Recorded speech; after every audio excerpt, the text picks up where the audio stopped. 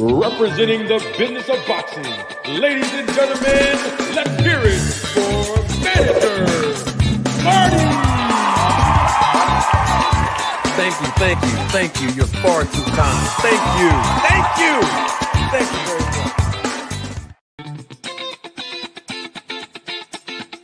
much. Representing the business of boxing, ladies and gentlemen, let's hear it for Manager Marty! Thank you. You're far too kind. Thank you very much.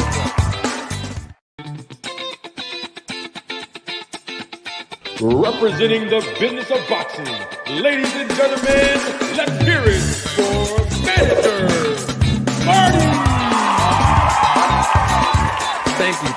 Thank you. You're far too kind. Thank you very much. Ladies and gentlemen, members of the jury, members of the Roll to Tape film crew, welcome to another episode, a special edition of Roll to Tape podcast with Manager Marty. I'm your host, Manager Marty. You see the thumbnail, we need answers. Wanted to put this out there real quick. The link is pinned to the top of the chat. All are welcome. I know this was like a pop-up live. You know, sometimes you got to pop out a show. I just wanted to do a live this morning for all of my American audience members who are on Eastern Standard Time. For my American audience members who are on Pacific Time. We need answers. I promise y'all that I'm gonna be calm today. I'm not sure, I don't know. You know, when I get on YouTube, right, I can be very animated, you know. I look at YouTube as TV. In fact, there is a such thing as YouTube TV. So it's entertainment, you know. But as long as I'm being honest and truthful and having integrity and, you know, responding within the confines of the principles of God in honor of my faith in the Lord, then it's all good. I want to talk about a few things this morning. But before I do that, I want to first welcome each and every last one of you that's watching me live in living color. Come on. Y'all know what I'm going to ask you all to do. Come on in. Come on in, grab a plate. I have some food for thought that I want to serve you. Come on in. I want to say I'm not going to hold you all too long, but every time I say that, right, we go way past the expected time that I have purposed in my mind. My intentions are not to hold us too long this morning. I promise you that. I don't think we're going to be too long. But of course, that has a lot to do with the air fryer being turned up based on the amount of financial and monetary contributions we receive. It has a lot to do with your engagement here live in the chat. It has a lot to do with whether panelists come and unexpectedly click that link and join the show. All of those factors are determined by how long we're live. But at the end of the day, I promise you that I'm going to give you my 100% best. Okay, enough with the hugs, handshakes, and Valentine's Day cards.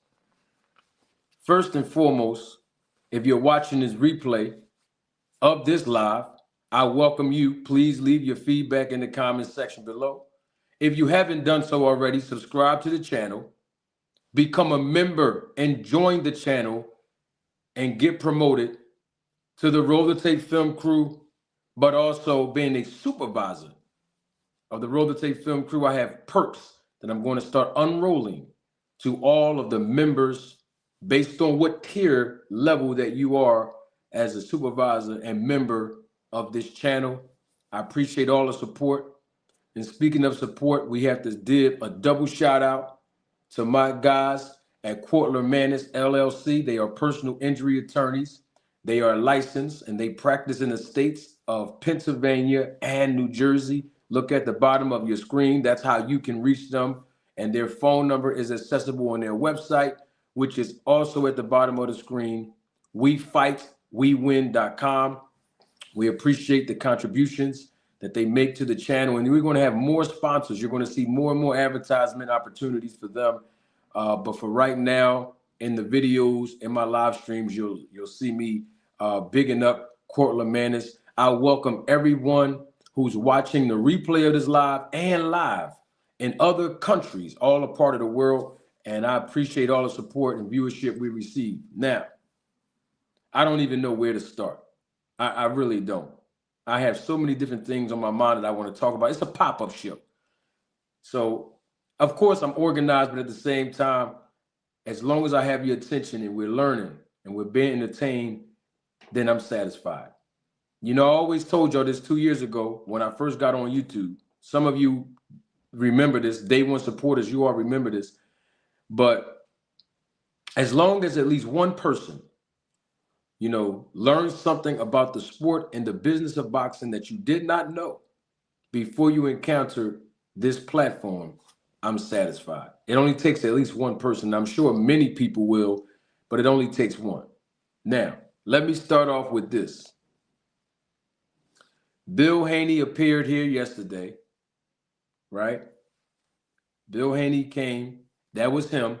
I wanted to reiterate that. I'm going to talk about the aftermath in a second, but I wanted to lay the foundation for something so that we all can be on the same page. Bill Haney was here yesterday. He was here. I actually went after the show and conducted my own research to reconfirm what was already shared with me by the moderators of this channel, that was actually Bill Haney. That was really him. That was him. And it's amazing to me how he actually came here.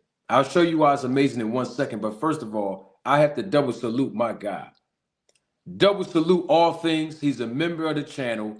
He's the supervisor of the Roll the Tape film crew. He's starting the air fryer up early.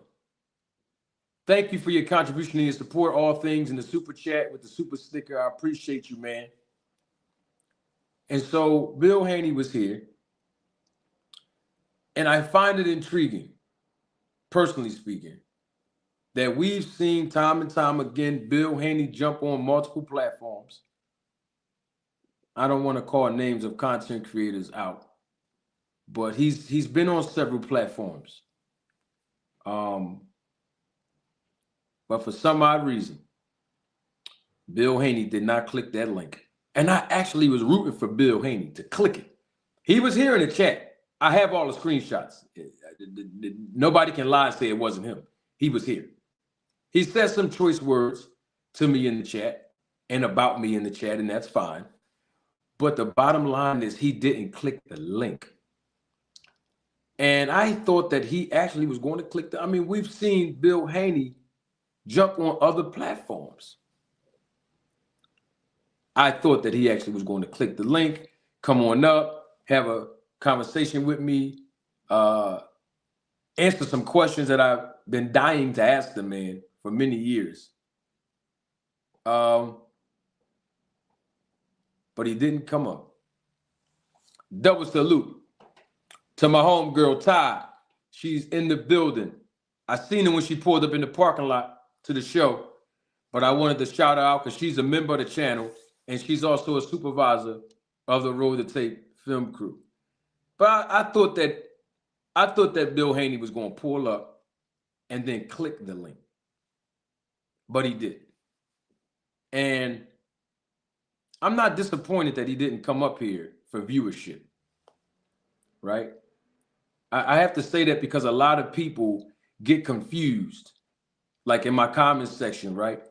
A lot of people will say, not all, but a lot of people will say that if I talk about people like Blue Blood Sports TV, I'm clout chasing. A lot of people will have said to me that I'm goofy. Even Bill Haney yesterday in the chat, and I have the proof, And you know, if anyone challenged me, I'm gonna pull it up on the screen. He called me a troll yesterday. He said I'm just putting his name in my title for views.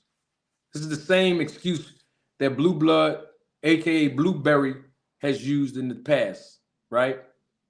And it's like, it's amazing to me that these people will say that I'm clout chasing, when in all actuality, I actually have more clout than all of them put together.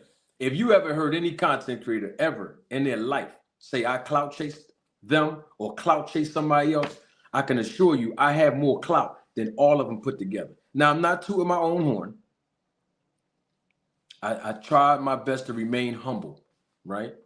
I never, ever want to be in an environment where I'm exalting myself. Remember, I told y'all there's a biblical principle that rings true, whether some people believe it or not.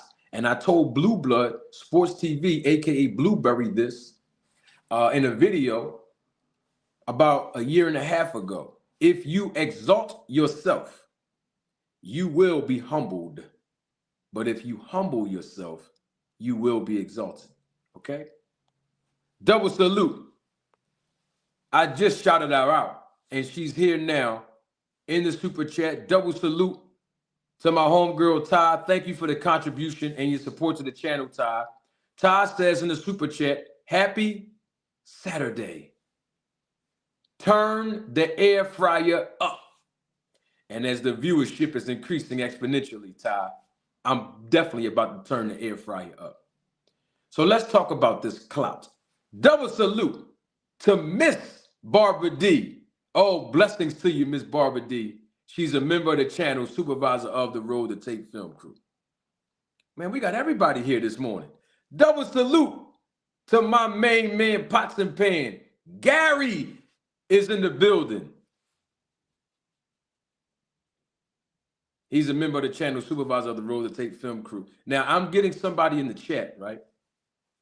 We chilling this morning. We chilling this morning. Somebody in the chat is trying to tell me that that wasn't the real Bill Haney. I'm telling you, I've conducted extensive research. That was him. I promise you that was him. When I got off of this live, I'm telling you, that was Bill Haney. Secret dance move. I promise you that was him. I will tell you that I'm not sure if it was BFTB. I don't think it was BFTB. And I'm not sure, and I don't think that it was actually Blue Blood. Remember somebody put their names? Y'all remember that, right? Their names was in my chat. And I think those were trolls. But yesterday, oh, that definitely was Bill Haney. That was him. I mean, I know people want to take up for him, but I promise you, that was Bill Haney's legitimate YouTube channel. I'm telling you that was him. You know I'm not going to make it up. Double salute to Miss Barbara D. Thank you, Miss Barbara D, for your contribution and your support to the channel. Miss Barbara D sent the super sticker. And guess what? The air fryer is warming up. And the more you all donate and the more you all send in your monetary contribution, I promise you, you're going to learn something about the business today. And you're going to get some entertainment. I guarantee you, you know what you come here for when you come. Thank you again, Barbara D. And double salute to my guy. Man, this guy has been a day one supporter of this channel for a very, very long time. And every time I see his name, even if he's on someone else's platform and I see him on the panel, I definitely got to shout him out. And that's my guy, Supreme L. Hey, Supreme, thank you for the support and contribution to the channel. Supreme says, Professor Marty, just stopping by the classroom to put a little something on my tuition, brother. Yes, I love when my family members are as funny and comedic as I am. Hey, Supreme, that's right. Drop that little piece off, man. Drop something in the box real quick. Because guess what? We all come to learn. I love this. I want to let you know that the air fryer is literally on 350 degrees right now. We got to get it all the way up to 500 degrees. All right? Y'all know how we do. Now, back to clout chasing and everything. So when we look at people saying that I'm clout chasing, I want people to understand something about this whole clout chasing thing. And of course, Bill Haney was here, right? I've had more clout than certain content creators before I actually got on YouTube. I was me before I was me on YouTube, right? So the name Manager Marty, no one in the business called me Manager Marty, right? Nobody in the business called me that. That was a name that I gave myself so that people on YouTube, in the YouTube boxing community, can identify me as an actual boxing manager, licensed in multiple states around this country, to bring me credibility, right? So Manager Marty is just a character. It's a brand name for YouTube. It's a brand name for sponsors.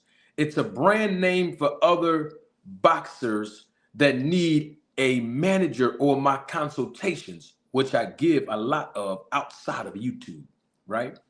So I said all that to say I was Manager Marty before I officially became Manager Marty on YouTube, before I even got a YouTube channel, right? And also, I was rolling the tape in my personal life before I even came on YouTube and before I did my first video saying the words roll the tape. Now, most of you might not remember, and some of you were not even here, right? But here's the great thing about it. My first video where I said roll the tape, it was when I was dissecting Blue Blood Sports TV. I don't know what made me say roll the tape, but I just said it because a lot of people don't know my background in the church, right? So you know my character. Y'all know my character that I invented for YouTube, right?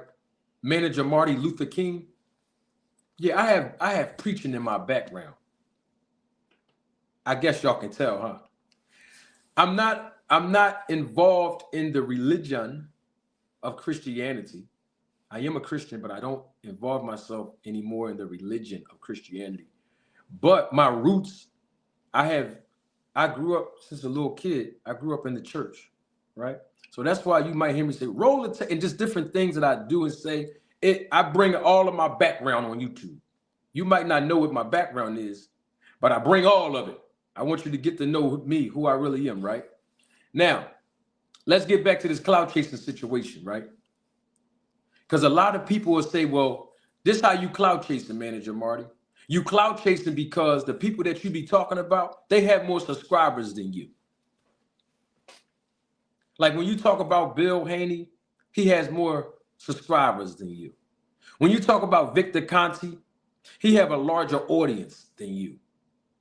When you talk about Rachel Donaire, she's been in the sport longer than you through her husband. When you talk about Blue Blood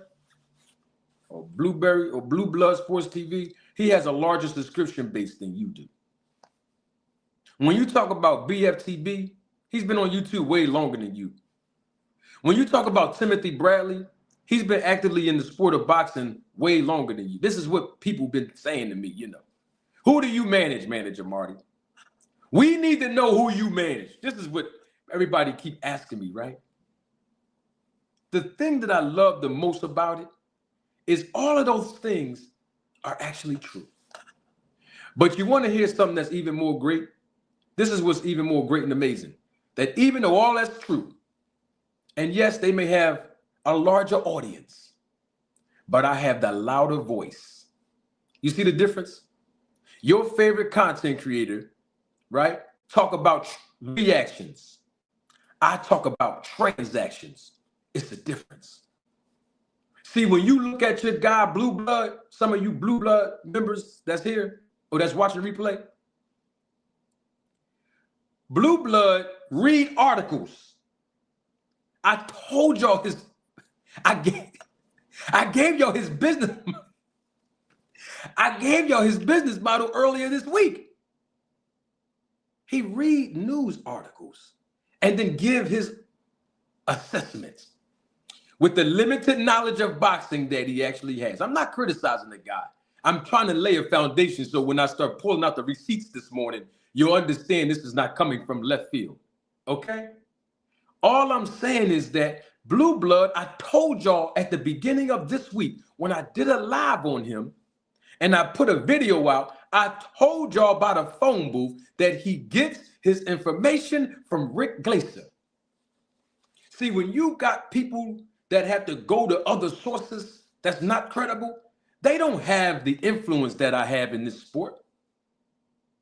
I try to be as humble as possible and give you all wisdom and knowledge. And I'm glad you all, like when I do my character, Manager Marty X, not Malcolm X, Manager Marty X. Not Martin Luther King Jr., Manager Marty Luther King. Let me tell y'all something real quick. I have to divert because I want to respond to something that's in my chat right now. My God, legacy remains. Man, I got to put this on the screen, man.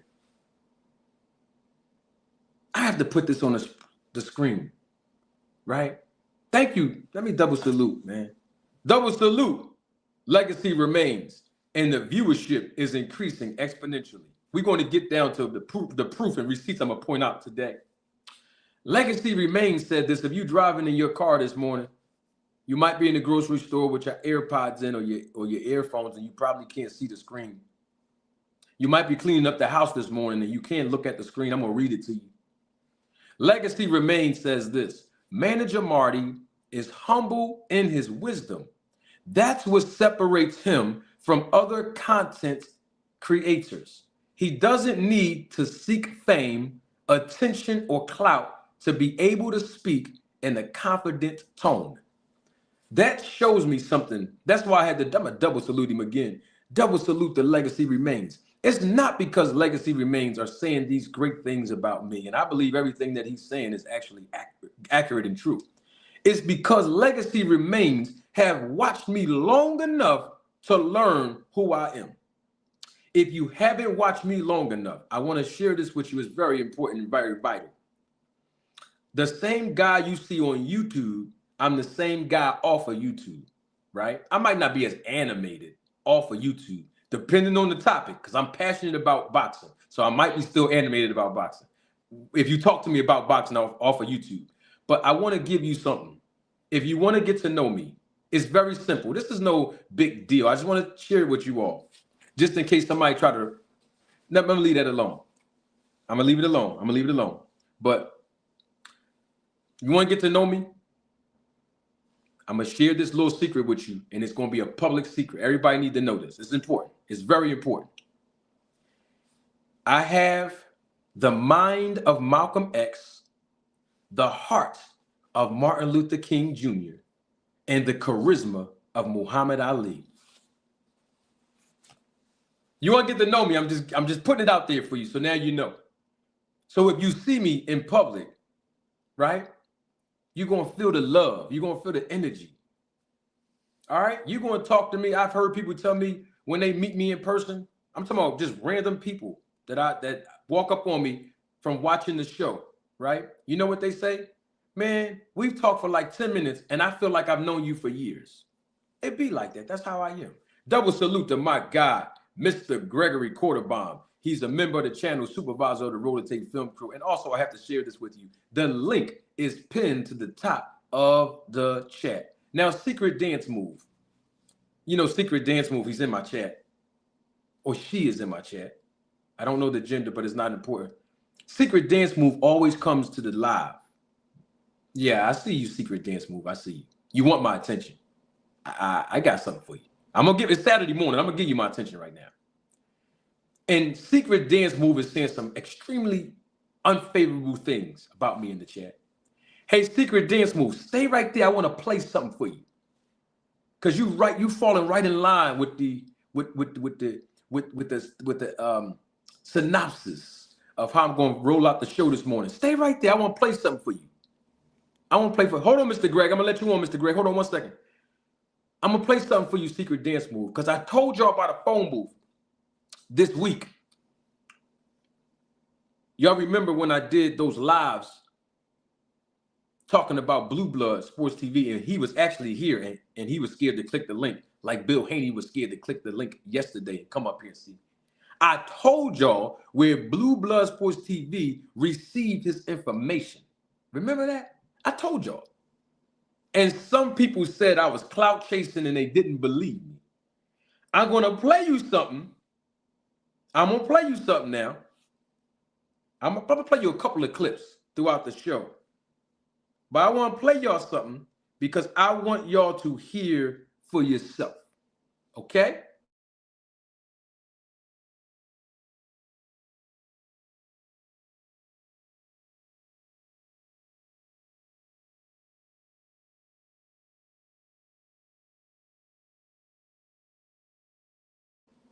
Oh, man, Big Supreme in the building, too. That's my guy. Listen, I want to say this real quick, and I'm going to play something because Secret Dance Move, I got to share something with you about you, because I know you cool with your man. I know that's your man. I know that's your guy. I know that's your homie. But I told y'all who the man get his information from, who his sources are. Now, I'm going to let him tell you. See, they keep telling me I'm clout chasing. I'm not a content creator. Do I create content? Absolutely. Yes. I'm an influencer. That's who I manage. Hey, I managed to get Secret Dance Moves in my chat, and he don't even like me. Or she don't even like me. That's the type of managing I do nowadays. Let's listen to the guy Blueberry, Blue Blood Sports TV. And he's going to tell you and confirm with you who his sources are. I told y'all this before, and some people didn't believe. This is a video that he published 10 hours ago. 10 hours ago. Let's hear what Mr. Blue Blood had to say. What's good, YouTube? It's your boy, Blue Blood Sports TV, back at y'all with another one. So, everybody's upset.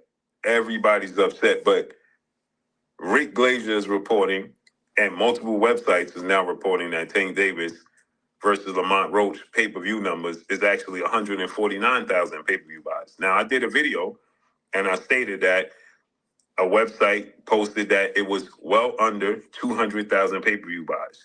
Now you see another website, they came out right after, as I told you guys, as soon as I posted that a website was going to come out and they was going to try to debunk what I said, but Amazon didn't come out. Stop. I'm done with this guy. Did you hear him?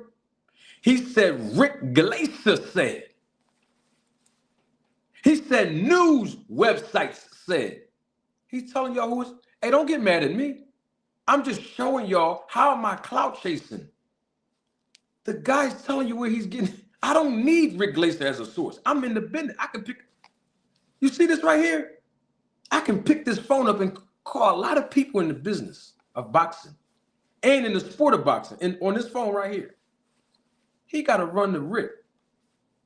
He said, I told y'all that a website was going to come out to debunk what I said, that Gervonta Davis did under less than 200,000 pay-per-view. But that's who y'all talk? That's the guy? That's the guy y'all praising and disrespecting and insulting me for him? But see, when I told y'all about a phone booth, who his sources were, news articles and websites that he read information from, and Rick Glazier, people said I was clout chasing. People said I'm hating on him. I got the juice, and there's nothing you could do about it. I mean, Bill Haney was here, and he wouldn't even click the link. I mean, I even put the link in the chat on 3 separate occasions for Tim Bradley, who told everybody publicly that he hoped I get sued, and he wouldn't click the link. That says a lot. So you want to know who I manage? I'm telling you right now who I manage. But all I'm saying is these guys are getting their influence and they're getting their information from unreliable sources. But I'm clout chasing. That's all I just wanted to clarify that. Let me take this off of the screen real quick. Now check this out. I want to play something else for y'all. We about to slide over to talk about Tank Davis real quick. You know, it's Saturday morning. I don't have to be organized with a syllabus, but I do have a little organization to this, right? Let me take this off the screen. Hold on, let me put something up there. There it is. There with the Cash App right there. And also, speaking of Cash App, double salute. I don't know if he's here or if he's going to watch the live or the replay of this live. But double salute to Anton. He dropped a contribution in my Cash App yesterday after we got off of the live broadcast yesterday, and I wanted to actually publicly acknowledge him as well. I didn't forget. Thank you, Anton. If you watching, bro, appreciate the support, man. Because you know I got that EBT card, and y'all better not make me go get it on a Saturday morning, because I'll show it to you. And also, I picked up the phone yesterday, this very phone right here, and I picked up and I called my trademark attorney, because everybody loves the A bill. That's about to be my new slogan now. A bill! Yeah, I ain't talking about your light bill, your phone bill. I'm talking about Bill Haney. We want him to click the link so we can talk. I got some questions I want to ask the guy. All that Hulk Hogan he be doing, I figured, we can talk. A secret dance move. You heard what your man said, right? Blue Blood. He told y'all where he get his sources, man. Rick Glaser. I don't have nothing against Rick. I mean, me and Rick had a little situation. He also called me a lifelong loser. Rick Glaser did. Some of y'all remember that when he tweeted that about my character, called me a lifelong loser. Y'all remember that? I did nothing wrong with the guy. But we know that we know these guys getting the information from Rick Glaser and Fred Hawthorne, the guy that got smacked by Kenny Porter. Him, the barbershop conversations guy. Yeah. We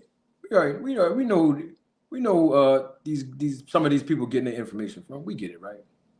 Now, I want to share some intimate with y'all, and we're gonna talk about Tank Davis, right? Y'all gotta give me 1 second. Give me 1 second, okay? Please. Un momento.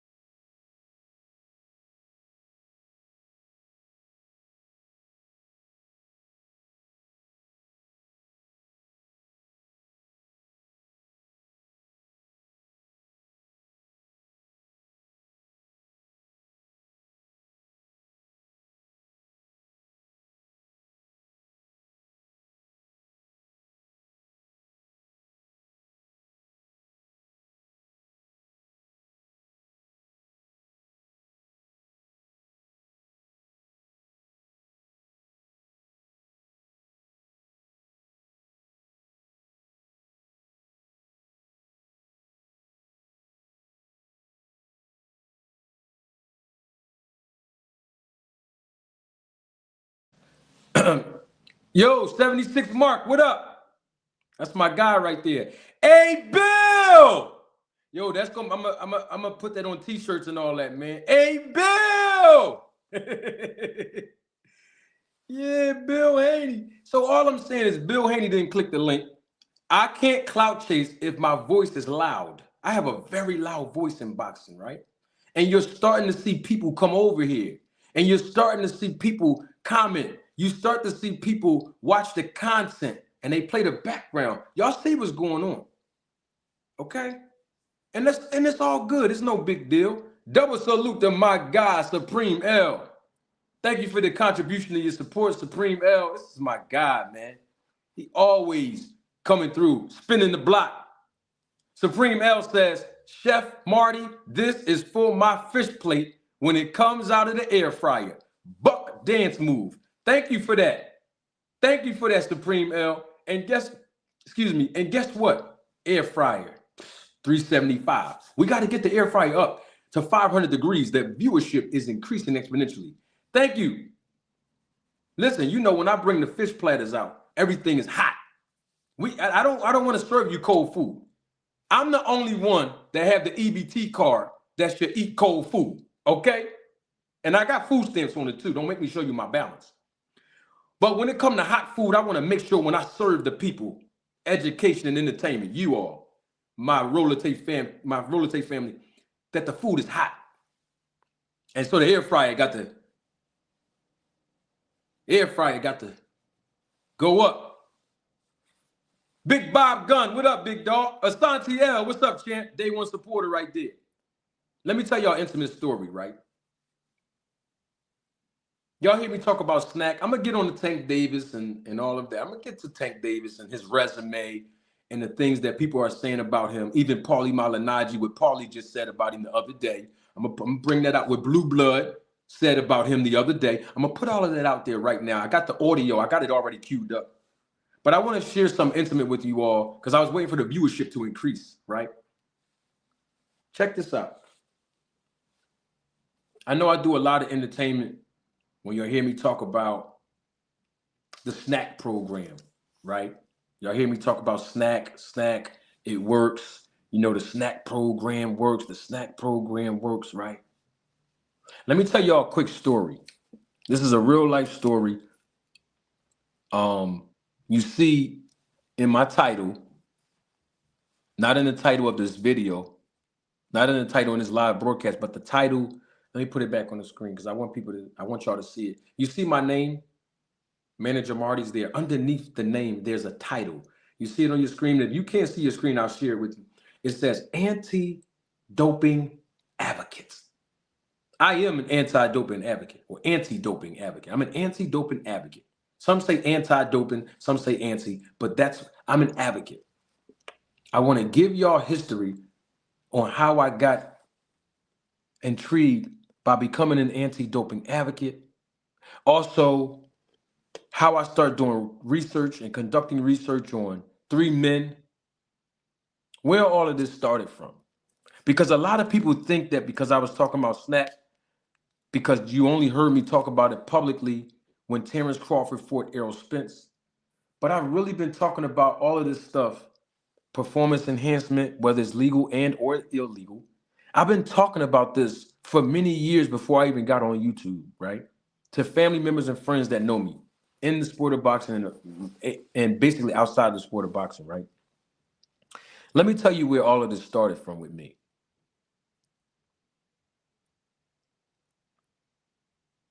In 2008, I'm going back a long time ago, y'all. In 2008, right, there was a fight that I was watching, and I've been watching boxing for years before I actually got into the business side of boxing. For some of you that may not know. But just as a fan, a fan of the sport of boxing, right? I've been watching boxing for years, even as a little kid, jumping between watching wrestling and then watching boxing, back and forth, right? But anyway, I've been watching boxing for a long time, and there's certain fights that capture my attention when I start seeing things that look suspicious to me, right? In 2008, there's been other fights prior to this fight that I'm gonna talk about, but I want to show y'all where this whole snack works and the origins of how all of that became where we are today. And now I am an anti-doping advocate. We're gonna get the Gervonta Tank Davis. I just need y'all to stay with me. All right. There's always a purpose for when I say and do things. In 2008, July 26, 2008, there was a professional bout between Miguel Cotto and Antonio Margarita. Some of y'all remember that. I have a lot of heavy hitters in the chat that have been watching boxing for years that are genuine fans of this sport, that really love this sport. In 2008, July 26, 2008,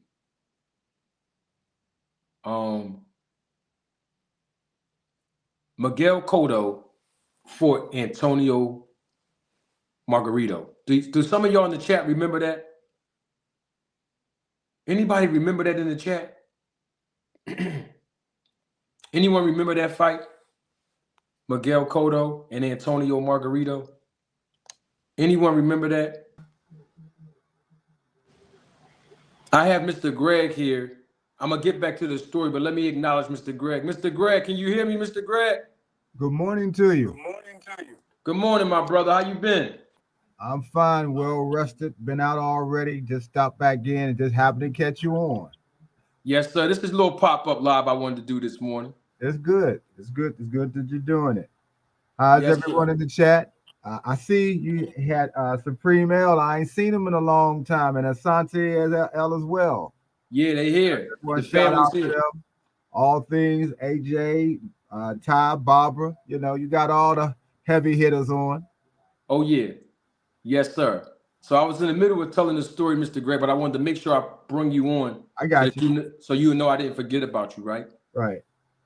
So in 2008, July 26, 2008, there was a fight between Miguel Cotto and Antonio Margarito. Margarito, yes.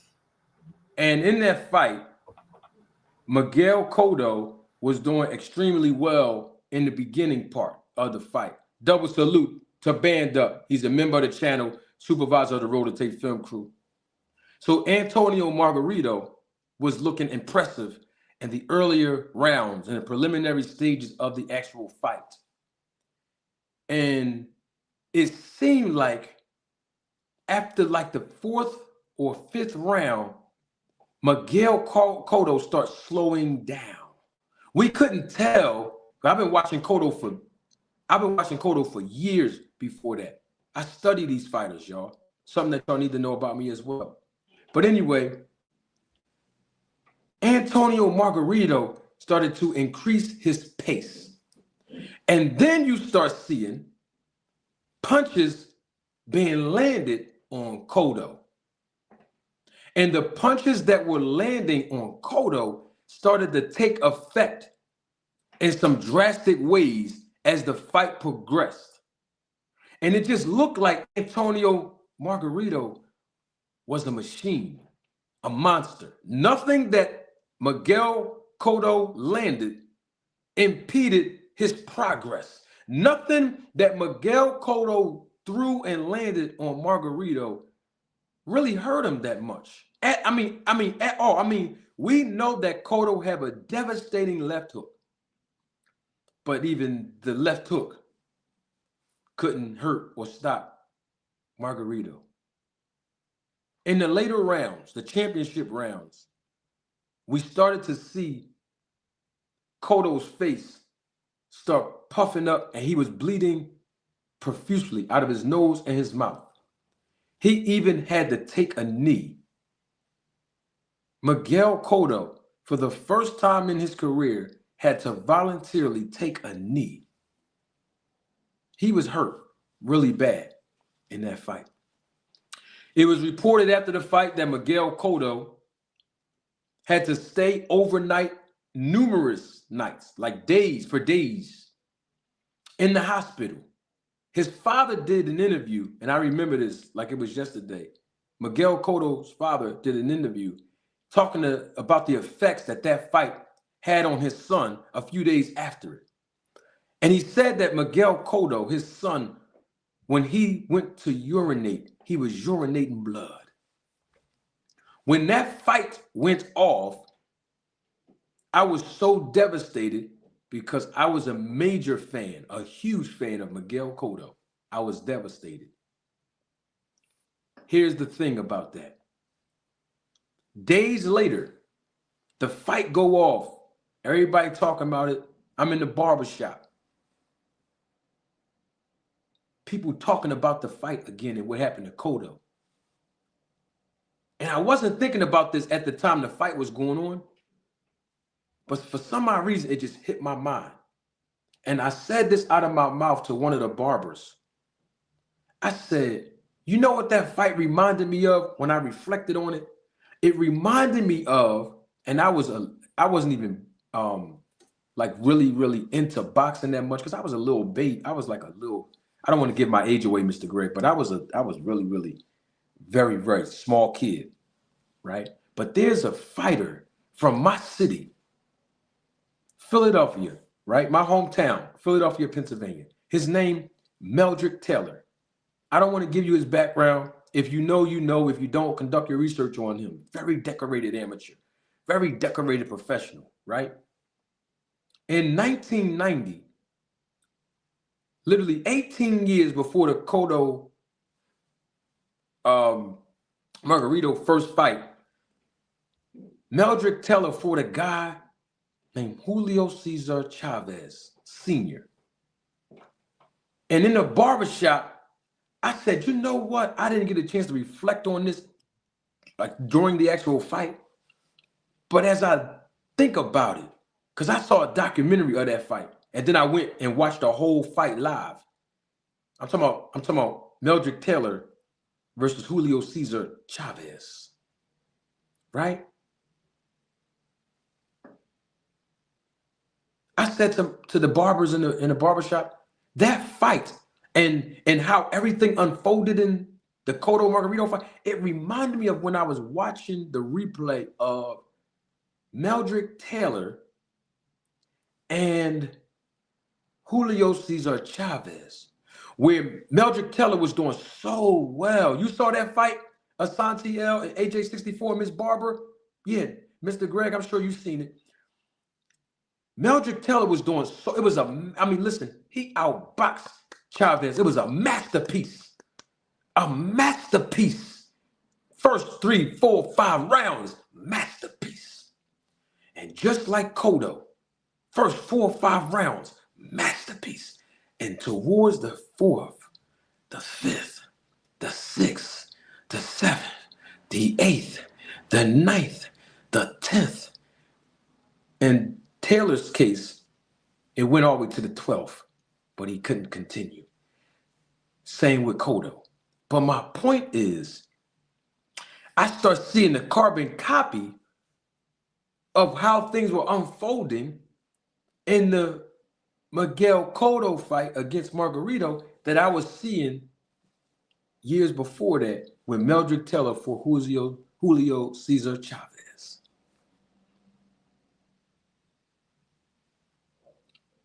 Fast forward a year later, 2009, a documentary came out on HBO. The name of the documentary that came out on HBO was called Assault in the Ring. You might not remember this, and you might have to go back and watch this live and rewind it to this part if you want to remember, because I want you all to go on YouTube. Whenever you get a chance, go on YouTube and watch this documentary from the beginning to the end. The name of it is called Assault in the Ring. It was chronicling the life of 2 fighters and 1 professional trainer and some events that unfolded surrounding the fight between the 2 fighters. The name of the fighter that was undefeated, a prospect who was signed to Top Rank and Bob Arum, his name is Billy Collins Sr., Irish kid. Billy Collins, not Sr., Billy Collins Jr. I'm thinking about his dad already. Billy Collins Jr., right? That's his name. He was fighting against a journeyman, a guy who most boxing fans would say is a stepping stone, a gatekeeper, a more experienced professional boxer who had, I think, 20-something wins, but only had 7 losses. 7 losses, right?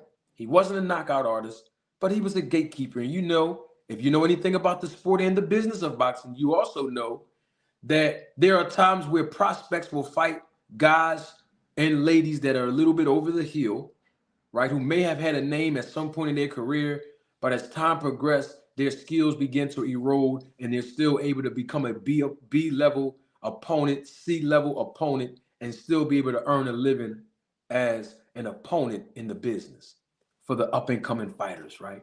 It's just standard in boxing. And we're going to get to that point later when we talk about Tank Davis' resume. That's why I need y'all to stay with me and don't move, don't leave. And in this documentary, Billy Collins Jr. was outboxing the other boxer, and his name, the one who had 7 losses, the gatekeeper. AJ64, remember this. I see him in the chat. You're absolutely correct, AJ. His name was Louis Resto.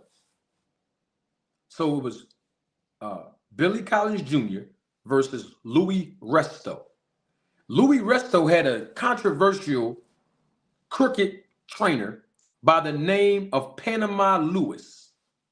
Panama Lewis was more notable for him being in the corner months before the fight between Billy Collins Jr. and Louis Resto when he was the trainer of Aaron Pryor. Let me go back to my old school boxing fans. Y'all remember when Aaron Pryor fought Alexis Arguello? He fought him twice, but I'm talking about in the first fight. Yeah, Jay Miller. You remember that. Well, anyway, Panama Lewis was the trainer for Louis Resto. I'm not going to give the entire story away. I really want you all to go watch it. When I watched that documentary, they showed highlights of the actual fight between Billy Collins Jr. and Louis Resto. And guess what I'm telling y'all right now? When I watched this documentary, I start getting those same traumatic feelings of what I saw when Antonio Margarito fought Miguel Cotto a year prior to this documentary coming out, and also 18 years prior when Meldrick Taylor fought Julio Cesar Chavez. Right? Now, what am I bringing all of this up for? When I was watching that documentary, and we have women in the chat right now. You know me, I'm very confident as a man, so I'm not ashamed to say what I'm about to say. When I saw that documentary, Assault in the Ring, as soon as the documentary was playing certain scenes, I dropped tears from my face. I wasn't like boohoo crying, but tears was falling down my face. That's how much I love the sport of boxing. The things that I saw in this documentary begin to give me flashbacks of those two fights that I just said. That was in 2009. Tears fell down my face. I was so devastated by all the stuff that I saw in this documentary. A year after that, in 2010, I want to catch y'all up to speed now because I want to show y'all where all this SNAP program works, right? I want to show you all the origins of this. This is the origins of how all of this began. From 2010 till today, I start conducting research. Every time I see something in the boxing ring, this is before I even got into business, y'all, that looks suspicious to me, I begin to do research on the fighters. And then I start doing research on the trainers. And then I start doing research on the handlers. Then I'm starting to do research on the cutmen. Then I'm starting to do research on these newfound strength and conditioning coaches. And I discovered that there were more fights and there were more fighters that were highly suspicious in their fights that I've been watching. For example, Joe Kawasaki, I've been watching him. I'm going back in the day now. Triple G, I've been watching him. David Benavidez, I've been watching him. Marcos Maidana, I've been watching him. I've been watching him. I've been watching him. Andre Ward, when he fought Michael Kessler, I've been watching him. Now, somebody might say, well, Manager Marty, why are you bringing up these names of these fighters from 2010 to now? Terrence Crawford, I've been watching him. It wasn't about the fighters, and it's still not. Do you know why? Because I started conducting research on 3 men. Because the guys who start looking suspicious to me in their fights, most of them, not all of them, but most of them, after the research I conducted, I start noticing a pattern that I was discovering. I didn't know I had investigative reporting skills. I just discovered that on YouTube, by the way. I didn't know. But I was investigating, and what I discovered, it was 3 men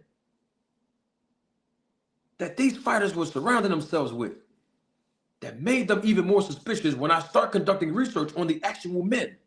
And I'm going to name them. Memo Heredia, Alex Ariza, Victor Conti. I said Marcos Maidana because he was rolling around with Alex Ariza. Go look at that fight when he fought Broner. And his gloves were suspicious. I'm going to leave that alone. I'm saying Manny Pacquiao too. I was watching Manny for a long time after that documentary. I discovered something. This how it was. I'm going to tell y'all can do your research exactly when this fight happened. I'm going to tell you exactly when I started watching Manny Pacquiao. So when I say watching him, I mean intently like this. How he started looking suspicious to me. Go back and do your research when I tell you the fight, and you'll see what I'm talking about. Manny Pacquiao was supposed to be on his way out the door. He fought, before the fight I'm about to tell you, he fought Juan Manuel Marquez. And I heard, this is what I heard on HBO. I heard Jim Lampley say, if Pacquiao don't show us anything impressive in this fight, he's going to lose a fan base because he's on his way out the door. He's getting older. It looked like his skills are eroding. And then the next fight, listen to this fight. Go do your research and see what year it came out so you can see how long I've been doing this. He fought a guy named David Diaz. Manny Pacquiao fought a guy named David Diaz. He hit David Diaz so hard. David Diaz fell flat on his face. And from that fight all the way on, I've been watching Pacquiao. And Pacquiao was rolling with Alex Ariza. Double salute to my guy, Micah Dangerfield. He's a member of the channel, supervisor of the Road to Take film crew.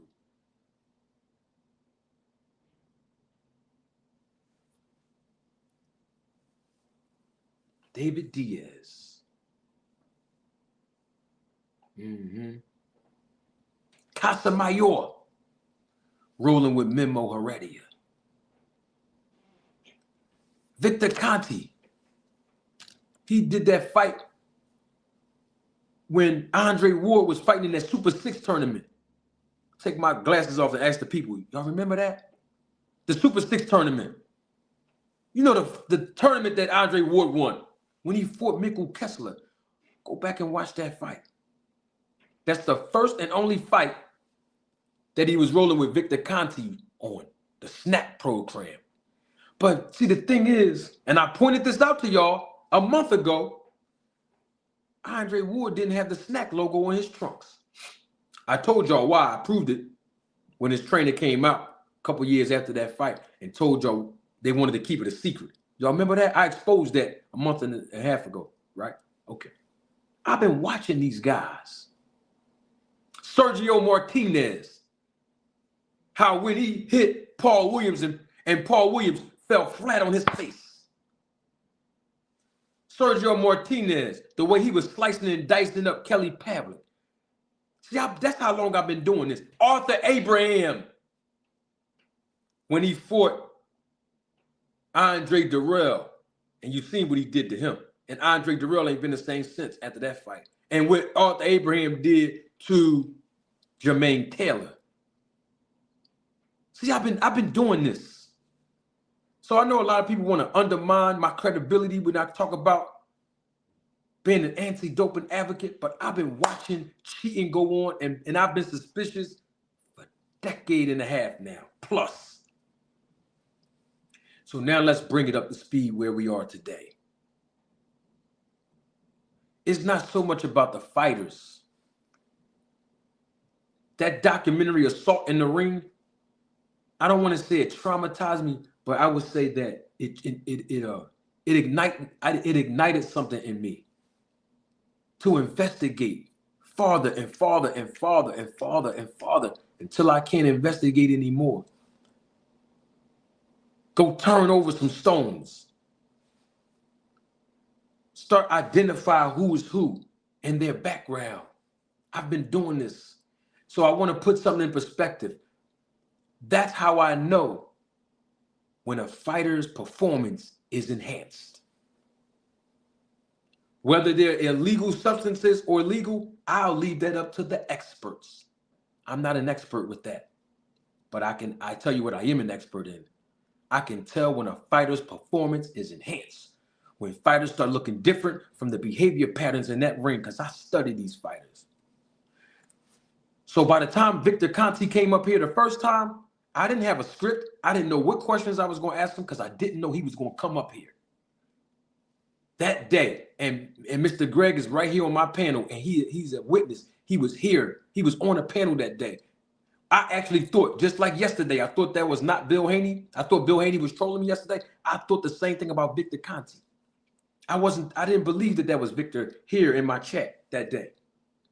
But you know why and how I was able to have poise in front of Victor and ask Victor certain questions as appetizers to let Victor talk? I've already done research on him.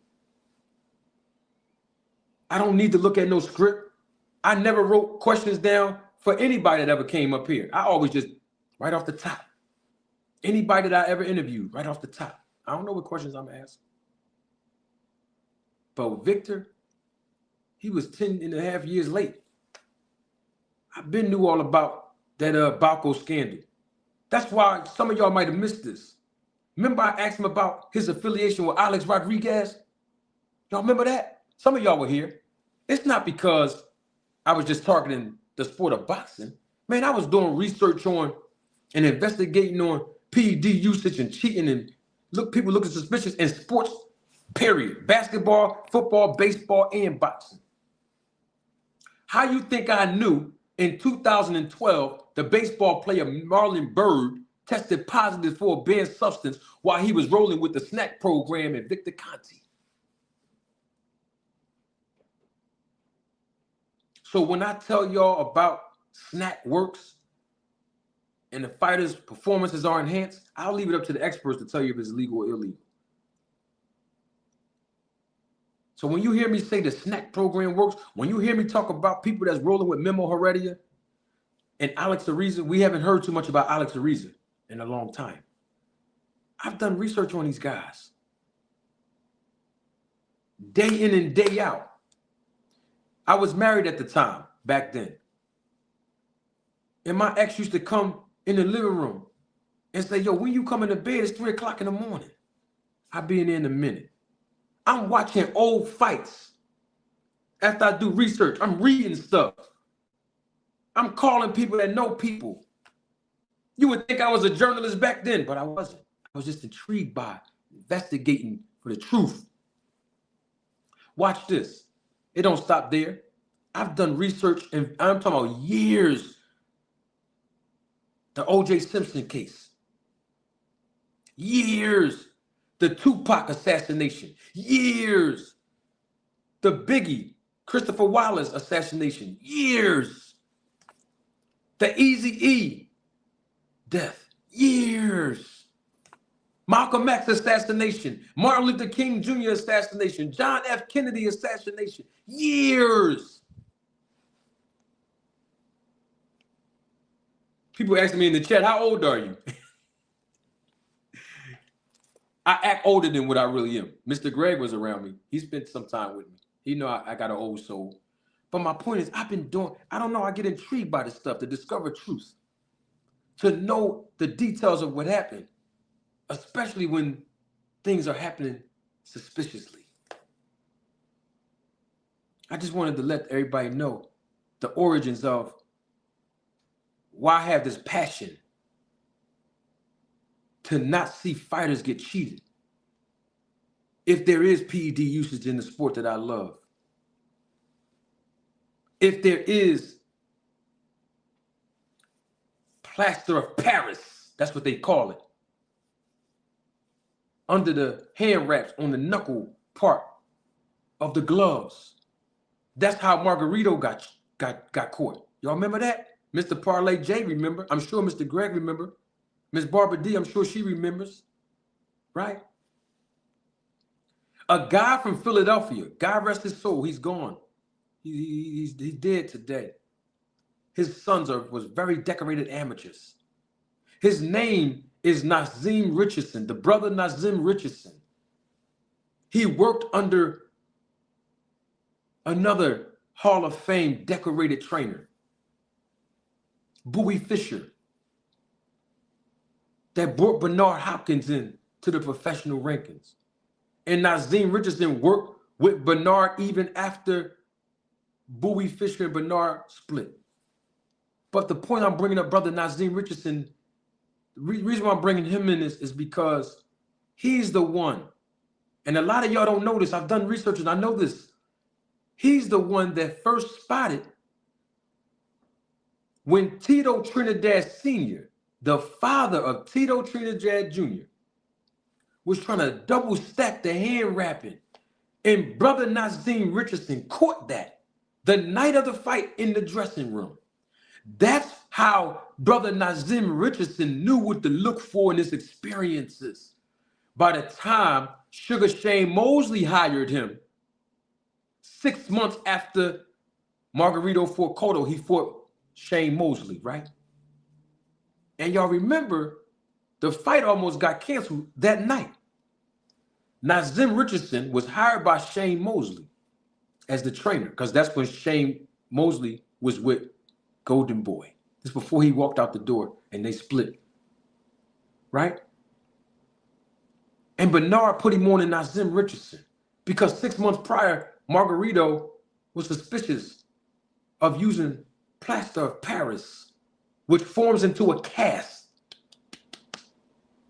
Because it comes, you know, they put the pad of plaster of Paris on the knuckles first, then they wrap it so that, because it's wet on the knuckles, the more dry the plaster of Paris becomes, guess what happened? The more it forms into a cast. The more the boxer's hands look like this inside of the gloves. It don't always have to be like this. It could be like this. But their hands are not like this. You know why? It's a cast that formed on the knuckle areas. That's what Margarito had in his hand wraps when he fought Sugar Shane in the dressing room. Nazim Richardson told the inspector to make Capetillo, the trainer of Margarito, unwrap his hands. Something don't look right. And Nazim Richardson said, it's public record, go on YouTube and look at it. I've been watching this in live time when it really happened in real life. Nazim Richardson said when they unwrapped his hands to rewrap it, a big block this size, a hard block dropped on the ground. Nazim Richardson picked it up and showed the inspectors and the commission. This is illegal. Guess what happened? They made Capetillo rewrap Margarito's hands without the plaster of Paris. He didn't have a cast in his hands. He was trying to do to Sugar Shane what he did 6 months before that fight, like he did the Luhan. Go back and watch that fight with the guy Luhan, where his ear was almost hanging off his. Man, I've been doing research on this for years. Go back and watch that fight when Antonio Margarito fought Paul Williams. Go back and watch that fight when Antonio Margarito fought Kermit Citron twice.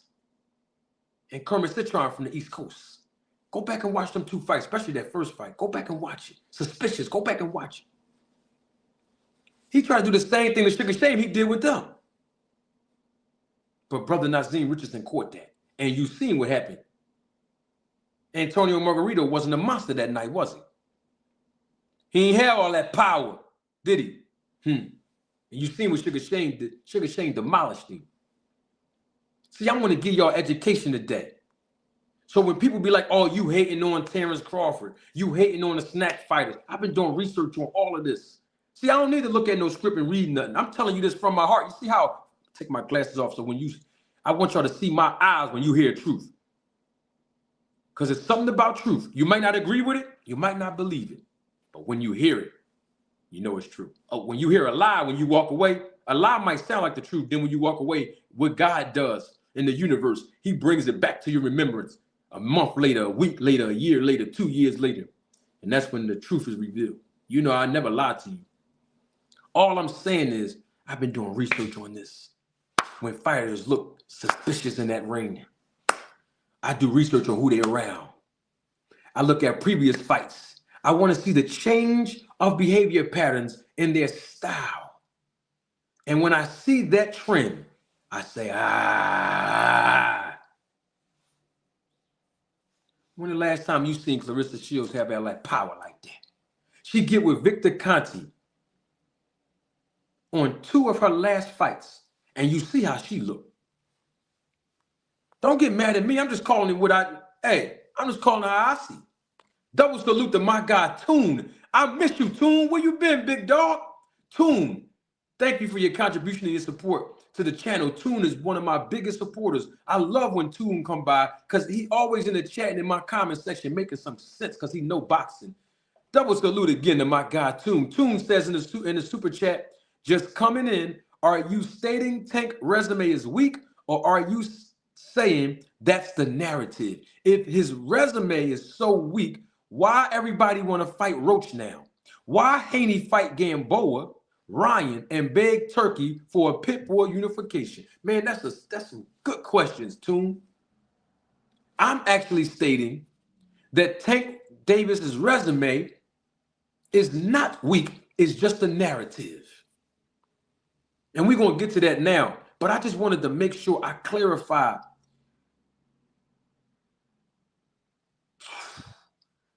This stuff, I wouldn't say it haunted me, but I was living with this, y'all, in my life. Going to work every day, raising my children, being a husband at that time. Working 2 jobs at that time. Being an amateur in boxing at that time.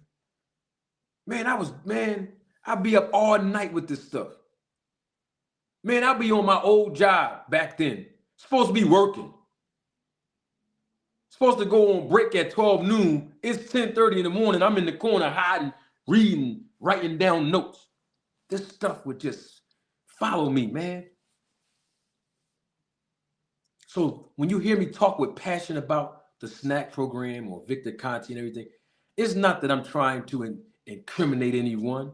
It's just that I know what I see. Those fighters are suspicious to me. All of them.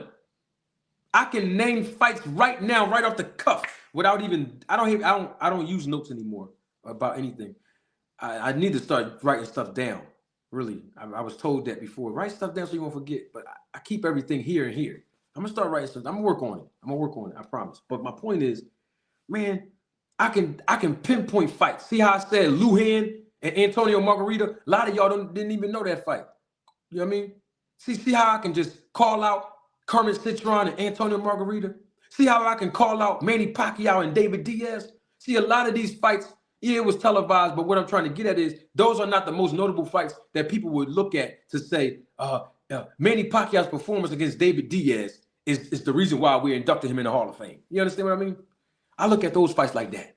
Like when Terrence Crawford fought David Ebenezer. Some people might not look at that and say, Terrence Crawford deserved to be in the Hall of Fame because he fought David Ebenezer and knocked him out in the 6th round. You understand? I look at fights that most people don't shed light on because those are the fights where the suspicions start to begin. It's not just major fights. See, it's a process in all of this. You understand what I mean? I'm not talking about steroid use and PED use. I'm not the expert. I'm talking about when performances are enhanced. And these fighters who are on the other side of it as the victims, they lose everything. Look at Gerald McKellen. Now I'm going back old school now. And this is not an indictment on Chris Eubank Sr. Every time I watch that fight, Mr. Greg and Barbara D, Miss Barbara, and the rest of my old heads in the chat, the older crowd, every time I watch that fight, I get suspicious of Chris Eubanks Sr. That's just me. I'm not accusing the man of anything. I'm just telling you every time I watch the fight what I see. And you see what's going on with Gerald McKellen right now. The man's blind and everything behind this. Look at Adonis Stevenson when he fought the guy, what's that guy named Gravadic or something like that? I don't know how to pronounce his name. He had Teddy Atlas in his corner as the trainer. I'm not blaming Teddy Atlas for nothing. I'm talking about Adonis Stevenson. The man was in a coma for over 3 weeks, and he died and came back to life from one fight. I'm sorry. I said Chris Eubanks Sr. I'm saying Chris Eubanks Sr. because I'm thinking about Conor Ben fighting each other. His son, Chris Eubanks Jr., is going to fight Nigel Ben. I apologize. I mean, he's going to fight Conor Ben. Y'all know what I'm trying to say? I'm trying to get all this stuff out. I've been holding this stuff in for 2 years since I've been on YouTube. Y'all never heard me tell all this, right? I apologize. Sorry. It wasn't Eubank Sr. I apologize. It was Nigel Ben. I'm just, because their sons are about to fight each other. That's why I'm thinking about that. It was Nigel Ben. Every time I see that fight, I'll be looking like,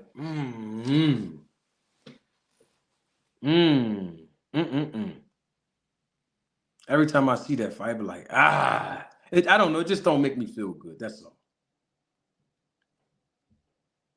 I don't know. I'm not sure. I don't know.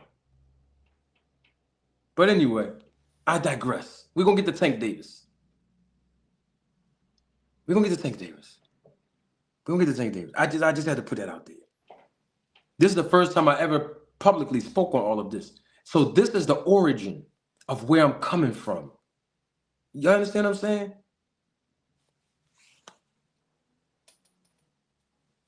This is why certain people don't like me, because it's not just about me telling the truth. It's because I have a Rolodex up here. There's nothing that they can do. That's why I can come out with clip after clip, video after video after video. When they talk about Snack, I've been doing research on all this. I digress.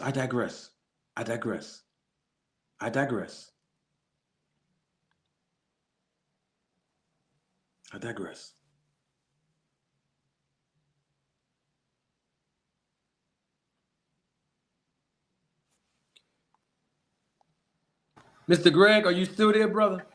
Yes, I'm here. Can you hear me? Yeah, I said a lot, man. Hey, it's all right. You got something to tell. You got a lot of people gonna listen. So man, I haven't spoke. Man, I haven't spoke on. I've been holding all that in, honestly. You know, from this whole time I talk about Snack. This is where all of that came from, the origins of that. I get you.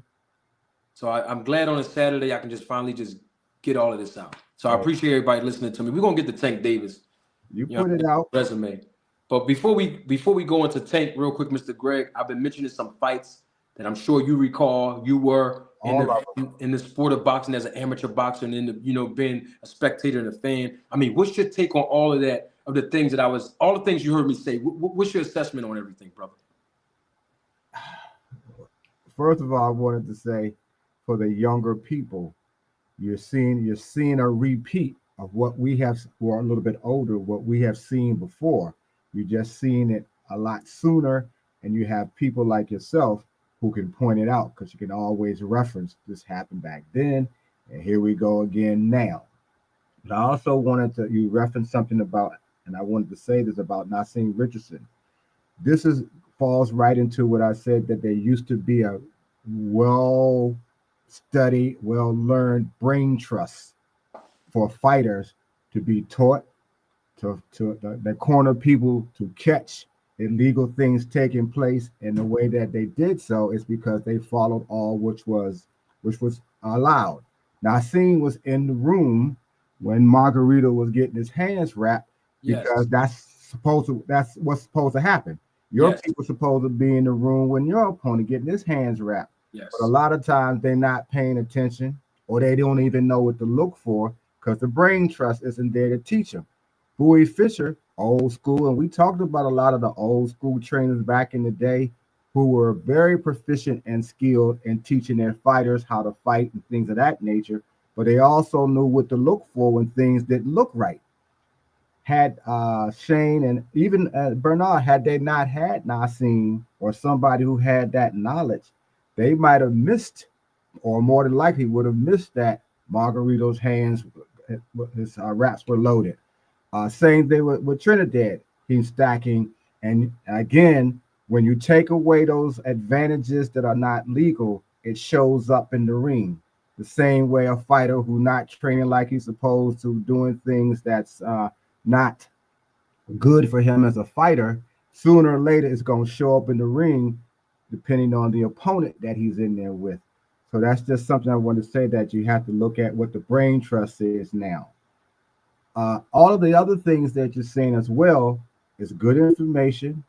It's good history for those who really are interested in boxing and the boxers themselves to learn from it. If you're going to talk about the sport, it's always better to do it from a place of knowledge and even experience if you have it, as opposed to just watched a few fights, read a few things, and then think you know what you're talking about.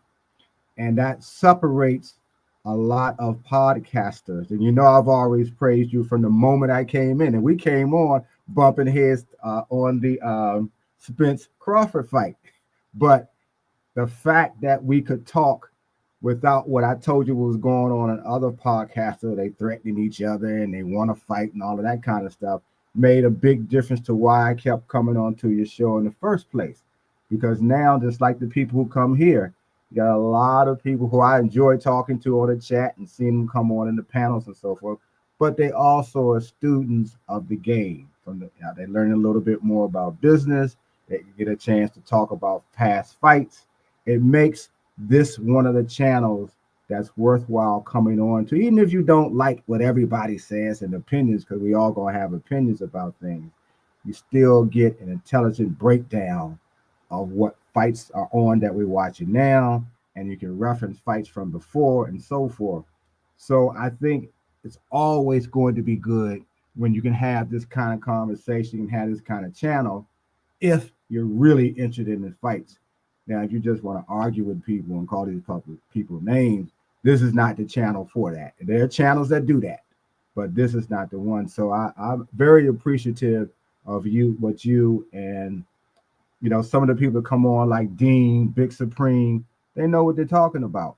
And they come on respectfully. They come on with information. And it's really a pleasure. It is enlightening and refreshing to hear them when they give their take on these fights. So, but what you're saying, what you're talking about, the anti-doping and how far it goes back, and we're seeing glimpses of it, I should say, coming right back again. Everything just like fashion, it just recycles. Sometimes it comes back a little different, but it's still the same thing. And it's still worth people understanding, because we watch the fights because we like boxing. We like the skill sets that get showed, but we want it to be as fair as it can be. But now the lines are blurred to what is fair and what isn't. I mean, there's always going to be a blatant cheating, but some things that have become so sophisticated and so questionable, you don't know. Like I said, we talked about the snack program. The snack program had not been part of Victor Conte, and he not created it, but was the same program that it is now, the same supplements. I question very much whether anybody would question it. But when it's attached to somebody who has done dirt, who has had to spend some time, who has told on other people, it's, as I said before, it will always make the supplements, which I told you that I take, because I learned about snack from you. But you're always still going to question, are the fighters, and as you said, the fighters do say they do, like Terrence, who was one of my favorite fighters, I take extra things. You're going to always have to question it. And that does take away from the enjoyment of the fight, because some fighters may turn out to be exceptional fighters, but because there's so much of the other thing going on, they may get questioned too, just because they look a little more than you expect, because now we've become a lot more jaded now because we catch it more. That's kind of where I see that at. Oh, let me come up since you. I'm sorry, I should have came up with you. Oh no, it's cool. Okay. Very very well said, Mr. Greg. And I wanted to leave the audience with this so that we all can be on the same page. So that the last piece that you said is what my agenda is because my passion for the sport of boxing, but also my interest in seeing all of the professional boxers in this business and this sport elevate and be able to get out sooner than later. My interest is in the fighter's well-being, and that has been, my agenda from the very first day that I entered into the business of boxing. So it's not just about, like you said, snack. No, no, no. What it is the mere association that these fighters will have with, let's say, Victor Conti and his protocol. They're going to have to suffer the consequence of it all. And Victor Conti, and I'm not accusing him of anything illegal, but we got to keep it real. Victor Conti can move on with his life and begin to make money and earn millions of dollars if something else happened again. But guess what's going to happen to the athlete? The athlete is going to be broke, busted, disgusted, and their reputation will be forever tarnished. And we've seen it happen time and time again in other sports. And let's talk about boxing. When you look at other sports with Marion Jones, we had Tim Montgomery up here. I can call him on the phone right now. And we heard him talk about his life after the debacle. We heard him talk about the life of Marion Jones, who he was dating at one point in time, who he has a child with. He shares a child with her. You know what I mean? The athlete is going to suffer the consequences.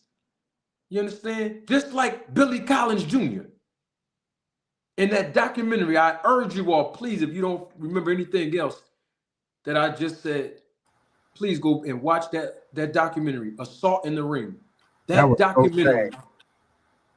documentary is how I got my start in the origins of investigating and being intrigued and learning the truth behind cheating in boxing, including PEDs. I just wanted to, I'm going to stop the school bus right there before we get to Tank Davis. Lucky McKinnell's, you there, big dog? Can I say one thing right quick to Jay? Yeah, come on with it. We waiting for Lucky. He's asking something funny. No, I don't own jeans anymore, Mr. Miller. Oh, somebody in the comments? He asked you, do I own a pair of jeans? Oh, my man here. Double salute to Michael Dangerfield is here. Member of the channel, supervisor of the Roll the Tape film crew. And my guy, Sin Ironheart. Double salute to Sin Ironheart. He's a member of the channel, supervisor of the Roll the Tape film crew. Let me tell y'all this, and I'm going to let Lucky speak real quick. Man, every time I talk about, like, Assault in the Ring, like, every time I talk, because I just watched it the other day, and I haven't watched it since, like, 2010. I haven't watched that documentary in literally 15 years, and I got the same feelings that I felt. Yeah. Me talking about it publicly now, I actually felt like, I felt like a teardrop was about to fall off my face again, man. I'm just so passionate about the sport and fighters and the best interest of these fighters. But I'm very passionate about this topic. And that's why I'm saying I'm an anti-doping advocate. I advocate not just for anti-doping in sports, but cheating in general. You know what I mean? I don't like it. But at the end of the day, I digress. And I want to also restate this. I was thinking about Chris Eubank Jr. fighting Conor Benn at the same time. And the reason why I was thinking about that, because that fight is about to come up. And we know that Conor Benn, I meant to say his name as well, but we know that Conor Benn tested positive for a banned substance, and we still have not heard anything from the UCAD or him publicly to come out and tell us what happened, even though they reinstated him and lifted his suspension. Okay, but it was actually Nigel Benn and Gerald McClellan, and I just wanted to make sure I reiterated that to clear the name of Chris Eubank Sr. Double salute to my guy Jay Miller, been rocking out with me, and he's always making sure that the air fryer goes up to 400 degrees like he did now with his contribution and support. Thank you, Jay Miller. Jay Miller says in the super chat, salute to Marty and Gregory Q Respect to you, gents. Respect to you too, Jay Miller. Appreciate you. Hey, Thank you, Lucky. Jay. Hey, Lucky, you still there? Yeah, I'm here. I'm here. You hear me? Morning, Lucky. Yeah. Good morning to you. Hey, good morning, Mr. Greg. Good morning, Manager Marty. Good morning, big dog, my man. I said a lot, bro. I know I was pouring my heart out. I'm gonna digress, man. Before we get to Tank versus Lamont Roach and a little bit of that and the resume of Tank Davis, man, give me your assessment of everything I said and whatever else you want to say, brother. I want to go to Assault in the Ring. You know, that was a real good documentary, and it hurt to see Billy Collins in the corner when he say he's stronger than I expected. And the guy was believing in muscles. He thinking about muscles. He thinking about, physical strength. But he's not knowing that the guy had a cask in his hands. A cask inside the gloves, I mean. So it was like very bad to see that happen to him. And the guy go blind in both eyes. And then end up taking his life because he couldn't bounce back after that fight. And hey Marty, who's the guys you said that was suspended after getting caught, giving guys banned substance. Besides Huh? Victor. Besides Victor, it's guys in the background who got caught doing dirty work in corners. They You got talking about suspended. Panama Lewis? No. Panama Lewis, he's a guy who got suspended and he's still in the background. That's what I wanted to get to. That's what I wanted to get to. He was still in the background even after what happened. It's Yes, other Panama guys Lewis. right now. It's other guys right now who were suspended and they're still in the background right now. Yes. So things are still happening in the background. Just because Yes. guys are getting suspended doesn't mean that it stopped. Yes. Yes, sir.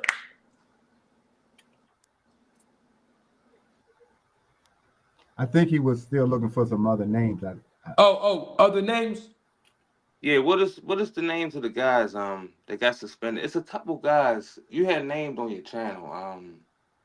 Guys that been Alex suspended, Ariga. but they still in the corner. They still in the corner. Memo Heredia. Mm-hmm. Alex Ariza. Alex Ariza didn't get banned from sports. But Memo Heredia did. Obviously, he was rolling with Victor Conti at one point. And he broke away and did his own thing because he lives in Mexico, and that's where it's suspected that he get his illegal substance from back in the day. I'm not accusing him of doing anything today. Who was the guy that was working for Margarito? His trainer was Capetillo. What happened to him? Nothing. Margarito got suspended, I think for a year. Antonio Margarito. Oh no, I think Capetillo got suspended too. Okay. The trainer and him got suspended. But he was still in the background. He still was in the background, of course. So it's like it still goes on. It still goes on. It don't stop. Yes. It don't stop. The corruption in boxing, it really don't stop because the same people are still around. They're still around right now.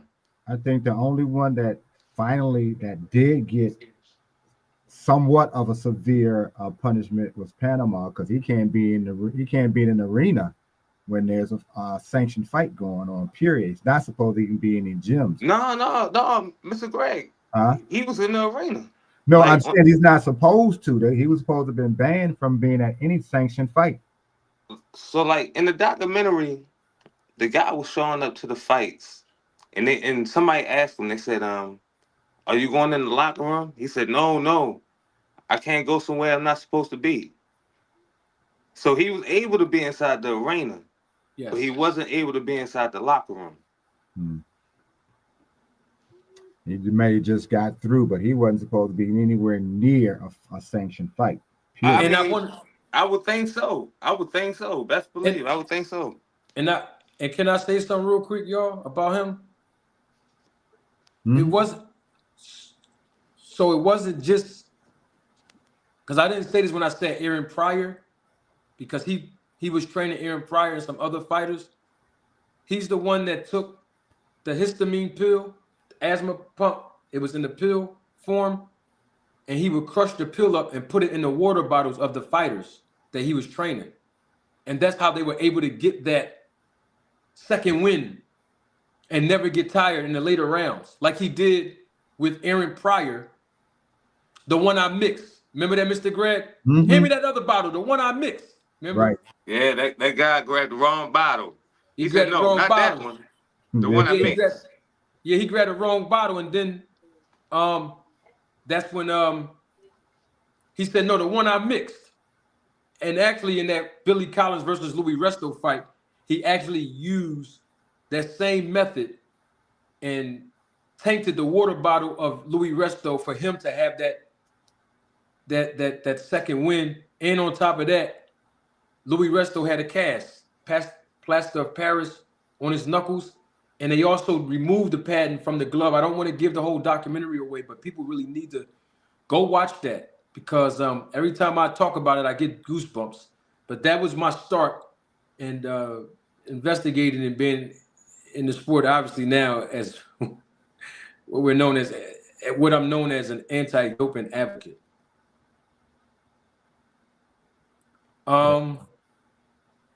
Yeah, watching that documentary, as I say, it's heart-wrenching and heartbreaking, and part of it could be the way they filmed it, of course, to touch your emotion. But what actually happened will touch you regardless. Yeah. Because he's still just devastated by what happened in that particular fight after all of these years.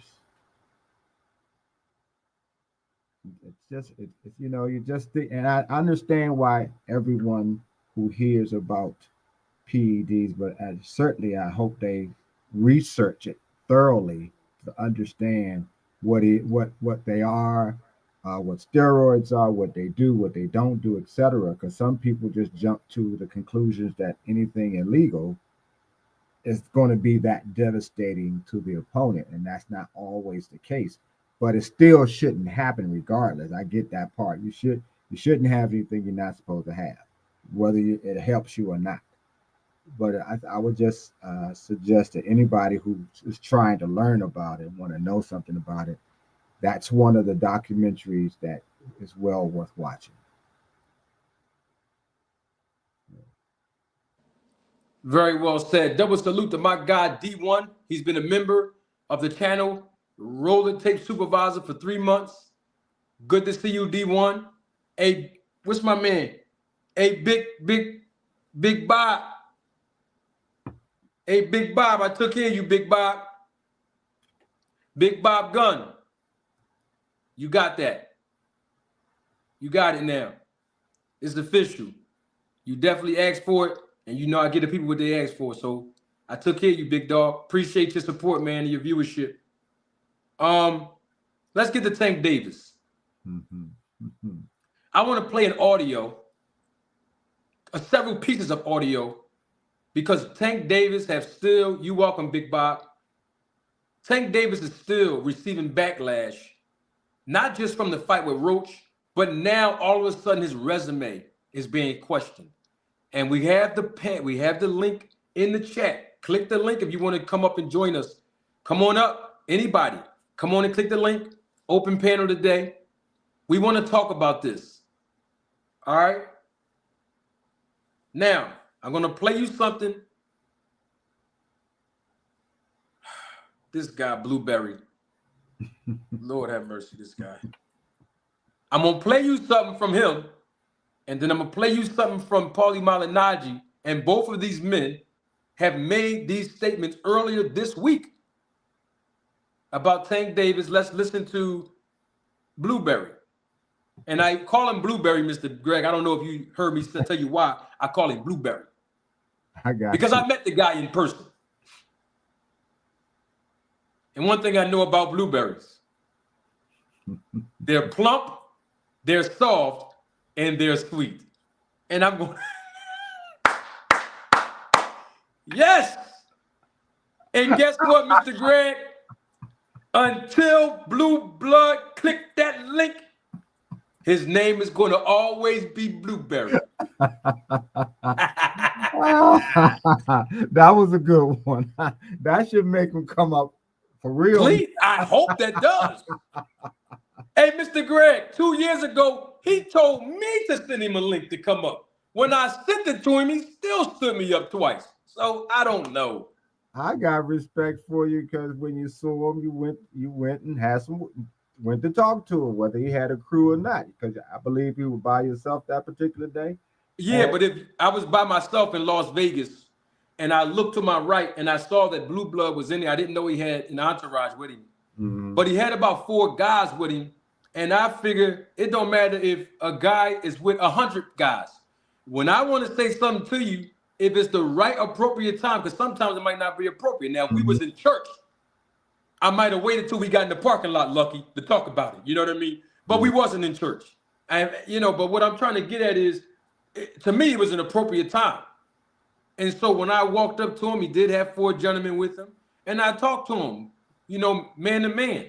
And so according to him, they told the people that I ran when I seen him talking to Rachel Donaire. They done lied to the people, Mr. Greg, and told them that I was with somebody or a couple of guys, and the people that I was with didn't do nothing. Well, nobody did nothing because it wasn't like that. I also lied on him because Blue Blood said that on his channel back in November, that I said to him, "Oh, it wasn't like that, brother. We black men. Come on, brother, please." Like, everybody that knows me know that's not in my character. But the thing is, I'm not a tough guy. I'm not a gangster. I understand it ain't gonna go your way if you run up on me. All I'm really getting at is just tell the truth and shame the devil when you put my name in something. That's all. I mean, it don't matter what the perspective is. Just tell the truth when you attach my name. So yes, Mr. Greg, to confirm again, I saw him in Vegas, and I walked up to the brother, and I wanted to get some clarity. Yeah, I wanted to get some clarity on where we stood at as men. Yeah, because if this is WWE, I get it. It's WWE, it's wrestling back and forth. Hulk Hogan, Macho. Right.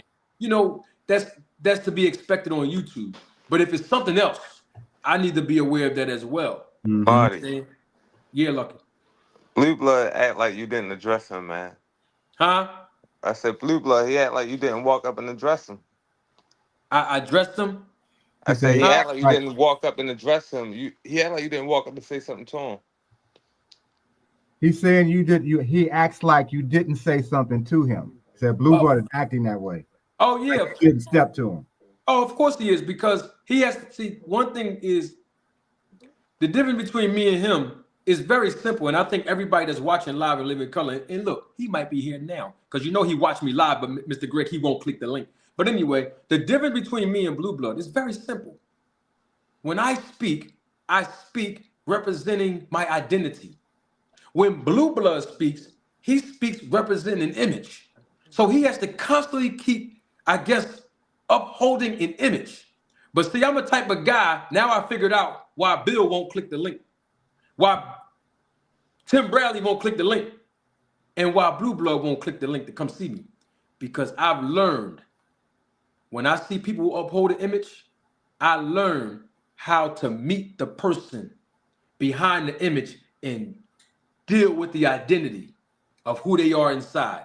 And they know that's what's going to happen when they come sit in that seat. Now, I'm not going to disrespect these guys or insult these guys, but the questions that I'm going to ask them, they're going to be on that hot seat. And the image that they're trying to portray is the veil is going to drop, because guess what the people are going to see? The identity of who they are. I know who they are. I know the identity of who they are deep down in here. I know. See, it would be a different thing if we had a conversation in a room with nobody else around, just one-on-one, totally different. But because it's in public, they have to uphold this image. They have to uphold this image that they're not afraid. They have to uphold this image that they tough guys. Champ side do it too. I see these guys, BFTB. Everybody want to be gangster. All I'm trying to figure out is put the image down and let's deal with your identity as a man. And unfortunately, they can't hold the candle next to what's true. So it's unfortunate. This is why Blue Blood lies so much. He's upholding an image. He lied. Look, he's still talking about the pay-per-view numbers. Where are the pay-per-view numbers from Terrence Crawford versus David Ebenezer? It happened on BLK Prime, and Blue Blood is an executive. But when are we going to get the numbers? I'm just asking general, simple questions.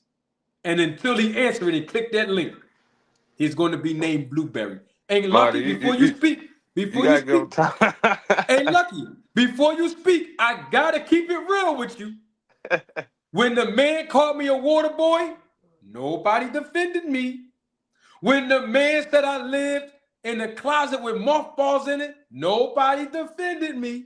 When the man lied on me and said I flagged his channel and he knew in his heart that I didn't, no one defended me. And when the man called me Eminem Stan, nobody defended me. Now when I defend myself, I'm clout chasing and I'm the bad guy. Bro, I'm going to defend Blue Blood. He's still trying to tally the numbers up, man. You got to give him time. All right, you're right. I'm going to give him time. It's funny how he can tally the numbers up with Tank within a matter of a week and a half, but the fight between David Ebenezer and Terrence Crawford happened in December of what year again? 2020 what? 2, bruh. We in March of 25. How much time do the man need, Lucky? Bro, it was a lot of numbers. It was a lot of numbers, bro. A lot of money. It take time, bro. It take time. You right, bro. The man only got 2 hands. It take time. You right, bro. I get it. You right. It takes all these years, and he still didn't come out with them numbers. But it takes a week and a half to get Tank numbers. That's crazy, man. He work over there with those guys, bro. Terrence Crawford got 10 million. You got to think about it. That's a lot of views. That's a lot of money. No, he didn't. Now, I'm going to correct you, and I'm going to defend Blue Blood. I'm going to correct you, and I'm going to defend Blue Blood. Terrence Crawford didn't make 10 million. Blue Blood told me if Terrence Crawford made 10, you should lie and say he made 12 million. You know what I'm saying? That's 12. That's People 12. You got to give that man time. That's a lot of money, bro. People don't think about a lot of people coming in that door. A lot of pay-per-view buys. There's a lot of it. It's a lot of it, bro. You got to give him time, bro. I agree with you, bro. Double salute.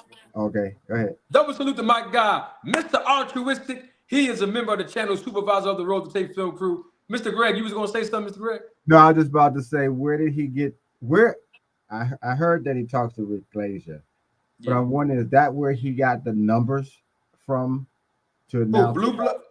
Yeah. Blue Blood? Yeah, that he got the numbers he was talking about for Tank's fight. Did he get that from Rick Glazier? I'm glad you asked that because you might have came late. I played the audio in the beginning. I'm going to play it again, and we're going to hear Blue Blood tell you where he got the numbers from. Hold on, Mr. Greg.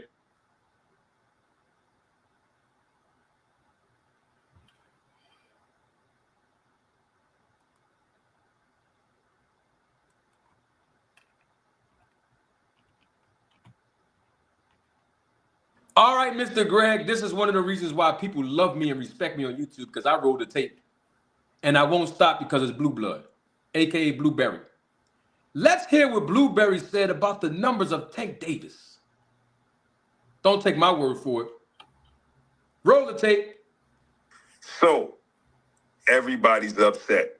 Everybody's upset, but Rick Glazier is reporting, and multiple websites is now reporting that Tank Davis versus Lamont Roach pay-per-view numbers is actually 149,000 pay-per-view buys. Now, I did a video, and I stated that a website posted that it was well under 200,000 pay-per-view buys. Now, you see another website, they came out right after, as I told you guys, as soon as I posted that a website was going to come out and they was going to try to debunk what I said, but Amazon didn't come out. You didn't see Leonard Ellaby come out. You didn't see any of these other... Stop, Mr. Greg. He's trying to take credit by saying, like I told y'all, a website was going to come out and confirm what I said. And they were going to come out to debunk what I told y'all. He's acting like he's a reliable source, but we just heard him talk about Rick Glazier. You see, Rick Glazier is his primary source. And so is these news articles on these websites. I mean, think about it like this. He's Googling this stuff, y'all. I don't have to Google anything. I got a phone I can pick up and call anybody in boxing. But all I'm trying to say is he makes it seem like he's a reliable source because there's an image he has to uphold. And it's unfortunate, but this is the truth. Don't get mad at us. So these are his sources. Mike Coppinger, Jake Donovan, Dan Raphael, the guys who really went to school and are certified and experienced in journalism. And of course, his best friend, Rick Gleason. That's his sources. Look, watch this, Mr. Greg, and I hate to bring this up because we were talking about Tank. Blue Blood can't even get credentials to go to the fights for PBC. Credentials, let me be a little bit more specific. What are you talking about? These YouTubers, not all of them, but some of them, they don't really support boxing. They're in it to support themselves. In other words, is they won't buy a ticket to support the fighters or to support the promotion. They'll use their YouTube channel to get credentials, media passes. Not all of them. Some of them do a great job. Some of them, media passes, so that they can go into the weigh-in for free. So that they can go into the press conferences for free. So that they can enter into the fight for free. You see that? Why do they do that? Because they want to make content when they interview these fighters. And the fighters don't charge them anything for these interviews that they post on their channel. But in exchange, the promoter gives them the opportunity to do that and give them that free pass, because you know why? In the promoter's mind, it's free publicity for the promotion and the fighters. Hey, Marty. Yes, sir. Hey, when Blue Blood was covering Deontay Wilder, you telling me he didn't pay to get in that fight? You said when he covered Deontay, you cut off after that. What was that? When he was covering Deontay Wilder, you think he didn't pay to get in that fight? Why? He's cool with Deontay Wilder's brother. You seen him smiling and giggling, holding hands, or trying to hold hands with Deontay Wilder at the statue celebration. Want to be a part of something. I thought he probably paid, man. All that money he got, bro. That's what I was saying. All that money he got. I mean, why pay? Paid. Why pay when you can just suck up? I mean, think about it like this. Blue Blood is reporting on Tank Davis's numbers, but the guy can't get press passes to go to a PBC card. Was he in New York City? The fight between Lamont Roach and Tank Davis was in Brooklyn, New York. Blue Blood from New York City. Why wasn't he there to provide coverage? You see him in New York City now providing coverage for Ryan Garcia and Rowley and Devin Haney against Ramirez. There you have it. You see, we got to call a spade a spade. You see, here's the thing, Mr. Greg. A lot of these content creators, they talk gangster to portray an image. But we know when they get them press passes, they ain't standing in line like you would. When they go park their car in the parking lot, they're not parking their car next to you, Mr. Greg. They're not walking in the same door that you get to walk into as a spectator who paid for a ticket. So the likelihood of you seeing them is very slim, because they get to walk around in the back door and the side door to enter in, where the media go in. You know what I mean? Hey, Marty, what was the numbers that Blue Blood reported on Tank fight? Huh? What's the numbers that Blue Blood reported on Tank fight? Man, he's saying it's under 200,000. He's following behind what Rick Lacey and them saying.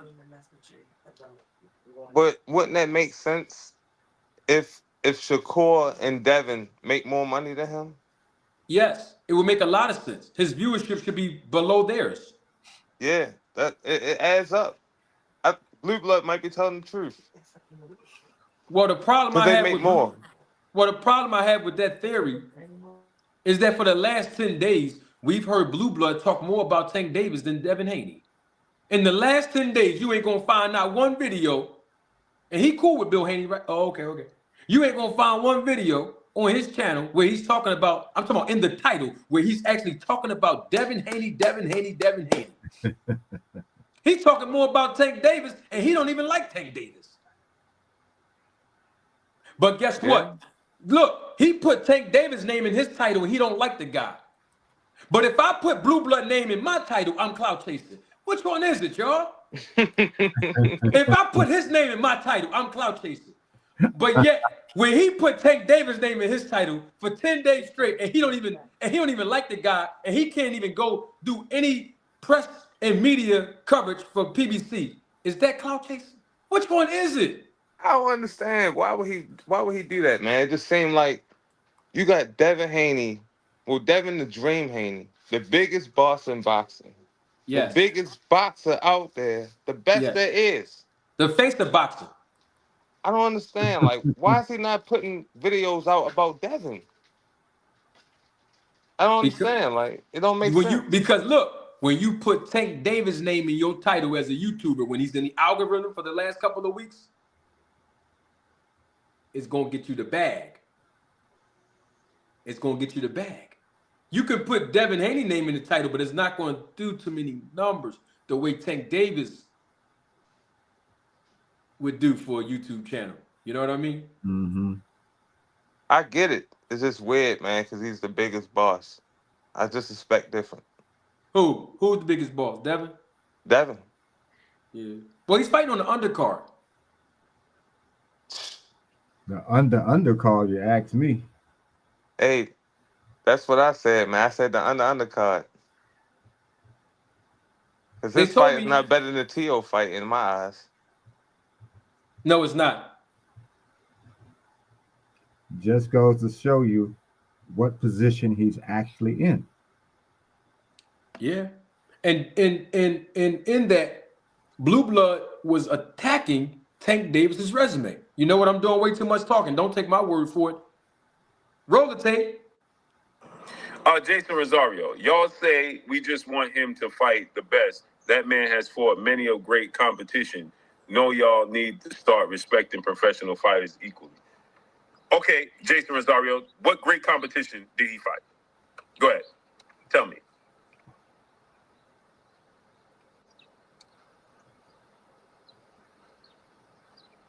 I don't care how good and great you thought Lamont Roach was. What did Lamont Roach accomplish, and what did anybody else he fought accomplish? Go ahead and tell me. Who did he fight that's going into the Hall of Fame? Wow. That's what we're doing now, Mr. Greg.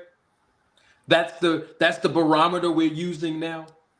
That's the standard that we're using now. That's amazing to me. Marty. Leo Santa Cruz is a cab driver. He's not going to the Hall of Fame, according to Blue Blood. According to Blue Blood, he's a cab driver. The problem I have with these theories, that I am going to be a little bit different in my approach with Paulie Malignaggi, because I'm going to basically point out some things that Paulie said the day before yesterday. I'm gonna let y'all hear it, what he said about Tank Davis. But the point that I'm making about this is some of these guys, 85% of these YouTubers that criticize these fighters, they never even put on a pair of hand wraps before, Mr. Greg. They never even punched the heavy bag in their life. I'm not talking about competing as an amateur. I'm talking about just going in the gym, learning some techniques. Right. Never done it. But they so critical about somebody's resume. And they can't even fight themselves. I mean, some of these guys, and I hate to bring this up because I already know if my lady watched this, I'm going to get a phone call and we going, she don't like when I be talking like this. But I'm in the presence of men and we got to be men. Some of these guys are soft, man. They're not built like that. You know what I mean? But what I'm trying to figure out is, how can someone question Tank Davis's resume when the business of boxing is designed for certain fighters to fight overmatched opponents? That's just how the business is set up for fighters that's growing their name. This is why I think they hating on him. People are hating on Tank Davis because when he does it, let's say he fight a guy who people might say, oh, he's overmatched. He's making millions to do it. When other people do it, they're not making that much. Go ask Teofimo Lopez if he fight a overmatched opponent, how much he gonna get paid. The bottom line is what I'm getting at is this. Devin Haney's fighting on the undercard, and he's fighting an overmatched opponent. What are we talking about here? Bro, What are we saying? Bro, Tank ain't do what Devin did, bro. What did Devin fought in Mexico. A Multiple lot. fighters. Tank got to go to Mexico. He got to fight multiple fighters, bro. That's the only way to get the resume up. That's the only thing I see missing. What they want to see, in my opinion, is blood. They want to see fighters like Tank get knocked down, pieced up a little bit, bleeding. But why? they also want to see it's the animalistic nature of man. But They if want, you love the sport of boxing like you claim you do as a Mhm. content creator, why not herald the business acumen of TGB Promotions and Al Heyman instead of praising Turkey?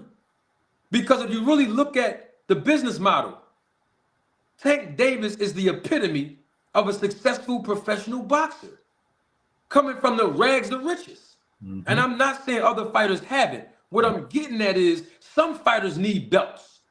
You see how Bill Haney wants people to acknowledge his son collecting all of these belts? Tank Davis don't need no belt. You can take him to any venue in the country and he gonna sell it out. Isn't that what we want to see in a professional boxer who dropped out of school and made something of himself? Or do we want to see people criticize the guy for being successful? When you at the top and come with it, I get it. But why is his resume being questioned? When Terrence Crawford fought David Evanesian, I did not hear Blue Blood and the rest of them complain about it. Is David Evanesian going to the Hall of Fame? Oh, okay. Because as much as people can say, well, Tank Davis fought only one fighter or two fighters. Well, so did Terrence Crawford. Terrence Crawford fought Errol Spence. Before that, he fought a broken down guy in Amir Khan, not Amir, well, Amir Khan and Amir Khan, but Kell Brook. Two guys coming off of 2-year layoffs apiece. And wasn't the same fighters. But don't he get credit for that? Yes. So what are why are we tearing down PBC fighters every time it's a PBC? I'm just trying to figure it out. Why? That's the only time it keeps happening, when it's a PBC fighter. And that's the point that I was making to Rick Glaser when he was here.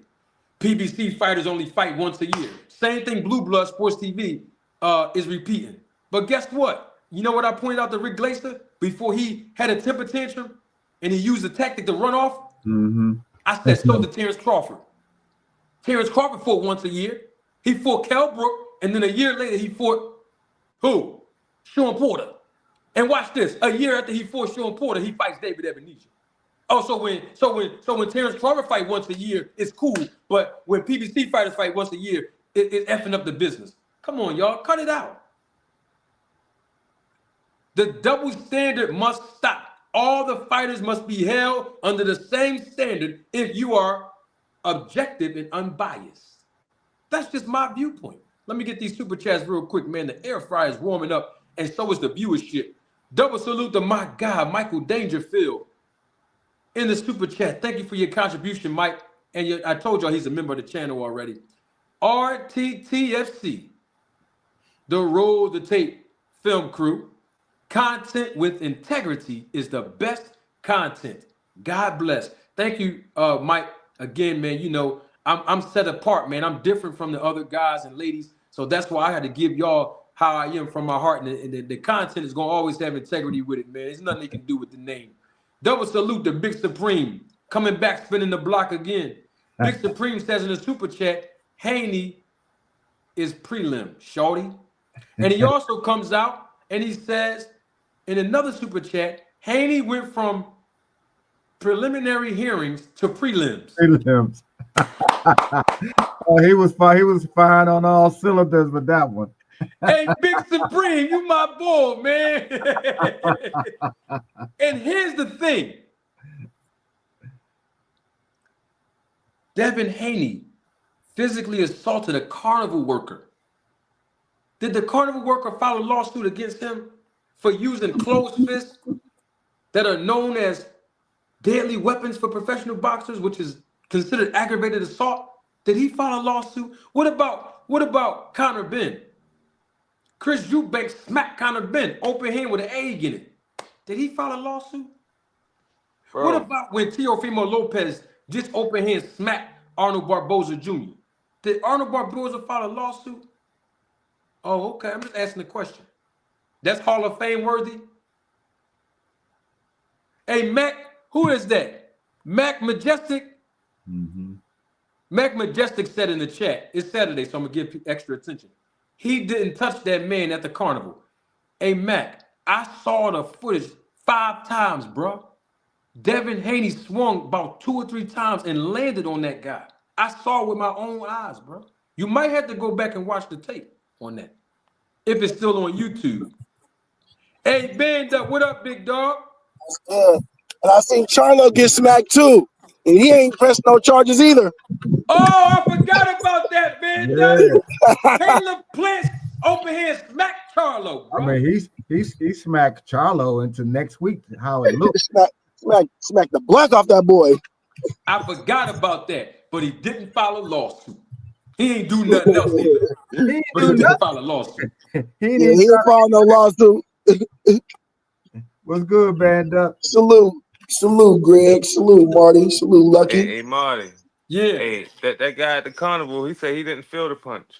He felt it. I saw him land it. A lot of people are telling me in the chat that Devin Haney didn't land that punch. No, he landed, but he didn't feel it. Let me go see if that video is on a YouTube, man. I'm about to go check that. I wonder if they quietly sent them a few dollars to let it go. You know they did. I wouldn't be surprised. Man, Devin did that before he left the place.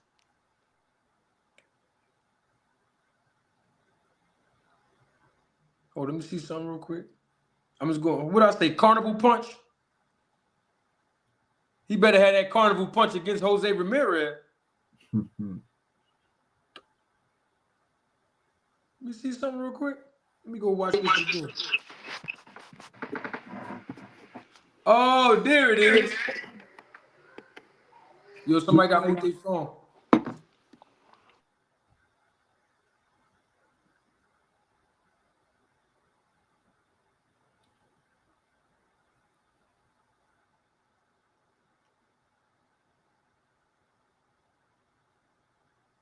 Yep, I just pulled it up. I don't want them to demonetize me if I put my phone out and show y'all the video because they did that the last time. He's the one that started it first. Devin Haney landed the left hand on the guy, and then another guy behind him sucker punched him. He landed that punch, bro. I just saw it again, bro. Bro, that first punch, the guy, I think the guy thought a pillow hit him. They was having a pillow fight. Michael Dangerfield said the guy at the carnival thought it was a mosquito bite. Y'all better cut it out, man. Devin got power, y'all. He do. He got power. If Devin hit one of us, he'll knock us out. So that means he has power. Remember, Devin is fighting guys that's used to getting hit. So it might not look like he got power, but he can punch. Devin can punch. Yeah. Hey, Band Up. You know your boy here. What's happening? What's happening? Yo, did you hear that audio I played against your man, Blueberry? I just joined in. I'm late. I'm late again today. No, it's okay. I'm gonna play it for you. I want to get your take on this part.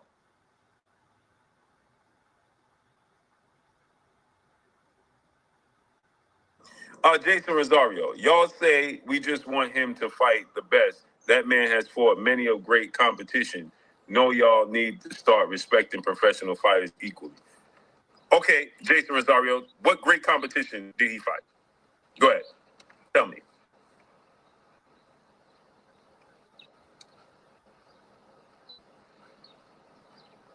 I don't care how good and great you thought Lamont Roach was. What did Lamont Roach accomplish, and what did anybody else he fought accomplish? Go ahead and tell me. Who did he fight that's going into the Hall of Fame?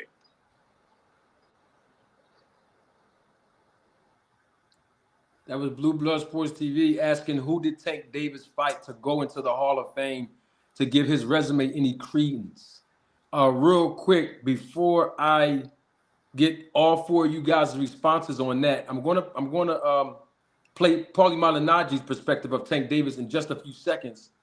But we have somebody named Mensana in the background trying to get on the show. This is your first time on here. You guys show me your face, big dog. Mensana, if you can hear me in the background. All right, I got you. All right, we have Mensana. Hey, how do you pronounce your name? Masan. Masan. I apologize for that. Masan, welcome to the channel, brother. Yes, sir. Good to talk to you, man. What's What's good, up, man? Masai? Before Chilling. Salute. Yes, sir. I want to cut you off. Just Come let on. me know when I can speak. Oh no, the floor is yours, man. Welcome to the channel. Yes, sir. I just wanted to talk a little bit about Blueberry. What I don't like about the whole situation with Blue is he just doesn't keep it 100, man. Like the whole world can't be wrong. Like we all see that you clearly have a disdain for Tank. Like, every single video is something negative. Every single one. Like the whole world's like, everybody can't be wrong, dude. Like if you just admit it, keep it 100. Okay, I don't like him. We will respect him more. But he just acts like everybody's crazy. And no, I don't have no hate towards him. It's just that I want him to fight the best and blah blah blah. But yet I never see a video or videos about him talking about Canelo not fighting Benavidez or this person not fighting that. It's only Tank. Why is it only Tank not fighting somebody? Who has Shakur fought in the Hall of Fame? Who has Devin fought in the Hall of Fame? Like, come on, dude. Like, keep it 100. You don't like him. Every single video is negative. Everyone. There's pay-per-view sales. He didn't do this. He didn't do that. Dude, it's like at some point you got to be like, okay, everybody can't be wrong. Let me look at myself. Am I really tripping? Am I really hating on this guy? Like, damn. Hey, yo, my man, I can say one thing, and this is the honest to God truth. The first time I ever watched Blue, me getting into boxing, the first thing I heard him talk about, the first video, was how Canelo Alvarez was ducking David Benavidez. So I can't agree with you on that point. Number two. No, I'm not saying he never said anything. I'm saying he doesn't consistently Blue doing make videos. What you claiming Blue's doing, right? What's the difference in that and these content creators never giving Terrence Crawford an ounce of fucking credit, but only saying he's a good fighter because of his resume? What's the difference? I gave him credit. Manager Marty, hold up, Marty. You want to go there, Marty? I mean, who you defending? Blue Blood or Terrence? No. I said no. I'm talking about as far as the Terrence thing. All right, what's up? Marty, other than Terrence Crawford's resume, and you saying he's a great fighter, what have you really given Terrence Crawford credit on? Say that again. Other than Terrence Crawford, you saying he's a good fighter, pound for pound, and that what's it called? And his accolades, what have you given Terrence Crawford real credit on? Oh, that's a very easy question, Band Up, and I will roll the tape. I gotta find it. But Talk about, hold on. Can I say something before you say that? Because I know, hold on. The representation. He needs to get adequate representation. You better believe that's where I was going. And he listened to the manager.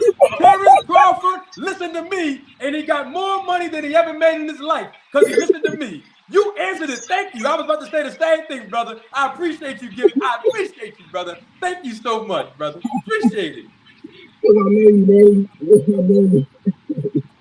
That's what I said good about Terrence Crawford, besides his skill set. He did the right move. Other than that, Marty, you know what I'm really getting at, the meat and the potato. I've been told him to get down with Al Heyman, and when he finally did it, magic.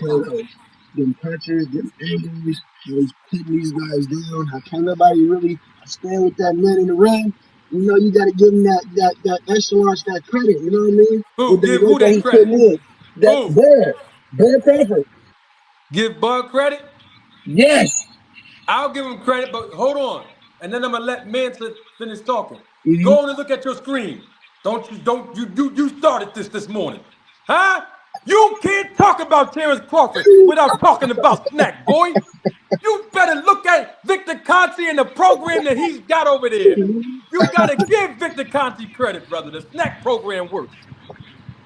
You know that if it wasn't for snack, you know, and Mr. Greg even know, he can't beat no Errol Spence without that. You don't know that. Oh, whoa. Hey, Hold hey, on, hey, now, Bando, don't Bando. start this morning. There's a lot of things Aaron didn't do with this. With these right here that ain't got nothing to do with snap. These Wait right a here minute. that he was throwing back ain't got nothing to do with snap. And there's a lot of mistakes that man is making with these two right here. So I want you to take the snap out of That it. That don't man's make still it getting hard. destroyed. The same thing I told Lump, that Terrence was going to outsmart him, outclass him, counterpunch him, beat him with the jab, that he wasn't going to make it a hard fight. It wasn't a hard fight. You did say that. I know nothing about Snack at that particular time. I didn't know the thing existed. But all those things came to fruition. The problem is when you ask why did he go over there? That's I right. always said because he was trying to address the size issue, because that was the only thing that I ever heard or could see, that Earl seemed to have been bigger than Terrence. So Terrence, being the kind of professional that he is, he addressed that issue in his fight game. Now, yes, he went over to Victor Conte, and that's always going to scar him for the rest of his career. Nevertheless, it didn't give him the skill sets. It didn't give him the strategy. He beat, I don't even have to keep saying that how badly he beat Earl. But Earl also was the fighter that he was, regardless of what other people say. You who you are. Yeah. All the things he does wrong back in his other fights, all the things that he does out in his personal life came into the ring with him every time. Yeah. And he came into the ring that did with a person who didn't have that issues, none of those issues. I agree. He also addressed the size. That's what I feel Snack did for him. Got you. Good point. Now, band up. Mr. Lawson was talking to you about Blue Blood, and I know you were talking about Bud. Let's get back to what Mr. Lawson was talking about. Mr. Lawson, are you still there? Yeah, I'm still here. I actually got a call when he was making his argument, so all I heard was him saying that he heard Blue say something good about Canelo or something like that. I didn't hear your whole argument, band up. Band up, are you there? Yeah, I'm here. Would you say one more time? I said I didn't hear your whole argument. I got a call when you was making your argument. All I heard was you say something about he made a video about Canelo ducking Benavidez or something like that. Yeah, that's ironically that's the first video I've ever seen about Blue Blood. Him making commenting on that. No, but what I'm saying is, what's the difference between Blue? You saying him not giving Tank credit or nothing like that? Him always bashing Tank or whatever the case may be. What's the difference between you feeling Blue doing that and these content creators not giving Bud his credit worth a damn? Well, I'm not talking about Bud. I'm talking about Blue and Tank. So I'm So not, no. I mean? So look, you can try to go with and try to go on the boxer names all you want. I'm asking you, since you had a problem with him doing it, Blue Blood doing it, what's the difference between him doing that and other content creators having their favorite fighters and not giving Bud his credit at all? Fuck the fighter. Yeah, What's the difference between the content creators doing it? But what you're doing is deflecting, because we're not talking about Terrence right now. We're talking about Blue and Tank. That's what I'm asking you. Are you listening? Hold on. What content creators do about as far as Bud? That's a different story. What I'm talking about, what I call for, is the fact that this guy, for example, he was debating another guy not too long ago, and a guy asked him, "When was the last time you said anything even good about Tank?" This nigga Blue remembered the exact date and time that he said something good about Tank. Like, how can you remember the exact date and time? That tells you everything you need to know. You say so much bad stuff, you can even remember the only time you said something good about him. Like, dude, every single video is a bash, every one. And then you won't keep it 100. You won't say, okay, I don't like the guy. You keep saying, oh no, everybody crazy. I'm not hating on him. I'm just stating the obvious. No, you're not, dude. Like, you clearly have an agenda. You clearly don't like him. You clearly, you know what I mean? Like goodness. Like, he's not the only fighter that's ducking. Canelo's ducking. Well, you know, people think Canelo's ducking. People think Shakur ducked. You don't make no videos about nobody else except for Tank. Every single day. It's crazy. I don't know what people do about Terrence, like, you know, as far as content creators. I'm just talking about Blue and Tank. He hates Tank for some reason, and I don't know why. I respect you. I respect your opinion on that. Like, and then on top of it, when somebody disagrees with him, instead of being a man, he wanna block him. He blocked me. Like, dude, if somebody just disagreed with you, why you want to block him and call him out their name? Not so smart guy, and this and that, and your mom and this and that. Like, that's what females do. I understand it's your channel, but I like, for example, there was one guy, he gave he actually donated to the channel. He gave a super chat, and then Blue misread what the guy was trying to say, and he blocked the guy. Really? You didn't even, you misunderstood. The guy was actually agreeing with you, and you so quick to block anybody who dissent and who disagree with you. It's crazy. Not everybody's gonna think like you, Blue. But you clearly have an agenda. You hate Tank for some reason, and you know what I mean. And to me, it's just wild. Every single day I get notification, and the only reason I still follow Blue is because he does have inside information, like he has connection. So I want to hear like updates and news. Hey, Like, Lawson, but as far as yeah, I hate to do this. This is your first time here, but I was with you until you said yeah. the reason why you follow Blue because he have inside sources of information. Quick question: who's his inside information? Well, that's what he says. You know what He I a mean? liar. Blue Blood ain't got no Right. inside sources, bro. He said he got connects to PBC and this and that, and you know what I mean. He gives out updates and stuff. So I'm assuming he wasn't lying, but you make it a good point. Bruh, You he know? can't go to a PBC fight. Wow. Really? Why not? Hey, you remember what happened with Errol Spence? Yeah. You seen that when Errol Spence checked him, right? Yeah. He ain't been around PBC since. Hey, yo, I gotta bounce back. I gotta bounce back on that one, Marty. You got a what? I got something for that one. Errol Spence did come back to him after that fight and talk to I him. know. All right. He And felt then, sorry for the guy. hold up. And on top of that, well, you said, okay, never mind. Then you negated my first question, my first All right, statement. come on, talk to me. No, because I was going to say he was walking in with Terrence Crawford's family at the Terrence Crawford fight, but you said since then. So, Huh? yeah. He was walking in with Terrence Crawford's family when he walked into the PDC fight, Errol Spence versus Terrence Crawford. But you said since then, so I can't say nothing. You said your phone was muffling. Say that again. You said, no. You said it since then, so it kind of negates what I was saying. But I was saying is Blue Blood was walking in with Terrence Crawford's family at the Terrence Crawford versus Errol Spence fight. He walked out of you mean in the arena? Yeah, he was walking in with them in the arena. You mean when Eminem was performing, Blue No. Blood walked Terrence The Crawford? Terrence Crawford and Errol Spence fight. Yeah, that was Errol Spence when With the Eminem PBC, right? That's performed. PBC, right? Yeah, but didn't Eminem perform that? No, Eminem performed the Majima. I thought. No, He didn't Eminem was perform. on But the Crawford fight band up. Yeah, huh? Eminem. Crawford, Spence, Eminem brought Crawford in. Oh yeah, he did bring him in. He brought him in. Yeah, I forgot he did bring him in. Yeah, I was there. So I'm saying, was Blue Blood there when he walked him in? You saying he walked into the ring? No, he was in. He walked in when Terrence Crawford's family got to the arena, and his mom and shit was walking in through the back to do the check-ins to get everybody in for the fight. Blue Blood was with him. What he was doing? I don't know exactly. You guys having the cameras and shit, walking in with your family. I don't know what you caught at. I don't know the video. You know how Blue Blood got into that? I don't know. I ain't in the media. I'm gonna take my glasses off and show you something. Teach Wasn't me that the something. same fight that he had press credentials for when he asked Errol Spence that question? Yeah. Yep. Show me a video after that fight where he had PBC credentials. Yeah, that's what I said. After the fight, I don't know anything about it.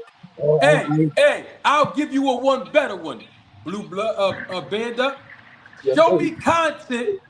Because you said he was walking in with Terrence Crawford family. Show me content where Terrence Crawford gave him an interview on his own platform. Because he saw the man at 7-Eleven. Yeah, I was there for that one too. I was on live for that one too. He said he saw the man at 7-Eleven and talked to him. Where the content at? Where the pictures at? I don't know. Let me ask you a question. How did I get a picture with Terrence Crawford and talk to Terrence Crawford and give Terrence Crawford advice from the business of boxing at the Errol Spence versus Danny Garcia fight when we both were sitting ringside? How was I able to do that? I didn't have a YouTube channel, but Blue Blood is cool with the guy, or you saying he walked in with his family, he can't even get it. I'm just asking simple questions, that's all. That's what would make the debate so great between you and him. What debate? The man can't up with me. You know it. Lucky know it. Lawson know it. Greg know it. The whole world knows the man can't hold a candle next to me. Facts. When it comes to content, he don't create no content. He's not an influencer. I'm not mad at the guy. I'm just keeping it 100. Line for line, bar for bar, content for content, your man can't hold the candle next to me. If you look at how we articulate, the man stutters when he lies. You know he lying when he say, that when he about to lie. I taught y'all that. You ain't never find me say one lie on YouTube. Not one. This is facts. And don't let me get to the ladies. Let me take my glasses off because we got ladies watching this all around the world. Because he said I look like Master Splinter, right? I'm a rat face and all of the retarded face he said I look like. You know the girls is not feeling that boy. That boy ain't got more swag than me. I know I'm going to get in an argument with my lady when this goes off because she don't like when I talk like this. But the bottom line is this. That boy can't hold a candle with nothing. When it comes to the knowledge of the business of boxing and being in the business, and there's nothing wrong with it. I'm not mad at the guy. It's okay. I'm just saying you keep taking up for him on the platform, Band Up. I got to show you who's the boss around here. That's all I'm saying, big dog. I have no problem with that, man. You have no problem with that. And you keep saying debate. You know he's scared to click the Band Up. He didn't do it last. Huh? He didn't do it. Your phone. I can't wait for me to go over there and somebody say something stupid in the chat and have to gas him on you. I would do the same for you. Your phone, bro. I can't. So what you saying? I said, who does do it? Damn, that phone. Stand up. Stand up. Stand up. My God, man. Get that phone. Oh my God, man. Come on, Band And Up. you did this in front of Lucky too. That ain't my phone giving the bad feedback. That's what he is. It's the Band Up. somebody's We phone. cannot hear I'm you, not bro. on the phone. Yeah, we can't hear you. Come on, Band Up. What's going on? Bro, I told you, I know guys in jail that got better service than him, man.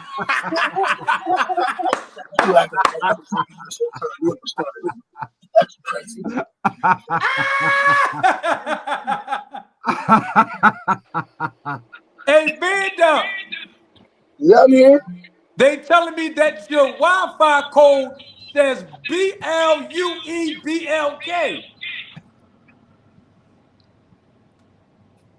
They telling me in the chat your internet, bro.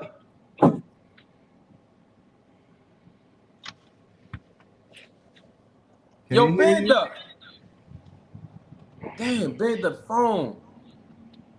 Yeah. He'll be back, y'all. Yeah, I know. Let me get this super chat. Double salute to my guy, Lifeline Music TV, Day One supporter. Thank you for your contribution and your support. The air fryer right now is at 450 degrees Fahrenheit. Double salute again to him. Lifeline Music says, the face of PBC does not have to travel outside the country to fight nobody. All these haters trying to get Tank's spot, especially the two pillow hands. And I don't want to talk for Lifeline, but when he says that, I assume that he's talking about Devin Haney. And that's really what it boils down to, guys, that Tank Davis can have the resume that he has and generate the attention and the money that he does. I mean, I told Lucky this before, and I'm going to tell y'all this. I told you this last week, but I told Lucky in a private conversation. Tank Davis bring the stars out. Tank Davis bring the cars out, and Tank Davis bring the bras out. And when you got a guy that bring those three things out, he's always going to be marketable. So it doesn't matter about his resume. And speaking of resume and his mentality, and Paulie Malignaggi's talking about how weak-minded Tank Davis is. I don't know if y'all heard it, but I'm going to play it because it's amazing how all of a sudden now, you know, Tank Davis is getting a lot of backlash after what happened. And here's the words of Paulie Malignaggi.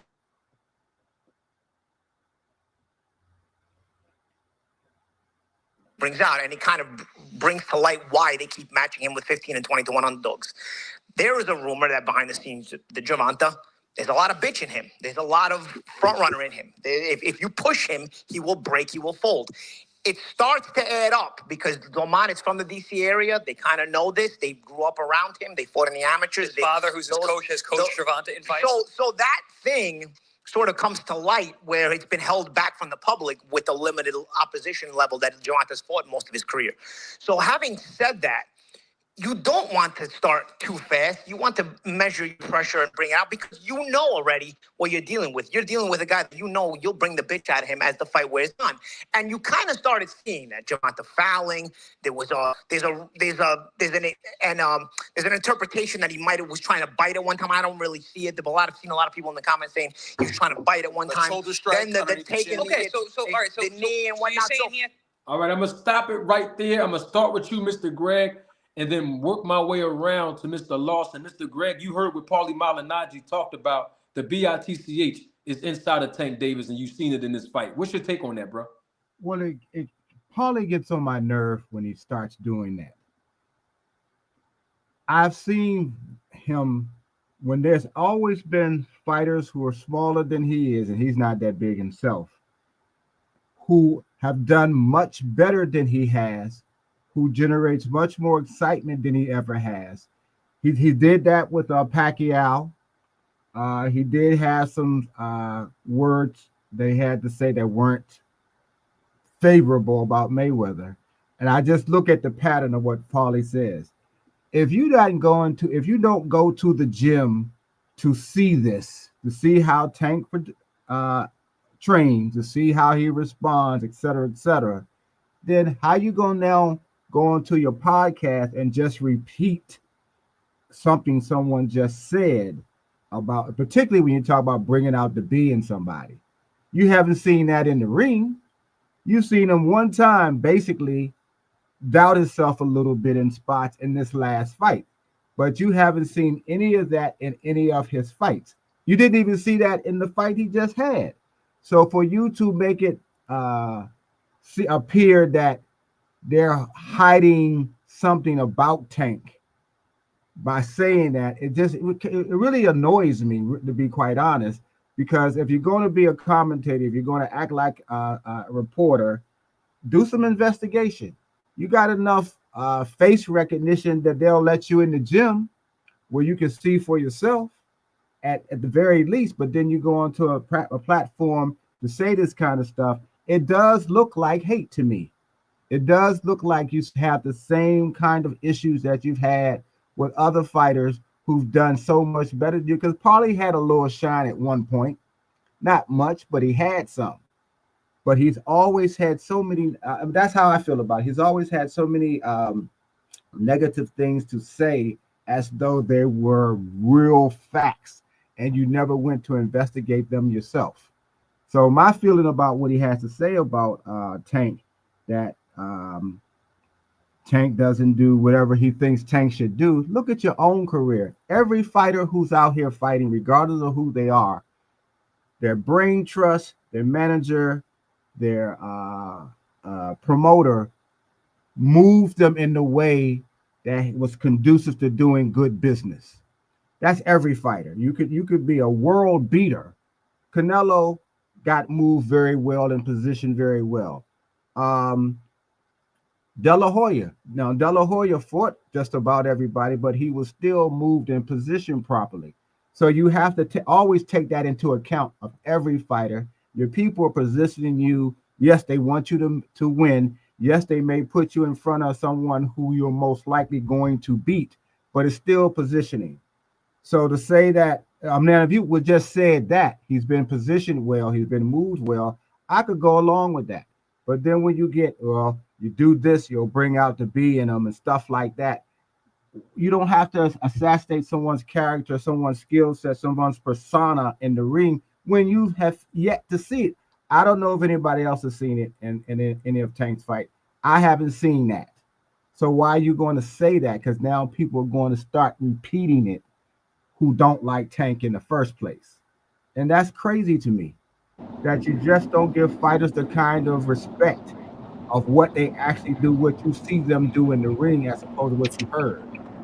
That's all. That's how I land my plan on that one.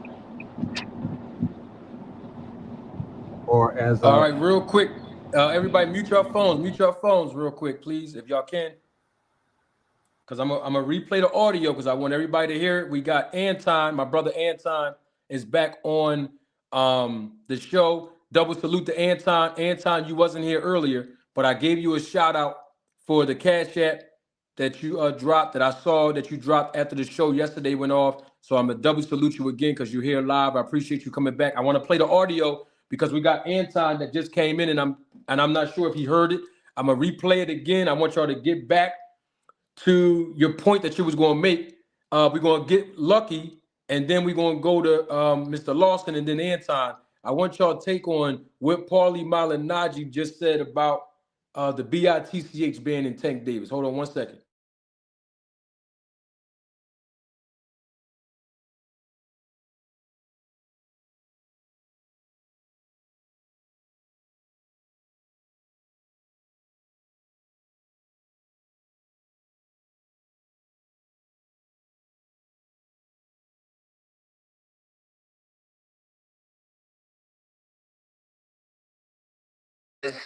Gervonta Davis is a puncher. So the extra aggression, you have to manipulate it little by little. You know, you have to instigate the extra aggression little by little. You have to get your timing in there. You have to I got my pushback. And also, this is a southpaw. A southpaw sometimes takes a round or two extra to sort of get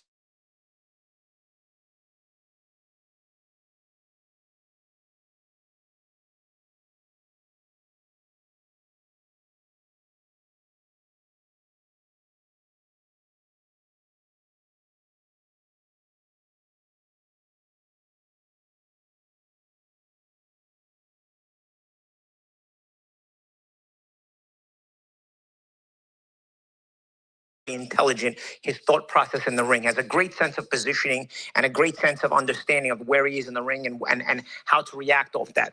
Could he be a little aggressive, more aggressive? Sure, but you got to keep in mind that you're fighting a puncher who's coming from the southpaw stance and coming from the southpaw athletic angle. Personally, me, especially knowing what has been said about Gervonta behind the scenes for years that nobody has brings out, and it kind of brings to light why they keep matching him with 15 and 20 to 1 underdogs. There is a rumor that behind the scenes, the Gervonta, there's a lot of bitch in him. There's a lot of front runner in him. If you push him, he will break, he will fold. It starts to add up because Doman is from the DC area. They kind of know this. They grew up around him. They fought in the amateurs. His father, who's his coach, has coached Gervonta in fights. So that thing sort of comes to light where it's been held back from the public with the limited opposition level that Gervonta's fought most of his career. So having said that, you don't want to start too fast. You want to measure your pressure and bring it out because you know already what you're dealing with. You're dealing with a guy that you know you'll bring the bitch out of him as the fight wears on. And you kind of started seeing that Gervonta fouling. There's an interpretation that he was trying to bite at one time. I don't really see it. I've seen a lot of people in the comments saying he was trying to bite at one time. Shoulder strike. Then the taking okay, so all right, so the knee and whatnot. You're saying he has to start. All right, those were the words of Paulie Malignaggi. Lucky, it's on you, and then Mr. Lawson. When Lucky's done, you can go, and then after Mr. Lawson, Anton, you after him. What's your take on all this, Lucky? It seems to me that Paulie never really respected power fighters. Guys that had power, being that he never had power, it seemed like he don't respect them type of fighters. That's just something that I always, notice about him. Whenever it came down to a guy that had power, he believed he's not a good boxer. And that's just something that he always liked to push. But That's all I noticed.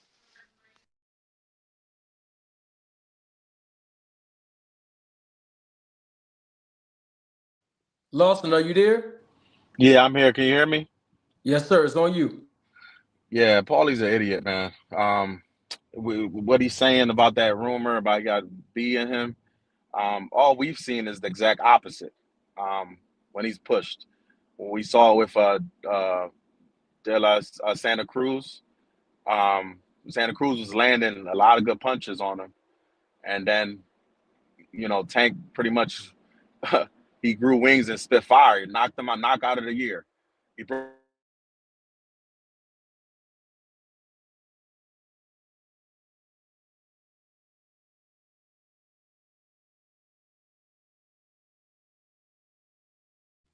Minston, are you there?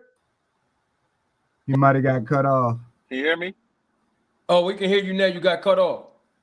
Okay, yeah, I was saying, we've only seen the opposite of what Paulie's saying. Tank has when he's pushed to the test, to the limit, he's delivered every time. De La Santa Cruz, he knocked out of the year. Isaac Cruz, when he broke his hand, same thing. He outboxed the masterclass. Like, that's all we've seen from Tank. He's knocked out almost everybody he's fought. We have never seen no B in him. I've never seen it. And I've always felt like Paulie's.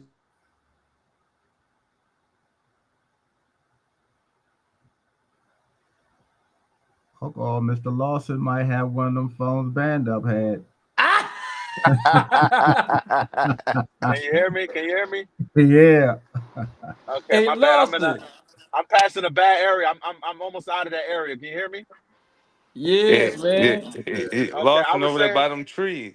I was saying. Ever since that situation with Floyd's daughter, I noticed Paulie changed his tune on Tank. For some reason he started talking bad about him when he found that out. So I've always known that about ever since then about Paulie. So I'm not trying to hear anything Paulie got to say. All right, we got you. Hey, Anton, you there, big dog? Yeah, I'm here, man. What's going on, fellas? Hey now. Yeah, man, Paulie's a clown. Um, I don't know, man. I ain't gonna lie. I kind of don't pay attention to a lot of these content dudes and these dudes on these platforms. One, if you just look at Tank and all you see is a power puncher, I can't even respect your boxing IQ or what you watching because he does so much more than that in the ring. If it's setting traps, his hand speed, he got great feet, closing the distance. A lot of these times when these dudes be saying they be getting off on Tank and stuff like that, you gotta pay attention to his fight. He catch a lot of those punches on his gloves, uh, rolling, like catching and shooting. He took more challenges in his career than I seen Paulie take. Paulie is not even somebody when I even think about boxing, not to discredit him or disrespect him, but Paulie's not on. He hasn't accomplished nothing that Tink has accomplished. Like other than was Paulie. I think he was a champion before, but I just think it's coming from a place of hate, man. I really think it's an agenda out against Tank and what Lucky McKinnell said. I kind of agree with that as well. Like far as the not having respect for guys that got power because he couldn't crack an egg, but. I just want Tank to prove all these dudes wrong and put this to bed, and they still gonna find something else to hate on him about. That's all I got. All right. Well, quick question for you guys. If this rematch does happen, do you think that we'll get the same exact version of Tank and Lamont Roach, meaning that it's a possibility that the outcome could actually be the same based on how competitive the first fight was and based on where these guys are now? They can really say that they know each other. I mean, I'm sure they knew each other when they were young, and that's why I don't like talk about sparring. But when it comes down to them actually fighting each other and they knowing and them both knowing that they could have done more, do you think that the same fight could have this same outcome, meaning that it would be close, or Tank could get knocked out, or either Lamont could get knocked out, meaning that it could possibly be a different outcome if they fought again after knowing all the stuff that we know now? What do you think that this fight will look like? What do you think the fight will look like? Start with you, Mr. Greg, and then Lucky, and then Anton. What y'all think? I seriously hope we see a better version of the first fight. I'm almost certain Tank is going to be better, and I hope Lamont hasn't fallen into a sense of, well, I showed y'all something, and he's not already in the gym working on everything that he does and make trying to be better at to sharpen up every aspect of his game. I believe because of the controversy, if they are smart, and I believe most of them they will try to be, Tank will look at and see where his mistakes were in that fight. I hope he's reviewing the film round by round, breaking it down to see where he is. I think he also needs to look inside himself a little bit because, like I said, in spots throughout the fight, Tank kind of doubted himself, and you can see it. He got surprised at how Lamont was going to deal with him because he's used to uh, not being pushed back. He's not used to anybody really trying to stand in with him as Lamont did. So that's something that he'll have to look at and say, okay, I'm not doing that anymore. I understand what can happen. Lamont has to realize that you had guess for the moment, a once in a lifetime chance to beat one of the faces of boxing, and you came up a little short. Regardless of the little knee thing, you had to do more because there was more for you to get, and you didn't all the way get it. So his attitude has to be, this time I'm not going to leave anything to chance, but I'm also going to be responsible in that ring, and I'm going to also do the same things. I'm just going to do it better. So I hope that's what we see. But for the most part, it's Tank who both of them really have a lot to prove. Tank has to prove that those who want to always put him down in the first place, that y'all were wrong. Lamont has to prove that those who thought it was a once in a lifetime thing, and even him, okay, I can do it a second time. So if they both have that mentality, if they both prepare themselves like they should, I believe we should get a better fight. And it very well could go to a draw again, or because I think Tank still has a harder punch than Lamont. If he hits Lamont more, the edge goes to his way. Scale's going to bounce toward, going to fall toward Tank winning a little more if that's the case. Either way, I think Lamont's going to try to stand up to those punches and give some back. Does he have a harder punches, Tank? I didn't see that even in this fight. He has a good hard punch, but he doesn't hit harder than Tank. So overall, I think it may more than likely, depending on, like I said, the attitude, the preparation, swing more toward Tank in the rematch. That's where I'm gonna land at.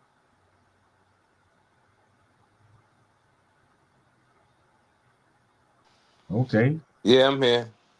All right, so I'm gonna go off of what all things said in the chat. I'm gonna start off with that. Um, Tank got to fix his team first.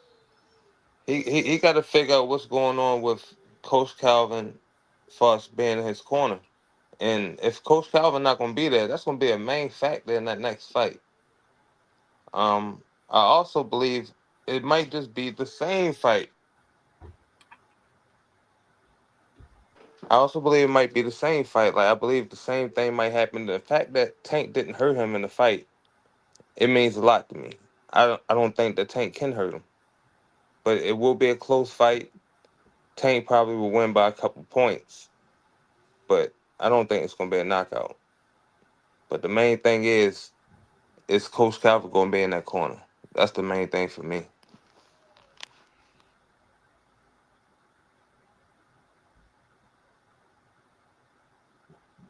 Anton, it's on you, bro. Okay. Yeah, I agree. I do think Tank need to figure out his corner situation. I did not like the corner situation the last fight. Um, Barry Hunter is not a bad coach. I just don't think he's the right coach for Tank. Some of the instructions that he was given in the corner, I just think Coach Calvin would have handled things a little bit differently and gave different instructions. So I do think he'll tighten things up and, you know, bring back Coach Kenny and Coach Calvin and stick with his team. Hopefully, what Coach Calvin was saying at the press conference and after and leading up to the fight, that hopefully that stuff was true, where he was basically saying he was trying to get a perspective from outside of the ring of watching Tank and seeing where they need to improve at. You know, hopefully that's the case. But I think the second fight, I think Tank wins um and leave no stones unturned. Like I think he wins convincingly. Because hopefully his focus is there, because I did think he was a little bit, he was everywhere. But he kind of been on that his last couple fights. The Ryan fight, Coach Calvin is telling him, yo, focus in the ring, like just little things. Now he was locked in the Frank Martin fight, but those fights before that, he was kind of, you know, looking outside the ring, talking to people outside the ring, waving at his mom on the jumbotron. He needs to lock in. And I think that he kind of underestimated Lamont. Like that Lamont was really coming to fight. And I think Tank will be locked in now. Words have been exchanged, and I think they kind of woke up a sleeping giant. I think Tank might stop him. And I disagree. I think Tank did hurt him in the first fight. I think it was the ninth or 10th round when he caught Lamont with a shot. That's when Lamont nose started bleeding. Lamont was a little dazed, but Tank kind of didn't press the gas. He kind of just landed those shots and then retreated back and, you know, restarted. So I had Tank win in the first fight. The same way the first judge that gave Tank 115, 113, that's the same way I scored the fight. Lamont didn't do enough to me. He didn't interact unless Tank interacted. And I know that's a part of being a counterpuncher, but he never pressed the issue. Tank was pressing the issue. Lamont was kind of responding, but he wasn't doing enough damage to beat the champion. Not saying you got to knock the champion out or nothing like that, but you got to go in there and convincingly take that strap. You see what Gary Antoine Russell did to Rayo? It was no question about who won that fight. Lamont didn't do that. Now land there. Hey, Anton, we gotta look at it both ways, bro. Tank ain't do that either, bro. He didn't do that either. And I think he pointed it out when he said when Tank hurt Lamont, I believe in the ninth round he was speaking on, and didn't move in. Well, there's a reason why he didn't. That's what I'm saying. There was those spots where he was doubting himself. You know, normally when if you got that killer instinct that he tends to show, when you hurt somebody, you're going to at least try to finish them. You know, you may see something different, but Tank doubted himself even when he was landing, and he was surprised that Lamont wasn't letting him do as much as he thought he was going to be able to do as well. And that's what he has to, along with what y'all were just saying about fixing his corner, because his corner was a big problem in that fight, as we all saw. He has to fix that as well as himself. But these are mental errors. I don't think it was anything wrong physically with Tank and that he couldn't get off. He was just, to some degree, he was being prevented by the way Lamont was fighting, and he also started doubting himself. But to go back to that BS that Paulie was talking about, I didn't see any B in him in terms of being afraid, in terms of wanting to run. He just doubted whether he could do what he normally could do because he wasn't, as you say, he wasn't locked in and he wasn't focused like he was supposed to. And a good part of it was Lamont. Another part of it is his chaotic corner. So he fixes that. I would lean toward him again. But I was happy to see how the fight went because we wanted to see Tank get challenged in a certain way, and he did. We saw it. He responded not as well as he should have, but we still got to see that dimension of him. Excuse me. Yeah, I agree with a couple of things he said, but lucky you saying Tank didn't do enough. I think from rounds one, they was kind of filling each other out. From two to rounds like 5 or 6, Tank clearly outboxed Lamont Roach. Clearly. And then after that, I feel as though they both won rounds in between those, last couple of the championship rounds, you want to call them.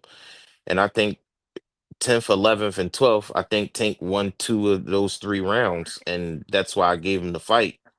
Plus, he landed the more significant power shots.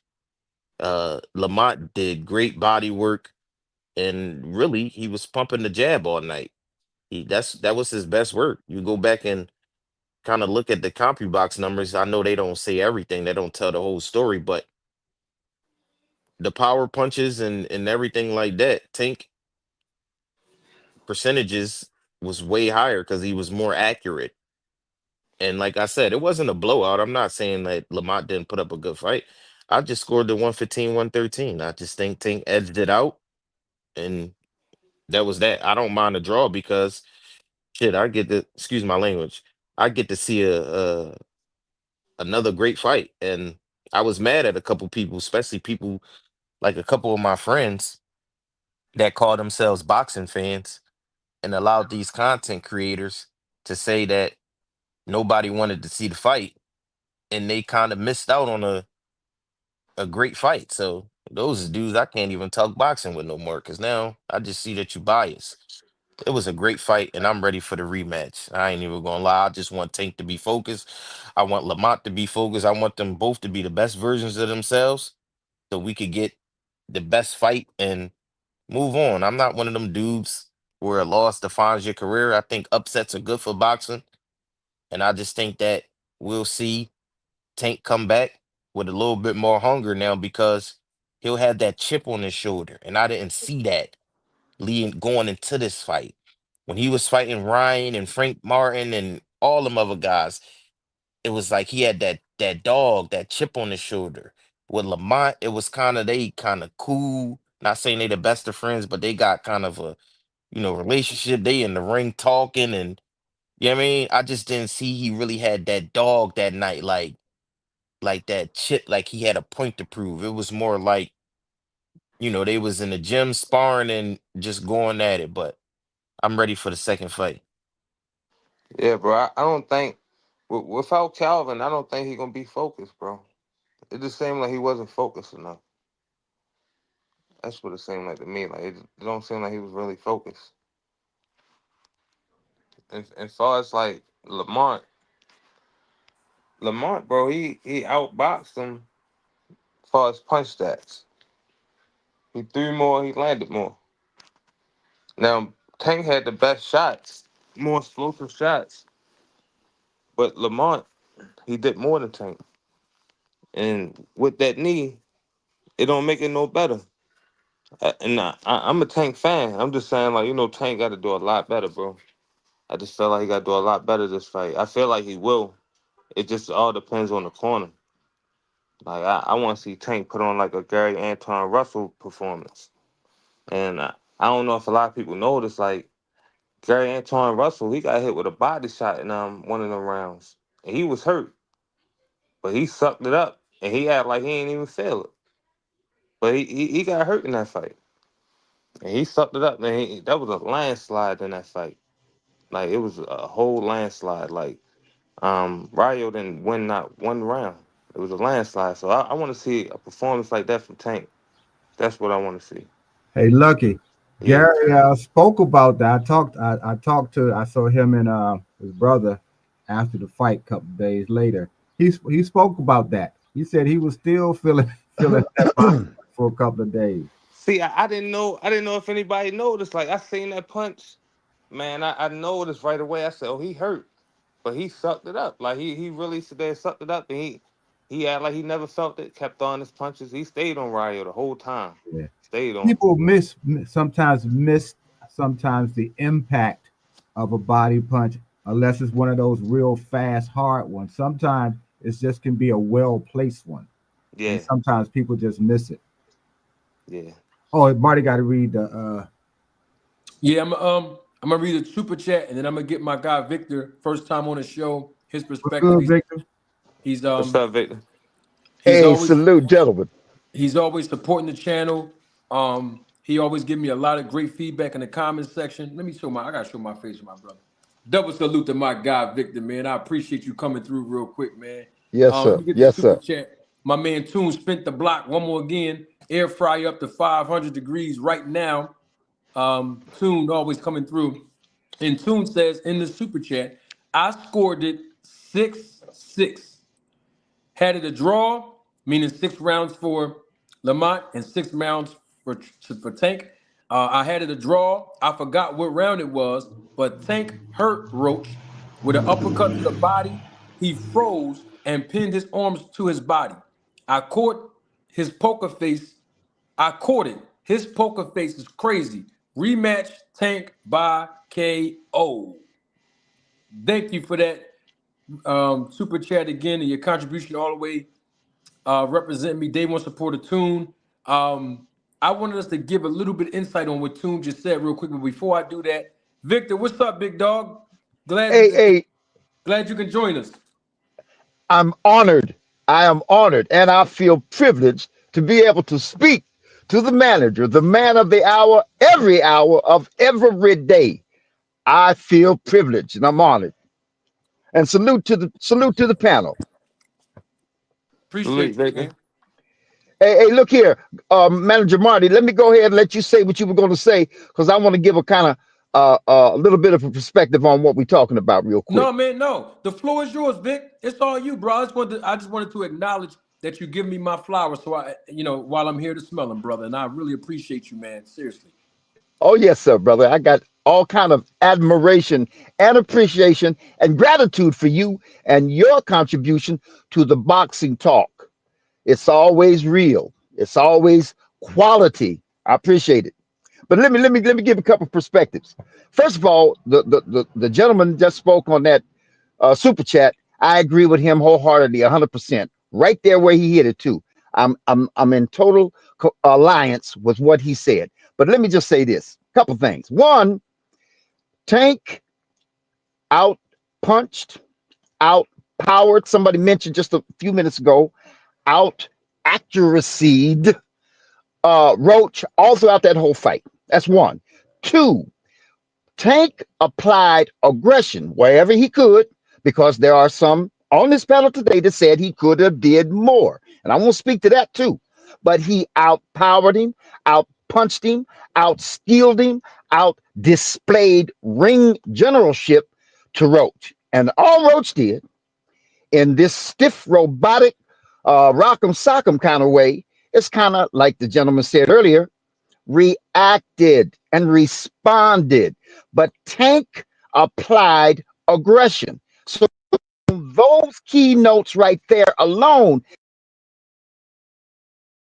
I'm getting he won on those bullet points alone. But Tank hurt Roach 3, should have been able to see. Somebody just said something else too about not seeing it, and that's a lot of that is a area where people don't see things that are happening in the ring. And I would suggest that the reason they don't is because they don't want to see it. Be that as it may, Tank hurt Roach 3 meaningful, obvious times. I'm talking about hurting. And that is the one time when he hit him in the middle of the ring with that left hook, and it froze him. And he dropped his hands. And then he looked at Tank, giving off that impression to anybody looking, that didn't hurt me. Well, then, nigga, why'd you freeze? And why'd you drop your hands and stare at Tank? And that's one of those moments that the gentleman earlier was saying where Tank could have went in and finished the job. There's a lot of areas in that fight where Tank could have got at Roach and he didn't. I don't know why. All right, that's one. Anyway, that's one time he hurt him. Then when Roach's back was a little up against those ropes, and Tank came in and punched that nigga upside his head, left hook, and Roach kind of fell over because once Tank threw that left, he kind of went up under Roach, was planning on doing something else, I would assume. But Roach fell on his back. And when Roach fell on his back, he was clenching him. You ever seen when a guy falls on a guy's back, but he wraps his arms up around and under that guy's back and holds on to him so he can't get back up? That's what Roach did. Why? Because he was hurt. And he didn't want Tank to get up and finish up on that. Then somebody mentioned earlier, I think it was around about the ninth round, when they started to squabble, when they really started to squabble, kind of like Tank turned it up and he hit Roach with a right across that chin, almost on the button. And that kind of turned Roach around and he had to reset, come back around and face Tank. That hurt him, right? Now, those are just three of the times that Tank hurt Roach. Roach never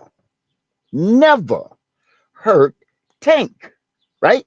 So no aggression, only responding, and then he never hurt Tank. So my suggestion about that is, therefore, Tank won that fight.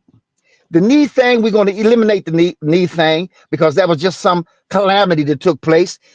An official made an official call, and that's the end of that, right? Now, let me just say this. If you listen carefully, everybody is suggesting that Tank fell short. And I've said this, and I've been saying this for a long time about Tank. And the reason that they're saying Tank fell short, it's not because he lost that fight. It's not because he didn't hurt Roach and Roach never hurt him. It's because of the Tank standard. Tank has pinned his or cornered himself, so to speak. You see? Hold on for a minute. Okay, Tank has cornered himself. He's got his back up against the wall, so to speak. Because if Tank doesn't do what Tank usually does, he gets assessed as having fallen short. And what Tank usually does is beats people the fuck up, is knock the shit out of them, is knock them through the ropes, is pop them one time with one punch, Rolly, and they can't even recover. Even during the walk back to their dressing room, they haven't recovered yet. And that is the standard that Tank has set, not just for himself, but for everybody. The expectations. That's why Core gets the ridicule that he gets. It's because he's winning the fight, but it just ain't enough. Ain't enough to what? Enough to the standard. Everybody is expecting people to be knocked out or have the hell beat out of them or be knocked through the ropes or some kind of real obvious damage, a conclusive win. Take it out of the judge's hands. And that's the standard that Tank has set, but that standard is I mean, this is an odd way of saying it, but backfiring on him because now he's not expecting to just win a fight. And I think that we need to reassess that pressure that we put on Tank because of what Tank has shown us throughout his career and because of what we, you know what I mean, kind of like blindly, so to speak, expect out of Tank. And if he doesn't do that, we're so familiar with, we're so, why is Tank the face of boxing? Because of that. That's one of the reasons. Because of that. It's because of how he wins his fights. And if he doesn't win it like that, those of us who know that Tank is that guy, we're disappointed. were let down. And the next thing you know, we're criticizing Tank and saying he didn't do enough. So Tank wins the fight like Core, like Haney, like these other guys. He wins the fight for them. He won. We talk about how Core won a fight. So what? He won. See, they come to his defense, but he didn't do this and he didn't. I don't give a damn. He won. But when it comes to Tank, we ain't gonna give him that. We won't give him that wiggle room. And I think it's a little unfair, a little asking too much. He won the fight. And then well, I said, okay, I'll leave it there because I've did enough talking. Go ahead. I Yes. agree with you.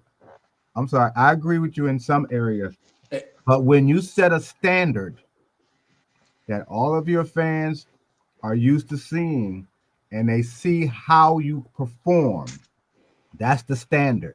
So when you don't live up to the standard, there's some things that you didn't do. Not just the knockout. The knockout it's the result. It is the standard that you set and how you fight, which I think is great for Tank. I think you should always, if you're going to be the face of boxing, if you're going to be a superstar in boxing, there's also a standard that you have to maintain. It's not unfair. You created that by the way you perform. So don't come back and do something less. You can do something different, but don't do something less. And that's what happened. What happened is, like I said, I don't think there was anything physically wrong with Tank. I do think that there was just spots where he doubted himself, and he was surprised about how Lamont approached the fight and how Lamont fought during the entire fight, because that was something he wasn't really expecting, and it showed. But I don't think we were unfair to him. I like Tank.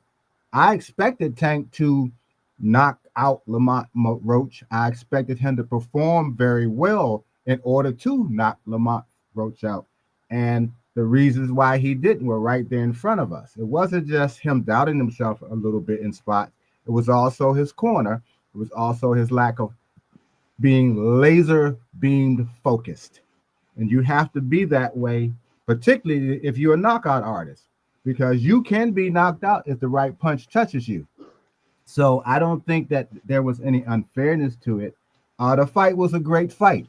The fight was a draw. I mean, I'm not even looking at the knee, but the knee only came into play because of the Roach. I'm sorry, the coach, the ref, making a bad decision in how he called it. So that became an issue, unfortunately, because we were still thinking, okay, the fight's going, but Tank probably will still stop him, and he wasn't able to. So I don't think there was anything. I think the people who hate Tank, are going to look for anything to hate Tank. That's just not going to change. The people who support Tank still going to support Tank. I support Tank, but at the same time, just like I support other fighters that I like, there's always room to criticize and can criticize constructively, like I think I have. That's what Tank has to do. I think everybody said it. You got to refocus because you showed where you weren't. You got to straighten out your corner. We saw how chaotic it was. And you have to remove any doubt in your fans' mind that you can't still be the standard that you yourself set. And that's what has to happen in this rematch. So that's just how I'll just follow up with what you just said. Anton, you I there? yes, I'm here. The OG Victor, his assessment was on point. I'm not gonna lie. His assessment was one of the best assessments that I've seen like since this fight was over. And that means content creators, everything. Like he kind of nailed it on the head. There's no way I could people could watch that fight and tell me that you gave Lamont Roach 6 rounds. It's just I don't see it. But hey, whatever. There is a standard that people hold Tank to. And with responding to the OG Greg, I don't go into a fight with expectations. I never expected Tank to knock out any of his opponents. As a fan of boxing, I just want to see a great fight. I don't go in with an expectation or put a bet in for KO and this, that, and the third. So I don't really get let down or disappointed because I just want to see a good fight, and I think it was a good fight. But people, I remember Lucky saying earlier that Lamont Roach outlanded Tank. Yes, he threw 200 more punches, and he outlanded Tank by 9 punches, and most of them were jabs that he outlanded him with. The thing about that is you could win a fight in more reasons just by more categories just by that. And that's why I said Victor assessment was on point. The ring generalship, the aggression, the more accurate shots, hurting the person. That's why I gave Tank the fight. And if you go look at the boxing rules, it lists about 7, 8 things that the judges are looking for in the fight to determine who the winner is. And that's ultimately why I gave Tank the nod in that fight. And the standard that we hold Tank to, they don't hold these other fighters to that standards. And Marty, I mentioned that to you yesterday.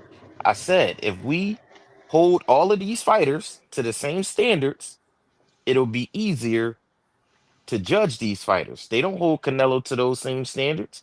Canelo been putting rehydration clauses on people years ago with Danny Jacobs before Tank even whatever. They've been fighting that catch weights, but they was only judging Tank for it, and now Haney is fighting at a catch weight. It's just the narrative right now against Tank and the hate campaign that's out here on YouTube and in the boxing world. And it's just draining, man. Like I just want to see good boxing, good competitive fights. I don't care who win. I just want to see good boxing. That's it. Hey, Manager Marty, can I say something? I'm going to respond to what the gentleman just said. Of course, absolutely, of course. Okay, let me just say this.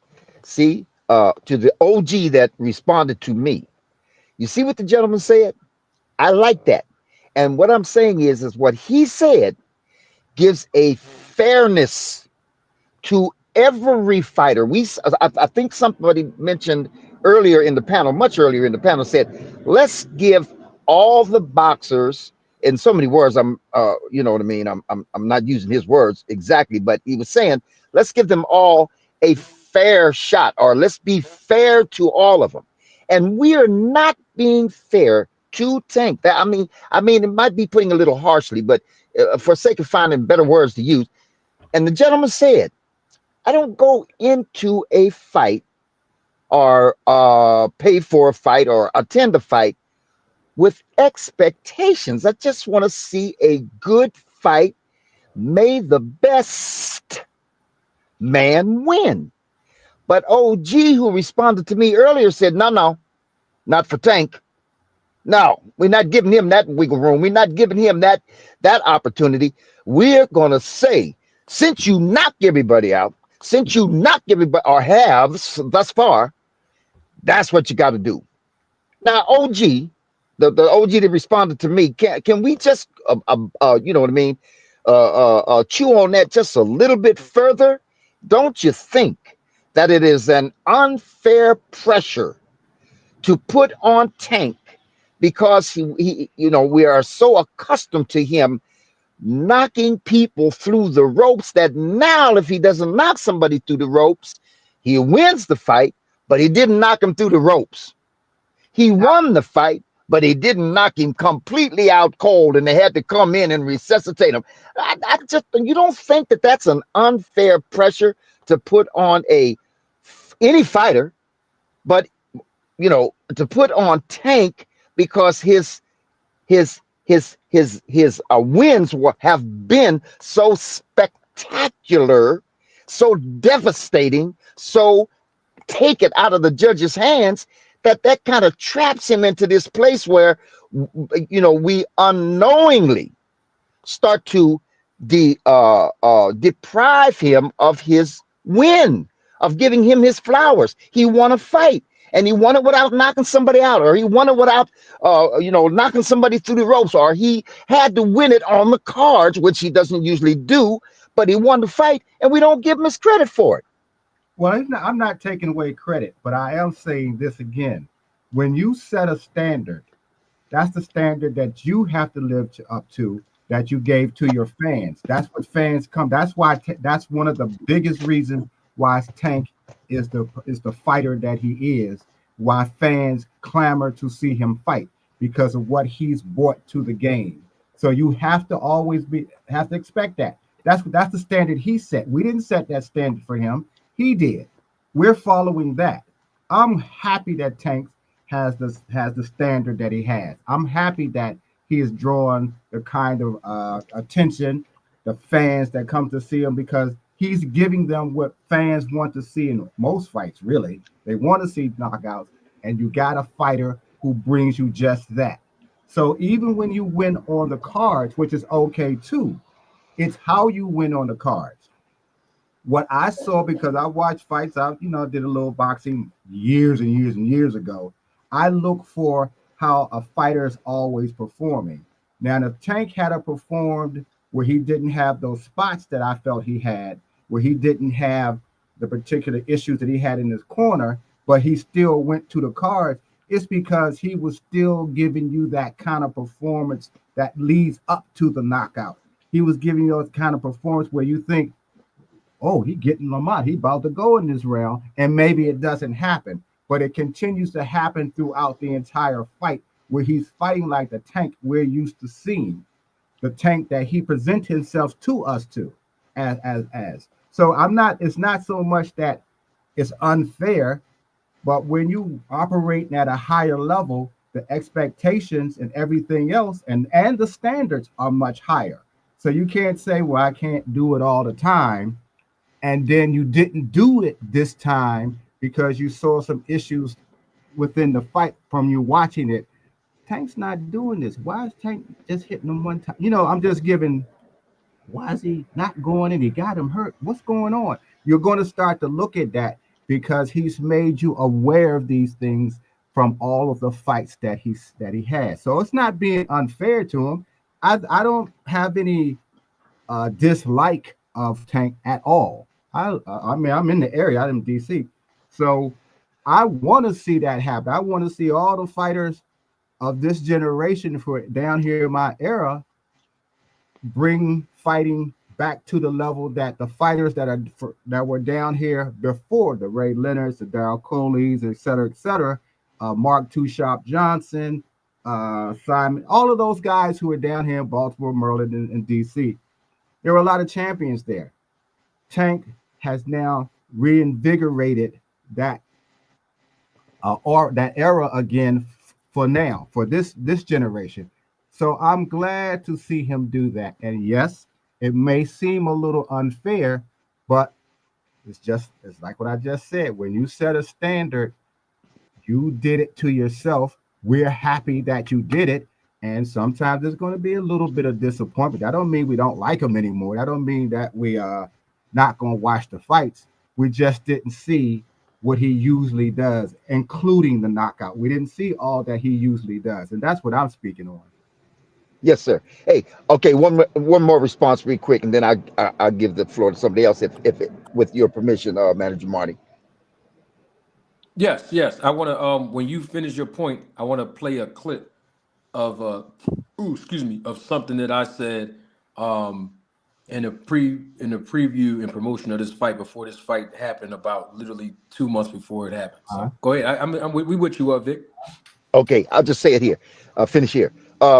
I agree with you, and I said it. I mentioned it. I said it a long time ago. Because I recognize that. I said, "Oh, this Tank boy, you know what I mean? He's a killer, and he's killing everybody. He don't get in the ring and leave it in nobody's hands."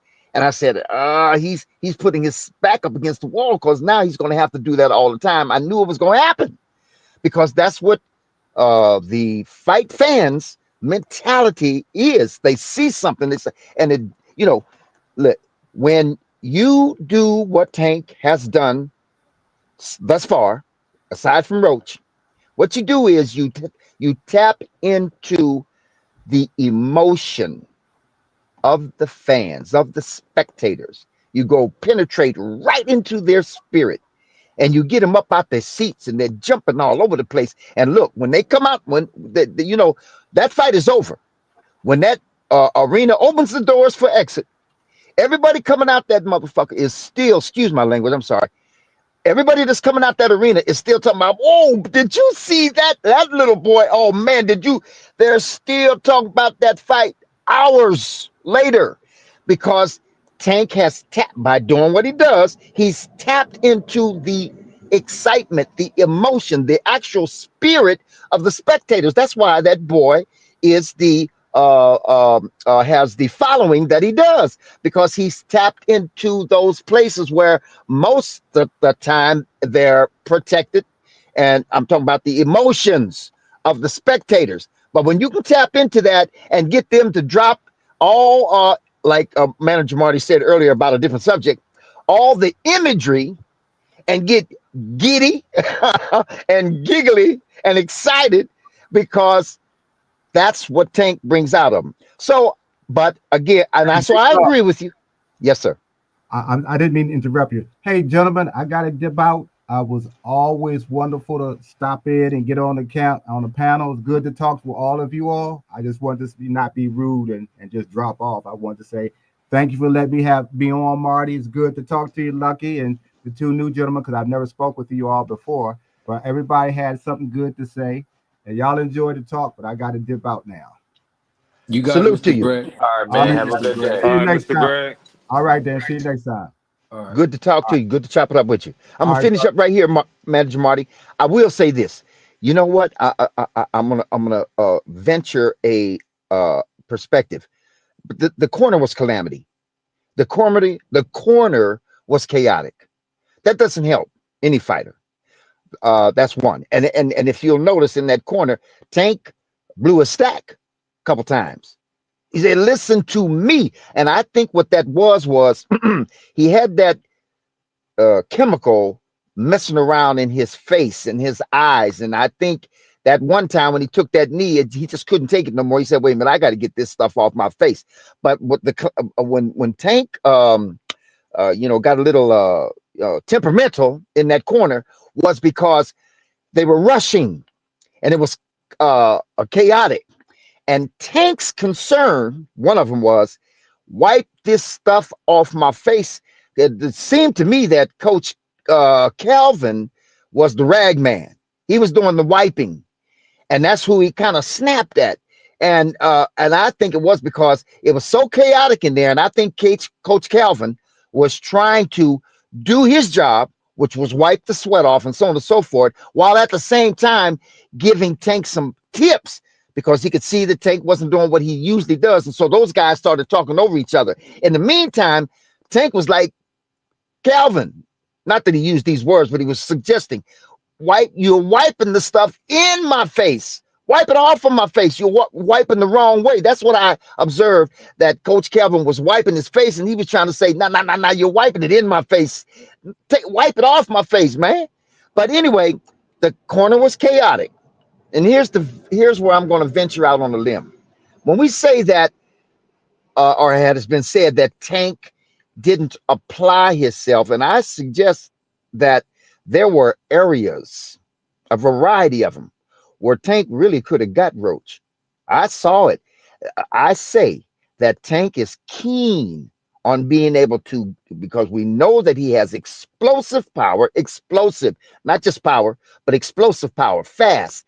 But he has a keen eye, and he knows how to get that target before it gets away. And somehow he didn't do that, and he had opportunities. I say about every fight, in every round, there's always the opportunity to get that target in every single round. But it's just that the fighter can't get it or chooses not to because he doesn't feel comfortable with about going after it. But that target is there, and Tank is the a guy that can get that target before it gets away. But here's my venture. I believe, I could be wrong, but I believe there was too much of carrying Roach. I believe that there was too much of that, Roach and Tank being friends, and growing up in the same general area. And I just think there was too much friendliness in there towards Roach. That's what I think. I don't. It's not that I'm saying that Tank necessarily was letting him off the hook, but when Tank needed to bite down like he usually does and get at it, I don't know. It seemed to me because like I just said, there were times where he could have got it. He could have got Roach out of there, but he didn't. And I think it has something to do with him carrying Roach and saying, I don't have to go that far with him. He's my boy. I don't have to go that far with him. I'll let him off the hook. I don't know. That might be reaching for straws, but I that's the way I sensed it. All right. Let me get these 2 super chats real quick, guys. Double salute, my guy, Big Dog Willie, always dropping some tuition money into the collection plate. Thank you, Big Dog Willie, for your contribution and your support. Big Dog Willie says in the super chat, Tank got dropped by hair grease. Horrible excuse. And then we got my guy Tune. I gotta send Tune. I don't know if he smokes. I don't smoke, but I have to send Tune maybe some cigars, man. He's been doing a tremendous job showing his support. Thank you again, Tune, man. I really appreciate you, my brother. In the super chat, Tune says this: my problem with boxing fans is consistency. Canelo outlanded Laura, but majority of boxing fans think Laura won. Those are the same fans that say that Laura beat Canelo, say that Haney beat Loma, but Loma outlanded Haney. I'm confused. So basically what it sounds like Tune is saying is that there's a double standard in boxing. And I think Anton made a reference to it, even you, Vic, and there's a double standard when it comes to certain fighters. I want to do this. I want to show y'all something because I had to go and research it and pull it up because I actually forgot about this, y'all. I forgot that I actually conducted an interview, and it's right on your screen, December the 5th, 2025. We know that the fight between Tank Davis and Lamont Roach happened March 1st. So literally 90 days, almost a little bit over 90 days, under 90 days, a little bit over 90 days, a little bit over 3 months prior to this actual fight. I conducted an interview with TBISC, went on their platform. They asked me to do an interview. Of course, when I do interviews, I'm not like certain other fighters or anybody in the business. You got to pay. You got to pay how you weigh. But you know how it is. Anyway, went on and did an interview, and I forgot I did this interview about Tank and Lamont because I've been on that platform several times before that. But I forgot that I did this interview before the fight. And you see the headline that says Tank versus Roach is going to be better than you think. That was what I told the host before we went on air. And I want to play some of the things that I actually said, given my, I don't want to say a prediction, but so much my preview of what I think this fight would do and how it would play out. And here were my actual words. Don't take my word for it. Roll the tape. That is what you're supposed to do. You're supposed to get into the mind of your opponent way before you get in the ring. Yeah. We've seen other fighters do this in the past. Deontay Wilder, most notably Mike Tyson. Mm-hmm. We know in the sport of boxing that boxing is 85% mental, 15% physical. Mm-hmm. And so all of this plays into the hands of Tank Davis. Playing to the audience, playing to the media, playing to his opponent, getting into Lamont Roach's head, acting like he really don't care, acting like this is just going to be another walk in the park. But if you talk to Tank by himself, because he did subsequent interviews following the press conference, and he said he's taking this fight seriously. His words, not mine. He's not going to go in here and thinking that he's going to walk through Lamont Roach. He knows Lamont Roach is a very, very good fighter, has a great decorated pedigree in the amateurs, and Tank Davis is taking him seriously. Exactly. And I think that this is going to be a more entertaining fight than people thought of in the beginning. But seeing Lamont Roach looked ready. He's confident. This is going to be a good fight. We're going to see. And here's the thing: even if Tank don't knock him out, so what? What difference does it make? We know he's the face of boxing, and we know what he come to do. But I don't think that Lamont Roach is going to lay down for Tank. Now, all of this still remains to be seen, but Tank did a wonderful job. And here's the thing, and I'll leave you with this part. Tank Davis was acting very nonchalant. But, you know, there's a piece of Tank Davis that's in Baltimore, and there's still a little piece of Baltimore still inside of Tank Davis. And when somebody in the crowd who was cool with Lamont Roach said something to Tank Davis, it triggered him. And then you heard the Baltimore come up out of him. He got up out of his seat. He was dead serious about the bet. And then he was even asked about it. He said, the guy bet you $100,000. Are you sure if you do knock out Lamont Roach in 9 rounds that you're going to get your money? And Tank said, his name's Al. He's from D.C. I'm going to get my money. But he was tripping. All right, I will stop there. Those are my words. On December the 5th, 2024, 3 months before the fight, those were my words. I said Lamont Roach is not going to lay down for Tank Davis. He looks ready and very confident. And I was going by the body languages that I've seen him in multiple press conferences. I was talking about how Tank Davis was trying to get into the mind of Lamont Roach, playing mind games, acting like he was nonchalant, acting like Lamont Roach is just another walk in the park, telling him in round 9, I'm going to knock you out. Well, we seen what happened in round 9. Tank Davis took a knee. But my point is, though, that I knew that this was not going to be a walk in the park for Tank, where he was just going to go into this fight and then run straight through Lamont Roach and knock him out. And then you heard me say, even if he doesn't knock him out, what difference does it make? And apparently, it's still making a difference now. Real quick, guys, I got you guys on the panel real quick. What did y'all think about my assessment literally 90 days before this fight? I'll start with you, Vic.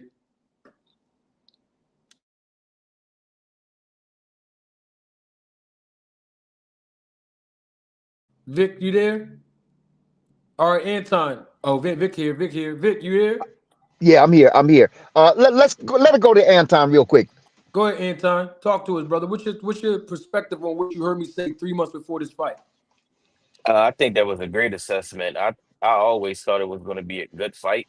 Anytime that you got history from the amateurs, and a guy naturally, he's naturally bigger than Tank and stuff like that. But we seen it in the Ryan Garcia and Devin Haney fight. They had history, even with the Osterine or whatever. But that's a whole different story. Don't get me started on that Osterine taking Victor Conte. With Mr. Manager Marty, I watched all your content on that, and I agree 100% with everything that you say. But I always thought it was going to be a good fight, and I alluded to that earlier when I said that I had friends of mine that I talk boxing with who allow certain content creators, Blueberry and all them dudes, to get in their head and make up all these lies about tickets not selling and this not being a good fight. And then they was the same dudes throwing fight parties.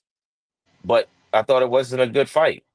And those are the same people screaming that the fight should have been overturned and this and that. I always knew it was going to be a good fight because if you watch Lamont Roach is a solid opponent.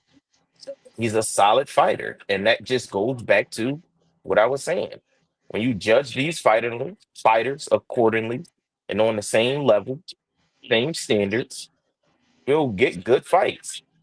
Tom Brown, TGB, always has put on great matches, and they do find the great opponents. So your assessment was spot on, man. It was a great fight, and I'm just ready for part 2.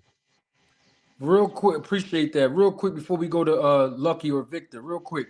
Big Dog Willie asked me in the private chat, why did I block him? Who did somebody block Big Dog Willie? That's my guy. Who blocked Big Dog Willie? I didn't block Big Dog. Big Dog Willie just gave me a super chat. Who blocked Big Dog Willie? Who did that, man? No, seriously, I want somebody in the chat to tell me who did that. Who blocked Big Dog Willie? He's a supporter of the channel. Who blocked him? Hey, Big Dog Willie can bring the worst out of people. Yeah, but don't nobody get no authorization to block nobody on this channel. Not I without heard. my authorization. We don't do that. You know what I It mean? wasn't me, Marty. I don't even know how to do that. No, we don't. I mean, if I tell somebody, hey, block this person, you know what I mean? But I open my chat to everybody to have their own perspective. Now, if it get too outrageous or disrespectful, then yes, block somebody or time them out. That's why I have moderators. I'm just trying to figure out who did that to Big Dog Willie. I'm still trying to. Like I don't even want to get mad on this show today. I'm just trying to figure out who did that. It wasn't me either. 'Cause I don't have the authority to do that. Yeah, no, I'm talking to somebody in the chat. Like I'm trying to figure out like who. I'm gonna calm down for a minute. Hey, Luck, you there, Lucky? All right, Yeah, I'm here. Let Victor go first. All right, go ahead, Vic. Go ahead, Vic. Well, I agree with your assessment, your early assessment that you just showed. I agree with it 100%. And yeah, I knew that, but like you, Manager Marty, I go back and do a little research and say, okay, Tank's getting ready, or whoever is getting ready to fight this brother. And let me go back and look at this brother and see what kind of quality of opponent he's going to have, so I can make an assessment as best I can. But I agree with you. I agree with your assessment, and I knew that Roach was going to come in there and fight. And what I did was I went back and watched the fight that Roach lost with Herring. I wanted to see why he lost that, and the reason he lost that is because he did some wild. Because he did do some good fighting, but he did some wild things, and Herring was able to take care of that. Now that's Herring, and at that point, as far as I'm concerned, Herring wasn't the fighter, nowhere near the fighter that Tank is, and somehow Herring was able to get at Roach and counterpunch him like Roach was slightly counterpunching Tank. So that let me know that Tank was, and being familiar with, hold up.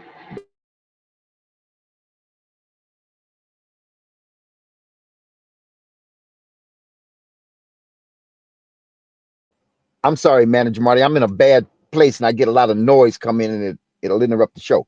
But I assumed, knowing Tank the way, or how we are familiar, or I'm familiar with Tank and his fight ability, I said, okay, he's gonna get Roach because Herring got at him and Tank didn't. And I've said that already. I said, I don't know why. I don't know why, other than to say what I said earlier, that Tank eased up on him. And then he got a little frantic. He said, well, let me just go ahead and try to get him out of here real quick. And he got frantic with it. And a lot of those punches missed, and so he let him off the hook. But I think it was because he, he just, I don't know, Tank just didn't apply himself. And I think the reason he didn't is because he was carrying Roach. That's all. I got you on that. Hey, Lucky, you there? Yeah, man. What's your take on my assessment that I gave on December the 5th, bro? Like 3 months before the fight. I mean, your assessment was real accurate. It was real accurate. I mean, that's exactly what happened, but you never brought up that knee. That was the only thing I didn't hear you bring up. No, that was before the fight, Lucky. I know. You never said that Tank might take a knee. Oh, yeah, no. No, I didn't think they was going through that. Hey, shout out to double salute to Robert Teller. Thank you, Rob, for your super chat, man. Double salute to you, man. Thank you for your support and contribution to the channel. I didn't know if the guy Big Dog Willie said something wrong, because Big Dog Willie he just gave a super chat, then he got blocked like 5 seconds later. I didn't know what was going on. So yeah, we got it. Everybody cool, man. My moderators is on point. I just didn't know what happened, because I'm like, the brother just donated some money and then somebody just clipped him. But everything is Hey, cool. hey, Marty, can I say something? I wanted to say something to Victor. Um, he was talking about Jamel Hearn and what he did to Lamont Roach. So Lamont Roach is a smaller fighter than Jamel Hearn. And Jamel Hearn has a better reach and a better jab. So just by that fight, you can just look at that and say, oh, well, Tank should do better. It's a different type of style. Yeah, I agree with you. I agree with you. I agree. I agree. I have somebody in the chat real quick. Victor, Lucky, and Anton Somebody in the chat said that they are close with Bill Haney and asked me, did I have a problem? And they have no problem clicking the link if I want that smoke. I don't even know who the person is. But I mean, you know me, I don't shy away from nobody clicking the link. But whoever said that, if you want to click the link, come on up. Make sure you show your face, though, when you come up, though. Because apparently you're new to the channel, whoever you are. Michael Bay, I'm glad that you're close with Bill Haney. That's what's up. But you can click the link, though, whoever it is. Click the link. That's why you're here, right? Yeah, click the link, man. Show your face when you click the link. We can talk. You know what I mean? I mean, I would rather see, Bill, because, Bill Haney was here yesterday. Right, Lucky? He was here yesterday, right, Lucky? Yes, sir. Oh, okay. He didn't click the link. So, I mean, somebody else want to, I don't know, click the link. That's cool. You click the link, though. Whoever said that, click it. We can talk. I mean, it's all about boxing. You know what I mean? A Manager Marty. Yes, sir. I'm sorry, I didn't mean to interrupt you. Hey, No, Manager you Marty, good. I would like to ask something of you, brother. All You right. have a very keen, studied, researched eye. You understand? You said earlier, you said you had no idea that you were as expert of a journalist. You had no idea that you were that expert as of being a journalist, and the reason why is because you've got that keen, sharp, studied, and researched, a polished eye. So, what I'd like to ask of you is go back to 44 seconds in that time frame. In the sixth round, Tank and Roach. In the sixth round, go back to 44 seconds zone. 44 seconds remaining. Excuse me. And take a look at Tank, because in that 40, I'm going to say 40 to 45, 46 seconds, in that framework right there, in that time zone, Tank is facing us. We looking at the fight, Tank is facing us. Roach's back is towards us. So you can see Tank. Take a look at that time zone, 44 seconds remaining in the sixth round, and look at Tank. Look at his body language. Look at his facial expressions. Look at some of the things that he's doing in those few seconds, and tell me, or the panel. I hope that I'm here when you come back with your results and what you see, and tell me or us what you see. There's something that I observe that I think I know what the answer is, but I'm not going to share that right now. I don't want to, I would like to hear somebody else's assessment on it before I express mine. I might have been reading too much into it, but it seems like there was something there to be seen.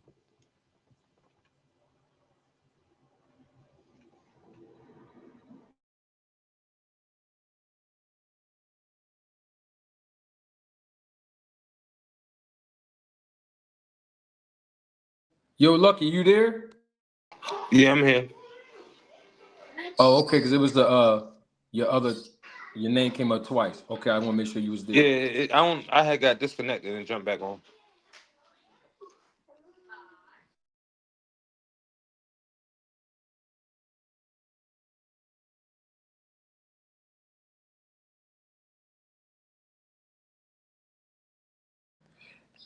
Right on, Vic. I appreciate that. I'm gonna have to go and I don't know if they still had a fight published, but I will go and do my research and check that out. As you said, 44 seconds remaining. I'm gonna go on YouTube and try to find that fight because I would love to see what you were talking about. And also, Vic, I appreciate you, giving me my flowers, man, and acknowledging the fact that I have a keen eye for detail and investigation and reporting. And I didn't know that I actually had that gift until I came on YouTube. And I appreciate that, bro. I Hey, appreciate yo, it too. real quick. There's a guy named Michael Bay. He said he's going to click I guess he was talking about how I said something about Devin Haney fighting on the undercard. And he said he was going to click the link. So, I'm not going to end the show yet. I'm gonna wait. I'm gonna wait for just a few seconds to see if the guy's gonna click the link and whatnot, so we can have a dialogue. I love hearing different perspectives, and I use certain things as teachable moments too, because I know a lot of people don't understand the business of boxing, and that's why I love using certain things as teachable moments. So, like for example, when I say about Devin Haney fighting on the undercard, well, that's really a teachable moment I can use to basically show that there's something wrong, with that picture. I mean, if you got a guy in Bill Haney stating that that Devin is the face of boxing, they're their own bosses. He's the CEO of DHP Promotions. I just trying to figure out how come he didn't, advocate for the DHP Promotions brand to headline the card in maybe say Vegas or maybe say California on the West Coast against Jose Ramirez. I mean, it's very simple. Why not? Because at this juncture, he's fighting on the East Coast again in New York City, on the undercard of a guy who cheated him. And on top of that, we got Blueberry running around here saying that Devin Haney's gonna make $3 million plus for being on the undercard, and he said that Devin Haney makes more money than Tank. See, when we start talking like that and hearing guys talk like that don't understand the business, it allows me to use it as a teachable moment. You know what I mean? So click the link, Michael. We all here. I don't know if Bill Haney sent you or not, but that's beside the point. If you want to talk boxing, we can talk boxing. That's what we're here for. I mean, I see you still typing in the chat, and I get it, but just click the link, man. That's what it is. Just click I mean, you still typing though. I'm trying to figure out when you're gonna click this link. Let's talk about the whole Teofimo thing. Just click the link, bro. I don't want to keep reading the words. We can talk. It's all good. Boxing Hacker. How Boxing Hacker get here? How Boxing Hacker just pop up like he? Hey, Boxing Hacker, that's you in the background? People been trolling all day yesterday, Victor. They've been putting up fake BFTB channels, fake Blue Blood channels yesterday. So I don't know who is who nowadays when they come in the background. Boxing Hacker, that's you? All right, he said that was really him. Yo, did y'all bring Billy? Did y'all bring the big dog Willie back? He did just send me some bread though. He supported the channel. Did somebody bring him back on the thing? Hold up. Hey, boxing, they ain't Boxing Hacker. Somebody playing. I don't know if that's him back there or not. Boxing Hacker's a headache. Michael Bay, are you coming up here, bro? All right. Well, moderators. Y'all hear what Lucky told y'all in the chat, man. Lucky's a moderator, man. He know how to put that thing. He know how to put that thing in motion. All my moderators, I got some of the best moderators in the sport of boxing on YouTube, man. Y'all know what to do. Yeah, they don't want to click the link. Y'all know what to do. You heard me? Oh, it's Boxing Hacker saying that's him. Boxing Hacker, I'm gonna let you on real quick, right? But check this out, Boxing Hacker. I'm gonna say this before, I'm gonna think about it. Give me 20 seconds. I'm gonna think about it. Don't traumatize me today, bro. I was about to shed a tear talking about the Assault in the Ring documentary. So, I don't want to. Just don't traumatize me, bro. You know what I mean? Because you like to cause a lot of confusion, bro. And I really don't want to. You know what I mean? But I'm gonna let Boxing Hacker come on, man.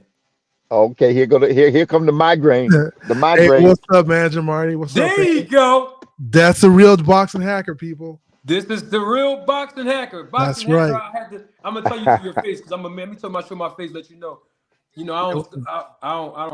I'm not fake. You know what I mean? You know me, Boxing Hacker. I gotta tell you this to your face. Yeah. I had to time you out a little bit on the channel because some of the things you do. I know you use a lot of tactics, bro. To try to. I see what you're doing. You know what I mean? It's cool though, man. I'm glad you're back, man. Hey, Manager Marty, his most famous one is the "We don't know." Yeah, we don't know. We don't know. Hey, man, I don't make claims that we can't prove, man. I agree with you. Hey, Boxing Hacker, what's up, man? What brings you on the show today? We glad what's to up? have What's up? So I was just listening in, right? And I heard you talking about why is Devin Haney on the other undercard, right? Huh? I also read what Michael I Bay could said. I couldn't hear you say why something about say that again? Yeah, can you guys hear me well? Yeah, I can hear you now, yes. Yeah. I heard you mention why is Devin Haney on the undercard, right? Also Mm-hmm. read what Michael Bay said. I'm not, I'm not sure about that angle, but I will say this, right? When it comes to like who's gonna be on the main event and who's gonna be like on the co-main and undercard, it's really also about the matchups, right? So if you really look at it, Rolly Romero and Ryan Garcia is a popular fight in general. So like if Ryan was fighting like a Tago, or somebody that's unknown, he probably wouldn't be on the undercard, right?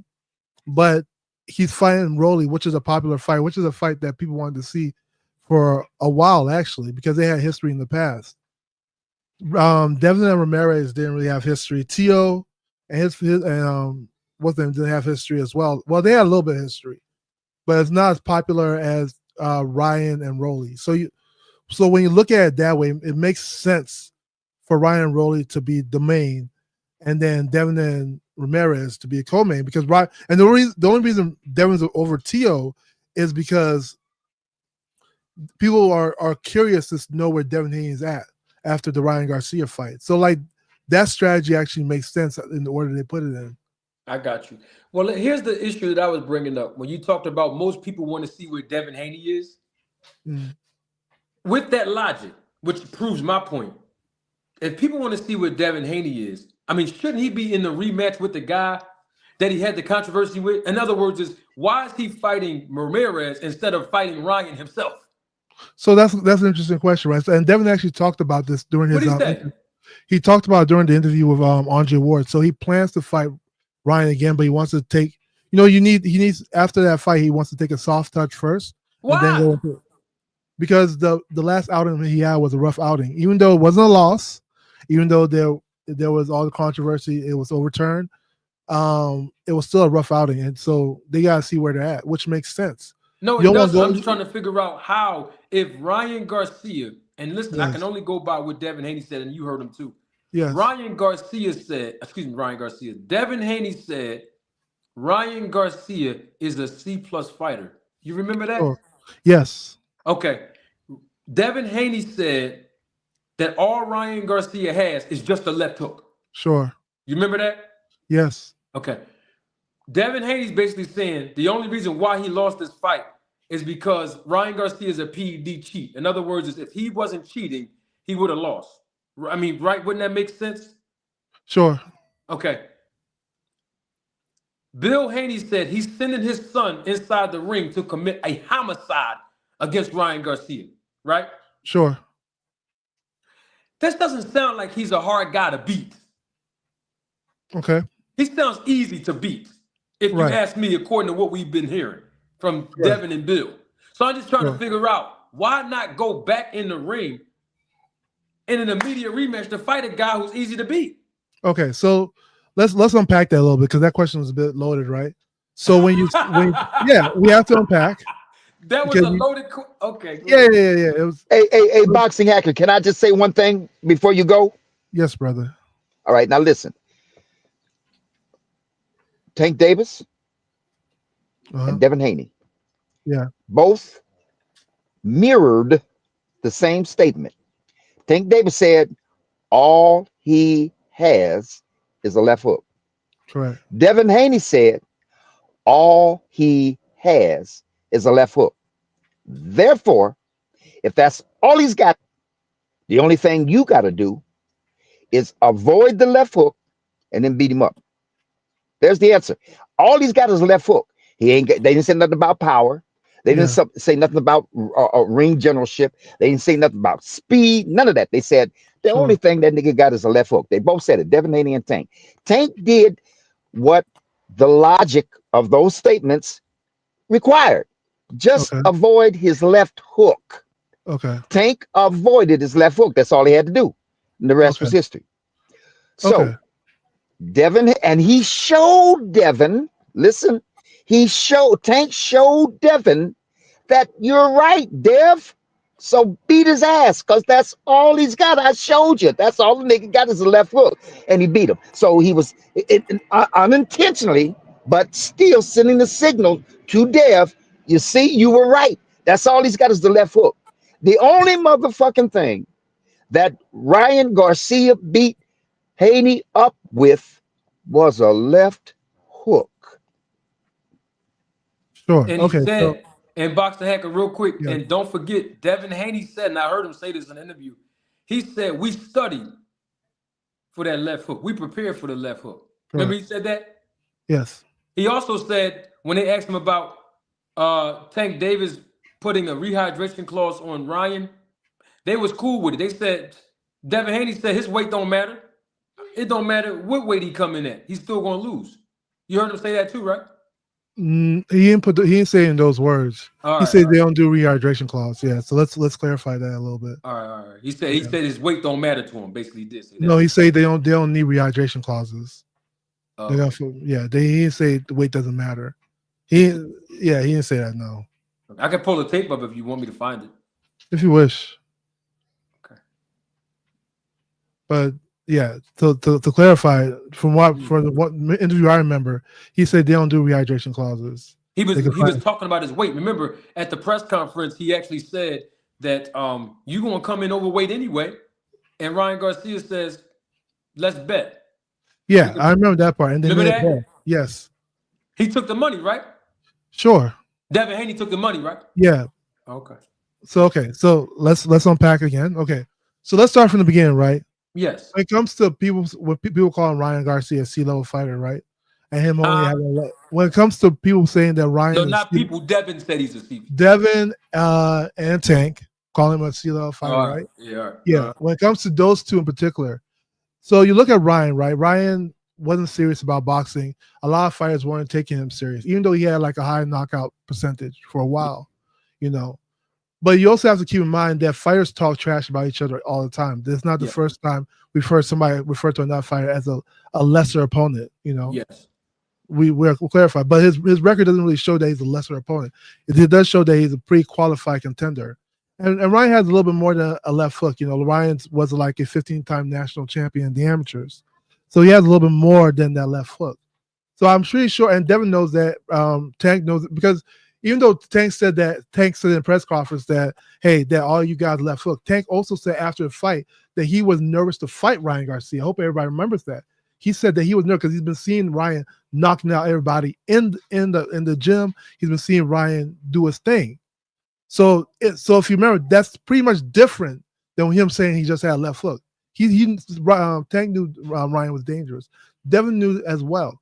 When it comes to the actual fight, even if you guys feel like the PED had no use, even if you feel like maybe the weight class didn't give him much advantage, we do know we can clarify say one thing. The fight was on an uneven playing field. We can all say for sure. What was the uneven playing field? So even if you feel like the PEDs were not used for whatever, but we know that in his system, he has something that wasn't allowed to be taken by either fighter. We know that. We also know that he didn't make the required weight. So all these things are factors in that fight. Mm-hmm. Now, whether it was the leading factor to victory or not is inconclusive, right? We can't make that judgment how it affected him or not. However, we do know it's uneven. So that's what brings into question like the validity of the fight to begin with. You know, so we'll see how, you know, Devin Haney adjusts to that fight when, you know, coming back. You know, what fight? Him and Ryan. Well, he's got to beat. Yeah, he has to beat Ramirez. Ryan has to beat Rolly. Yes, he has to beat Ramirez, and Ryan has to beat Rolly. Yeah, assuming that both A sides win the fight, we'll see how why they're not fighting. What I'm trying to get at is, okay, so he's not going to have this ostarine in his system this time, right? Ryan, right? Yeah. I mean, you said that was a major factor of we hope that will be the case. Yes. Well, it's hard to say that when we know that Devin Haney's rolling with a guy who can beat the test, the one that's very closely knit with Vada. Yeah, but then we're going into the realm of like, I mean, let's not delve into the role of conspiracy theories. You know, like no. I want you to look at your screen. You see it, right? Yes. It works, and you know Snack works. Sure. Devin Haney got up 15 times. Yeah. Yeah, I know. Snack, baby. That I thing mean, works. Can I, Manager It work, Marty? baby. Can I ask Boxing Hacker a question real quick, Manager Marty? Of course. Come on, let's go. We talking. Yes, sir. Hey, Boxing Hacker, I got a question what's for up, you. brother? Why do you think that Tank was able to get in the ring and pretty much take away Ryan's left hook? I think he got clipped with it once, but he didn't get hurt or nothing like that. Why do you think that Tank was able to do what What? he did against Okay. Ryan in his left hook, and that Devin basically couldn't get out of the way of Ryan's left hook? I'll Because hold on 1 second, I'm about to uh, finish and then you can go. Leading up to that fight, or just comparing the two in general, it was a notion in boxing that Devin Haney defense was better than Tank's, or the better defensive fighter, or more skilled. So why do you think that those two fights look totally different? so Minus the Osterring, just the left hook is what I'm speaking of. so yeah. So if you want minus the Austrian, so I sort of believe in the realm of what Ryan was saying, that he was dehydrated for the Tank fight, and it looked like they didn't even try. Like he looked like he was fully hydrated for the Devin fight. You know, he looked huge in the ring when he fought Devin, while he looked like sort of like how Oscar De La Hoya against Pacquiao. Like he looked very depleted in that fight. Not to take away from Tank, but if I'm just to say what might have been the difference, Ryan looked a little different in that fight versus what he looked like in the Devin fight. But Tank and Ryan But fought at at the a end of the day, country, didn't they? at the end of the day, regardless of the fact, Tank was over to show up and was able to avoid it. You know, but So you that's don't why think Tank is more skilled than Devin? That's what you're saying? I don't think Tank is more skilled than they have to fight. How can I say he's more skilled? The tape. You can Yeah, compare but fights so from here's the fights. thing: Like triangle theories don't work in boxing either, right? So like, there's nothing that'll drive me to say that Tank is more skilled than Devin. Devin was undisputed in the weight class Tank campaigns in. You Devin was realize? yeah, that's true. But he Yeah, fought one fight to become undisputed no, he against didn't. So he George had the Kambosos. WBC. He had the WBC belt for a long time. Let's not forget that, He was emailed to WBC. because Lomachenko, the person who agreed to fight Tank, didn't want to fight Devin, and he Well, he decided to wanted to go fight. He franchise. just wanted to fight for his country. He didn't. He He didn't went want. to the war. He went to the war. He Remember? wanted to fight That's for what his happened. country. Yes. I believe that Lomachenko was a Russian sympathist. I don't think he went to fight for his country. Well, What he do you went mean? some similar thing with the army, because No, Devin wouldn't have got that fight. George Kambosos would have got the fight. no. Loma dropping out is the No, reason that I'm Devin not talking got the about fight. them. I'm not talking about them. I'm talking about when he got emailed the franchise. So you're talking when he got the WBC super title, right?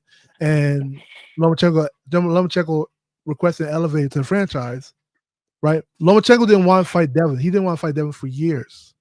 Right, but that was years ago. That wasn't Yeah. leading up So to when you Devin say being emailed the undisputed. belt, he would have fought for the belt if Lomachenko wanted to fight for it.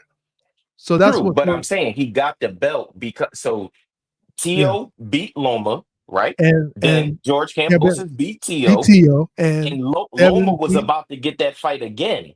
George Cambosos wanted to fight Loma, not Devin. True. And then Loma dropped out because of the whole war in Ukraine. Yes, Devin got the fight because and Devin. Devin was Yeah, elevated to the champion in the WBC. So literally in one fight with him versus Cambosos having 3 belts, Devin having Devin, won. yeah, so 1 and 2 4, and then the Ring magazine was in the play, and Devin was undisputed. So he And fought Devin one was fight to become undisputed. undisputed. And then he had to fight Kambosos again, and he beat him again. Then he had to fight Lomachenko, and he beat him. So Yeah, he that's defended true. That's undisputed true. twice. He That's did true. defend undisputed twice. And when you talk about undisputed, remember Crawford. Then you have to say Crawford got one fight and became undisputed, right? You also say that Bivol had one fight and became undisputed. Beterbiev had one fight. No. Why Crawford, not? listen, because I'm gonna tell you what Crawford's situation is. Oh, Crawford came to 147. He beat Jeff Horn for the WBO title. Crawford defended his WBO title multiple times before he got the Errol Spence fight. Devin never defended his WBC title. he never defended the WBC title. Once he got emailed the belt, who did he fight? What's this guy's name? He moved up. No, He no, no, got no, the no, he got no, the no. WBC, and then He, he fought George Kambosos. it wasn't, but there was a fight before George Kambosos. Who? Linares, Jojo Diaz. Yeah, I could go on all day. Linares and Jojo Diaz. He was champion at that time. So he defended it once, and then he got the undisputed. Is what you're saying? Once or twice. I think it was twice, and then he fought out undisputed. But regardless, what I'm saying, if you're gonna factor in like those people who fought one fight and became undisputed, Crawford fought one fight to become undisputed. He didn't collect 4 belts. He fought one fight against somebody who had 3 belts and became undisputed. No, Errol Spence was the bigger name at the time. PBC was a bigger I'm brand. not Was backing denying that. Errol. No, I'm just telling you like what happened. Errol Spence Yeah. was getting those title defenses. Errol Spence Sure. was getting those title shots like the Sean Porters and all of those guys. Sure. Bud was fighting those guys after Spence for them. So Spence had those 3 belts. Spence was the IBF champ before Bud even came to 147. Okay, so when I make this statement, tell me if it's true or false, all right? Crawford fought one fight and became undisputed. True or false? False. How many fights did he fight to become undisputed? What I'm saying is, no, okay, so Earl did have 3 belts. But Okay, what after he I'm fought Earl saying is Spence. Crawford defended his WBO title at least 4 times before he fought Spence. I'm not denying that. So listen to the truth table again. I'm not saying he never defended WBO title, right? I'm gonna ask you one more time, right? Okay, let's look at it this way. Okay, I agree. You're right. Yes, Crawford he fought fought one once. fight to be undisputed. I agree. Thank you. Okay, so that's one person, right? Okay, Bival's undisputed, right? How many fights did he fight to become undisputed? To be better if he fought 1 time. Okay, Bear Beef was undisputed. How many fights did he fight to become undisputed? All right, let's keep this on. See how that path, 'cause works? I see, So like when you try to demoralize somebody's undisputed status, we can keep on talking about it. All right, well, let's here we go. Shout out to Ariana. She's a member of the channel. Double salute to Ariana. Lord have mercy. Ariana is a member of the channel, supervisor of the Road to Take film crew. Ariana, we're glad to see you, sweetheart. Real quick, guys, let's keep this on the topic in proper perspective. Yes. Lucky, you still there, Luck? Lucky had to go. Mr. Vic, you still there, Mr. Vic? I'm still here, Marty. Oh, Lucky here. All right. The guy. Yeah, we Mike, still here too, manager. All right, good job. All right. The guy, Michael Bay, he was in the background. Before I let him on, I hit him up in the private chat. I just want everybody to know this so people don't, it won't be no narrative when this show go off and say, oh, I ducked him. I told him to turn his camera on. This is his first time up here. You got to turn your camera on. He got off. So he didn't want to turn his camera on, I guess. It was a fake channel, Marty. Mike, he just jumped back on. Hey, Mike, you gotta turn your camera on, bro. It's your first time up. I welcome you. Turn your camera on, man. Everybody up here, I seen their face in real life before, so that's why I try to figure out. You guys, this is how I do on my channel, brother. First time up here, show you, what I mean. So I know you're not trolling. I had you come on the panel. Michael Bay just came in the back. He said my camera won't work. Damn, that's unfortunate, player. I bet it won't. Yeah. I mean, I understand I think he's coming up on behalf of Bill Haney, I believe. I'm not sure. He said something about he's close to Bill Haney and them, but yeah, I understand, bro. I get it. But even going back to that Bill Haney thing, at the end of the day, like, it makes sense for Devin. Devin had a rough outing with Ryan. I mean, but I'm trying to figure why he won't rematch him straight away, like because he had a rough out. So fighters do this a lot. If they have rough outings, you want to still know where you are physically and mentally. Yeah, like, you fight him again. No, you don't take the tough fight directly because you don't know where you are. You don't know where you are when you get back into that ring. Are you still the same person? Like, I mean, boxing is a real sport. These are real people. Like, they take damages. Huh? Yeah. I say he's still undefeated. That's yeah, what he but wanted. it doesn't change the fact that he didn't suffer damage. But boxing hacker, hold up for a second. Let's look at it like this. Now I gotta show my face because people forget. I don't know why people forget. Some people, not the people that's on this panel. This is what I'm a boxing manager, right, hacker? I heard you say that before. You heard I say that. You want me to show you my license? I only know what people tell me, man. This is the internet. You've heard me talk so much about the business. Are you trying to undermine my credentials now? You Hey, know I'm a brother. boxing. No, I like I said, I just know what you said to me. That's all. You know what I said. All right, I got you. Yeah, Well, yeah. take him at his word. Take him at his word. Sure, that's You fine. take Okay. Bill Haney at his word. Right. Whatever works, fine, no problem. All right, no problem. So you know I'm a Yeah. boxing manager, right? Okay. I don't come to your job and tell you how your job's supposed to go, bro. I'm trying to tell you in the business of boxing, when you have Yeah. controversy surrounding a fight, especially when it generated a lot of money, typically there's nothing wrong. It's traditional to get right back in the ring immediately and fight in the rematch to make bigger money. I'm telling you, the market is ripe for this rematch. Ryan Garcia and Devin Haney will make way more money than they did in the first fight. Just the fact that there's so much controversy around it, and on top of that, there's a lawsuit. There's so many other elements and moving pieces that a promoter can be licking his chops to put this fight together quickly because both fighters want to compete. You look at everybody else in the sport of boxing that had rematches, like Maidana against Mayweather, Sure. immediately happening, right? Cotto versus Margarito. Huh? Cotto versus Margarito. Well, Cotto versus Margarito had to happen years later because Margarito got suspended for cheating, right? But what I'm getting at is Ryan Garcia got suspended for failure to, basically submit documentation that he was using supplements. That was the ruling. But watch this. Devin Haney, and he's on record, him and his father, and I don't let me find the tape because I'll pull it. He said, both of them said that they was just taking a year off of boxing to vacate when I'm the first and only content creator that pointed it out that Devin Haney was suspended. Most people didn't even know that Devin Haney was suspended by the New York Athletic Commission. He was suspended, and 8 months later, they lifted the suspension. Basically, what I'm saying is Ryan Garcia and Devin Haney will not be suspended, and Devin is not suspended now, but they won't be suspended after April 22nd. So they can fight now.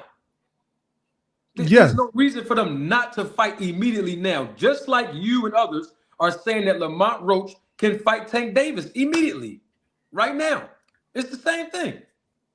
So when you say, let's go back to the Margarito and Cotto thing. Yeah, Margarito was suspended, but that's because Shane Mosley's coach caught him after with the past the playoffs, right? So Margarito had a fight that wasn't Cotto after the Cotto fight. No, what I'm saying is after he got suspended for the plaster of Paris. Yes. After he got caught, Sugar Shane, he got suspended. They couldn't do an immediate rematch. That was 6 months later. So here's again. The Sugar Shane fight, right, is where he got suspended. If they did an immediate rematch, he would have fought Cotto instead of Sugar Shane. Well, Cotto got suspended because of the injuries that he sustained. They couldn't do it. What I'm getting at is both fighters, Devin Haney and Ryan Garcia, at the time of May 2nd, both of them will be free to compete against each other. Correct. You agree to that? Correct. Okay, then. So if the ostarine was the issue, if the weight was an issue, if Ryan Garcia is a C-level fighter, if all he has is a left foot, if all these things are factors that will move for Devin Haney to win, then it should be an easy win for him in a rematch. Now. So here it is again, right? When you look at boxers are still people, right? Even with the results of the fight, Devin still sustained a substantial amount of injury and damage. He probably became concussed. So when coming back in the ring, we have to be honest. Let's talk about this. When coming back in the ring, you don't want to go into a mega fight because you need to know where you are as a fighter. I'm gonna tell you where he may not be the same. I love Devin Haney, but it doesn't escape my mind that he may not be the same fighter coming back into that ring. He is not the same fighter. No fighter would be the same after that type of whooping. Let me ask you a question on that. What adjustments you think Devin Haney need to make right now to fight Ryan Garcia? Like now. What adjustments do I think he needs to make right now to fight Ryan? Yes. So I think one thing is just to watch out for. I think what he's doing right now, keeping his weight down, so it's not like a struggle for him to make weight. I think that's a good one. I think also like being careful how he's lifting weights as well, because Ryan's a fast fighter. Normally, when you fight fast fighters, you don't want to bulk up. You want to be as light as possible, so you can also react faster. I think those two are are. What about the things. training? What about Huh? defense? What about training and defense? Yeah. What about So yeah. So he's. I mean, naturally he's gonna work on all those things in the gym with his coach. who was With- trainer? So I believe they have a team. That I think Bill Haney is part of the team. I believe Mickey Bay is part of the team. I believe what's his name? The one that used to help Roy train his friend. They used to wear the bodysuit. I forget what his name is. I think they're part of the team. So Nate they have Jones? a team of Nate Jones, yes. So they have a team of trainers. You know, I'm sure they can figure things out. You know, but like I said, Didn't Mickey Bay get busted for PEDs back in the day? Mickey Bay? yeah. Okay. Okay. The Tank Davis coach go to prison before, back in the day. What are we saying? Like people do things. Yes, I get that. No, we talking about PEDs though. Like PEDs. If we want to do double jeopardy, let's do double jeopardy for everybody then. All right. At the end of the day, Mickey Bay got busted. He I'm just saying, like the people Devin, kind of surrounding himself with. Like that's all I'm alluding Who to. else? Like Who else got convicted, Anton, for PEDs? Victor Conti. Let me show you a picture of the boxing hacker. Go and look at your screen again. Victor Conti. Why you worrying about his weight and how much weight he lifted? He's with a guru. He got a guru in his camp. So you asked me a question. What adjustments I think he's showing personally. Like I said, when you find somebody who's explosive and fast like Ryan, you have to be careful about lifting weights. No, for twofold, right? Because one thing about lifting weight, it always makes you feel stronger. But however, it's also hard to cut when you're cutting weight. It also can make you slower or even make you uncoordinated because you're not used to that weight. You know, when you think that was a problem in the first fight with those two guys? That Devin Haney was uncoordinated and discombobulated due to weight issues? I think when it comes to Devin Haney's side, I do think that it looked like he struggled to make the weight. I feel like when he fought Regis, I think he rehydrated a lot better when he fought Regis. He looked very he looked like he rehydrated complete versus when he fought Ryan. It looked like he didn't completely rehydrate. I think the weight cut for the Ryan fight was a little bit more drastic for whatever reason that is, I do think he did carry some more muscle mass as well, which might have made the weight cut harder. You said muscle mass. Yeah. Where you get that from? What you mean by that? Muscle mass? Working out with weights. Boxing hacker, I got one question for you. Like manager Marty was talking about the immediate rematch with Ryan Garcia and Devin Haney, and you said that he's trying to see where he's at and stuff like that. Yes. And that's why he has to fight Ryan, hopefully second, if they both get past their respectable opponents. Yes. What if Devin get hurt in the Ramirez fight? Then it's up to question if there'll be a Ryan Garcia rematch, right? What if Ramirez wins?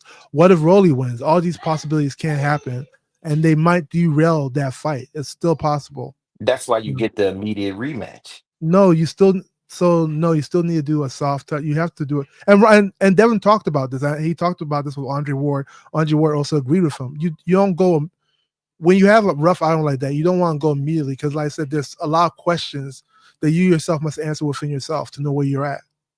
That would factor in. He basically took the suspension with Ryan. He took off for a year. So how much more time do we need? Right.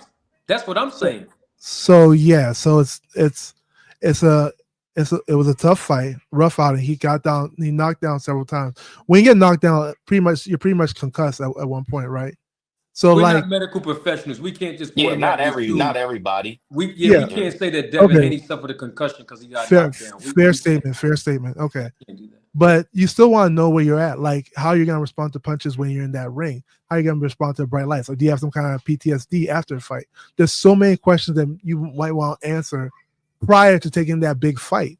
At the end of the day, they're still gonna if everything goes right, and Devin feels comfortable where he's at, Ryan feels comfortable where he's at, they're gonna fight, and it makes due for a big fight in the fall.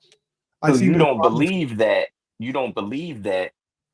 the fight happening last year of April 20th to April 20th, they in negotiations or whatever the case may be, because they're about to fight in May 2nd. So you don't believe that a year and a month, maybe 2 months, if it was different during negotiations, that Devin would have been ready for that fight? You don't think he would have had enough time off? So you can be healed, right?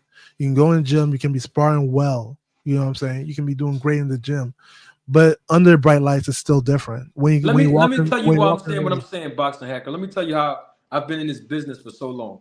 yes, You won't know as a fighter, and any boxer listening to me will tell you this. You won't know exactly where you are until you get in that ring as a professional boxer and yeah, fight someone of a certain caliber. I'm gonna give you an example. Tyson Fury and Deontay Wilder fought, right? yes, After the second fight, the second fight is when we first saw that Deontay Wilder was hurt. He took a bad beating in that fight. The second fight with Fury, right? yes. Who did he fight after that? Who You did remember? he fought Fury? No, he didn't. He before somebody else before Fury. If you don't know, it's not. I'm not trying to Yeah. quiz So you. wait, let me. Who He did he fought the fight? guy that I'm gonna give you a hint. He fought the guy that Joshua knocked out. Hellenius. Oh, Hellenius. Yeah, the sparring partner. Yeah, He fought Robert Helenius. I was at that fight, and that's the fight that Caleb Plant knocked out the real with one. I'm gonna leave that alone. yeah, and he knocked him Anyway, out. Yeah, Deontay Wilder fought Robert Helenius in the next fight, and he actually knocked Helenius out in the first round. yeah, What I'm getting at is that wasn't enough to show anyone where Deontay Wilder was. It yeah. was I only agree. until his next fight when he got back in that ring with Tyson Fury, and we showed where he was. And then, of course, every fight that he had subsequently following that. What I'm trying to say is no different than what Devin Haney is doing now. He's getting there fighting a guy who's in his 30s, who's Hmm. much smaller than him as far as the weight. A guy who Yeah, just lost. And Ramirez. yeah. But Ramirez don't pack the speed and power as a Ramirez comes Ryan from Garcia. 140 as well, though. Huh? He comes from 140.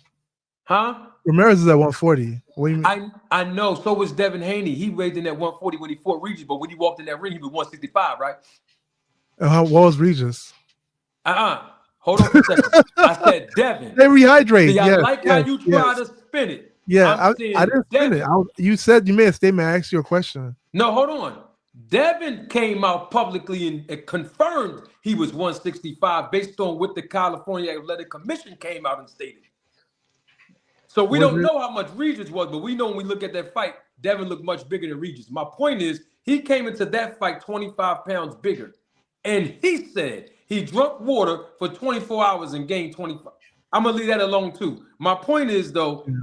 when he gets in there and fight Ramirez, he's going to be the naturally bigger guy against Ramirez. I don't know until they Okay, rehydrate. no problem. Yeah.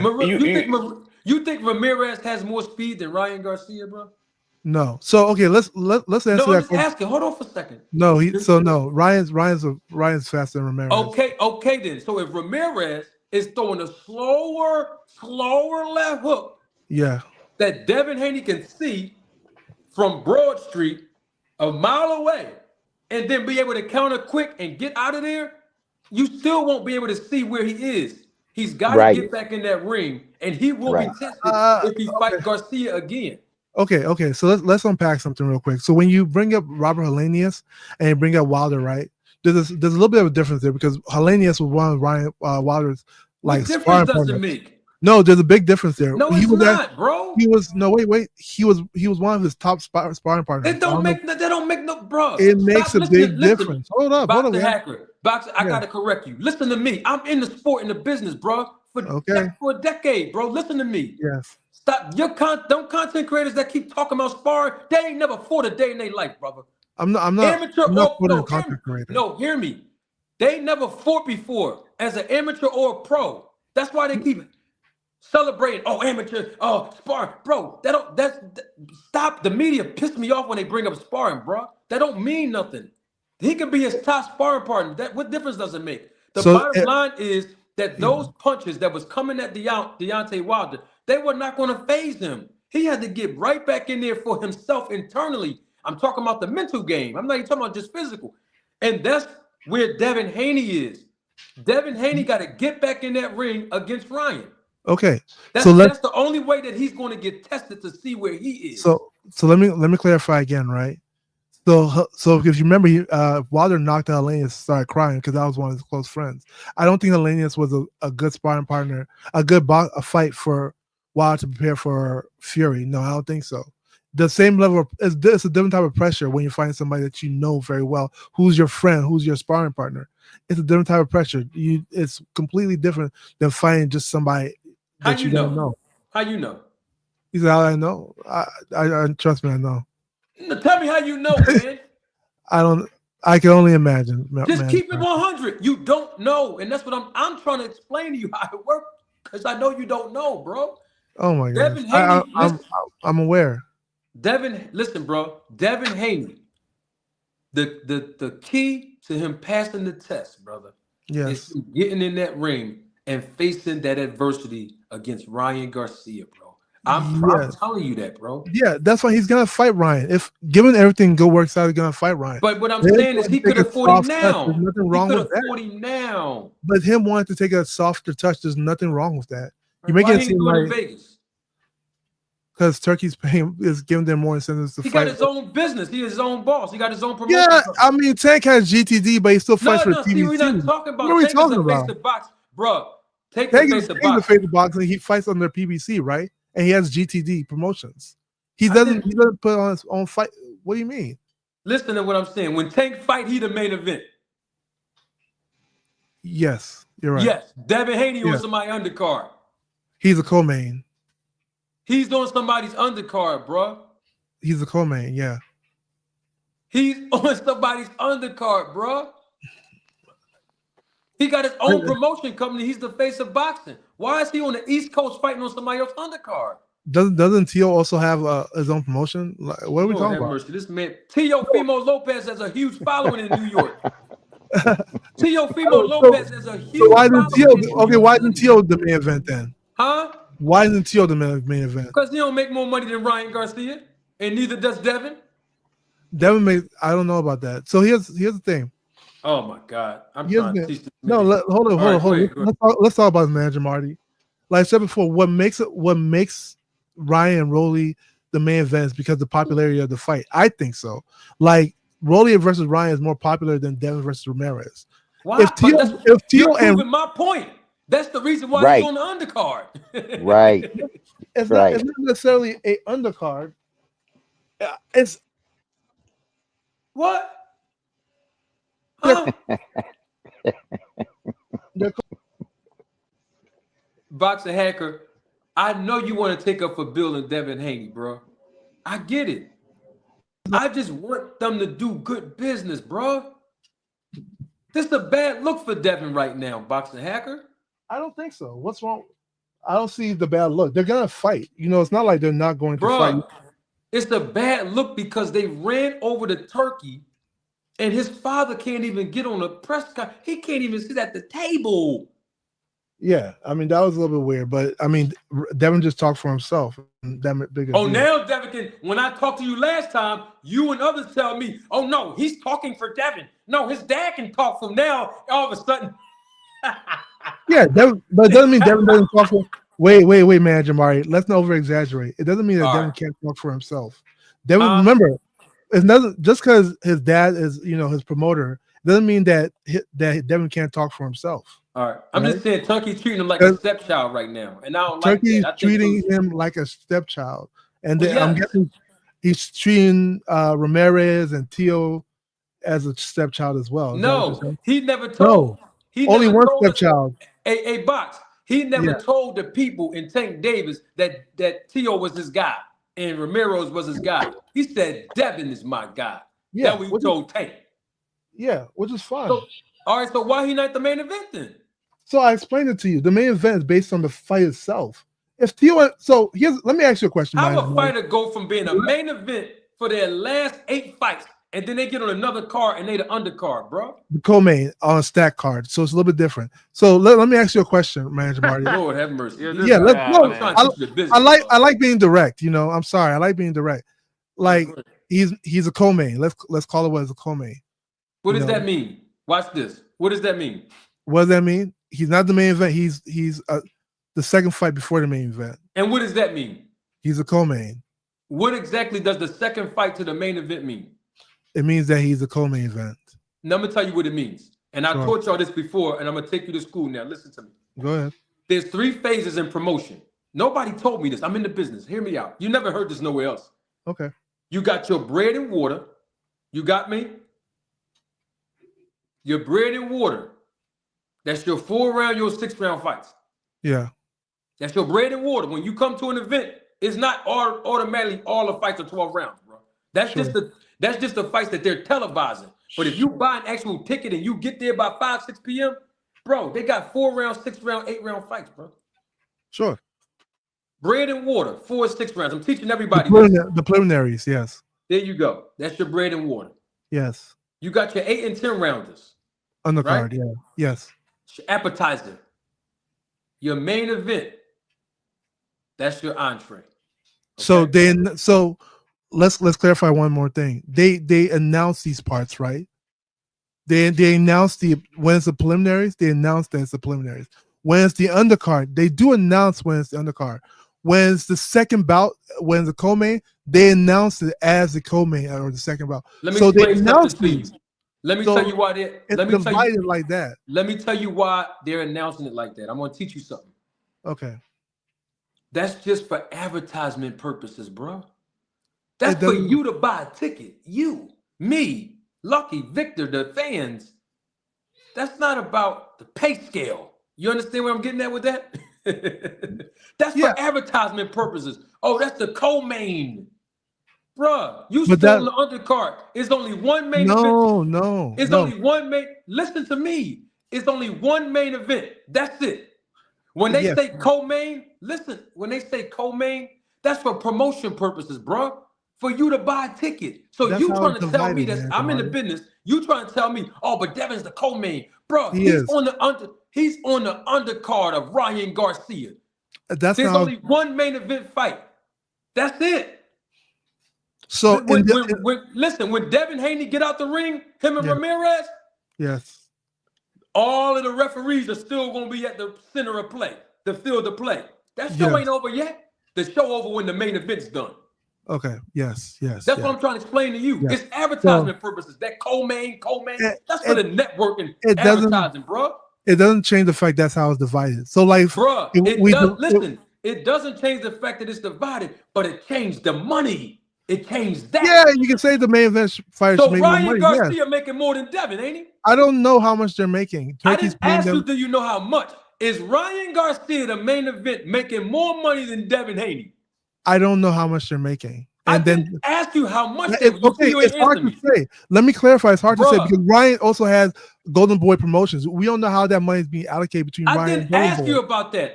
I can't say that. You want me to if answer a the question? guy is the main event, Yes. he's the main attraction. Yes. He's going to be making more than everybody else on that undercard. Perhaps. But it's not I'm in the business. I'm telling you that, bro. It's not definite. Yes, you may have done an event. It's not definite. All right, bro. So you mean to tell me if I'm not Floyd trying to be Mayweather difficult, the but I'm trying to be, if like, Floyd let's not- Mayweather is the main event, somebody Yeah. else that's the undercard can make more than the main event. Floyd Mayweather. Floyd Mayweather is the highest paid fighter in the. Let me boxing. reframe the question. I'm glad you said that. That's what I want you to walk into that. Yes. Tank Davis was on the undercard of Adrian Broner fights twice. You remember that? Oh, yeah. Was Tank Davis making more than Adrian Broner the main event, bro? I wouldn't believe so. Why not? Why wouldn't you believe that Tank Davis was making more than Broner, bro? Why not? Because Broner was a star at that time. Broner was. And I rest my case. Yeah. Thank you. Ryan's not really a star than star. Devin Haney. And here's the difference between Devin Ryan and Ryan. Garcia is a bigger star than Devin Haney, bro. How can you say that? Oh, how can my you say that? We can He debate is. that. Okay, let's debate that. Let me ask you a question. Let me ask bro. Manager Marty, Victor, Lucky McKennell. Remove Devin Haney's fight. Remove Tank Davis' fight. You know, two people that were on pay-per-view without Ryan Garcia. Remember, Devin Haney's been on pay-per-view without Ryan. Gervonta Tank Davis was on pay-per-view without Ryan. Name me one fight that Ryan fought on pay-per-view without those two people. It don't make a difference. It makes a big difference. You're proving, but boxing hacker, you're proving my point. The man never headlined his own pay-per-view without his promoters doing a co-promotion. But Turkey gave him the key to be a main event. That's what I'm trying to tell you, bro. And yeah, I understand that, but what you're ignoring is my point. Then I'm saying it's not just because of Ryan, it's because who Ryan's fighting. If Devin and Tio were fighting, I was willing to bet that they would be the main event and not Ryan and Rolly. The problem is Ryan and Rolly just told me Devin need a tune-up, so why would he be fighting Tio in this card? So we're just doing hypothetical. No, so, I want to do real. I don't want to do hypothetical. Okay. Let's get Ryan and Rolly is a popular fight. It's not just about Ryan. It's about Ryan and from Rolly. The West Coast like Devin, and he the main event. It doesn't change the fact that's a popular fight in boxing. Ryan Rolly is a popular fight. It's a fight that people want to see for years. Rolly was calling out Ryan. Boxing hacker. I'm gonna let Lucky and Victor talk, but I want to ask you one question. I promise you.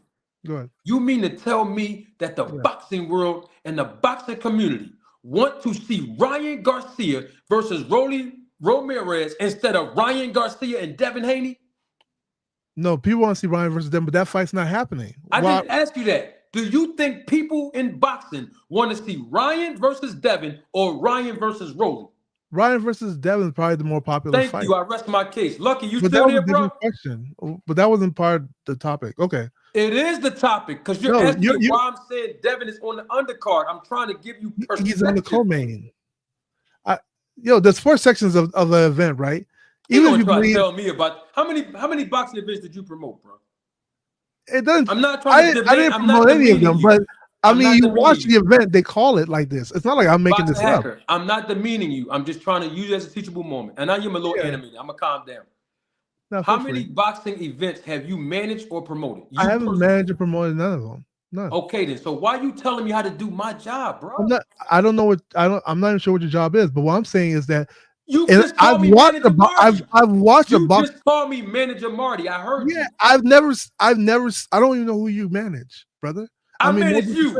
I manage you. That's what I manage. I don't even know, man. That's who I manage. People say, somebody told me they're a lawyer. Somebody told me they've been fined for you. I don't know. I don't know what's actually true. All right, you're right. You want me to tell you who I manage? Who? Bill Haney. I manage the other manager. I managed to get Bill Haney in my chat, and he won't click the link. I see. Yeah. I managed Victor Conti to come up here twice.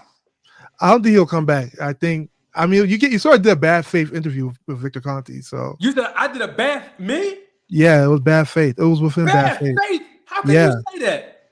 I have to say that to you, man, Jamar, because let me explain. So when you do things in bad faith, right? It means let's say you interview them, right? When you interview them, did you tell them that everything he said was subject to scrutiny?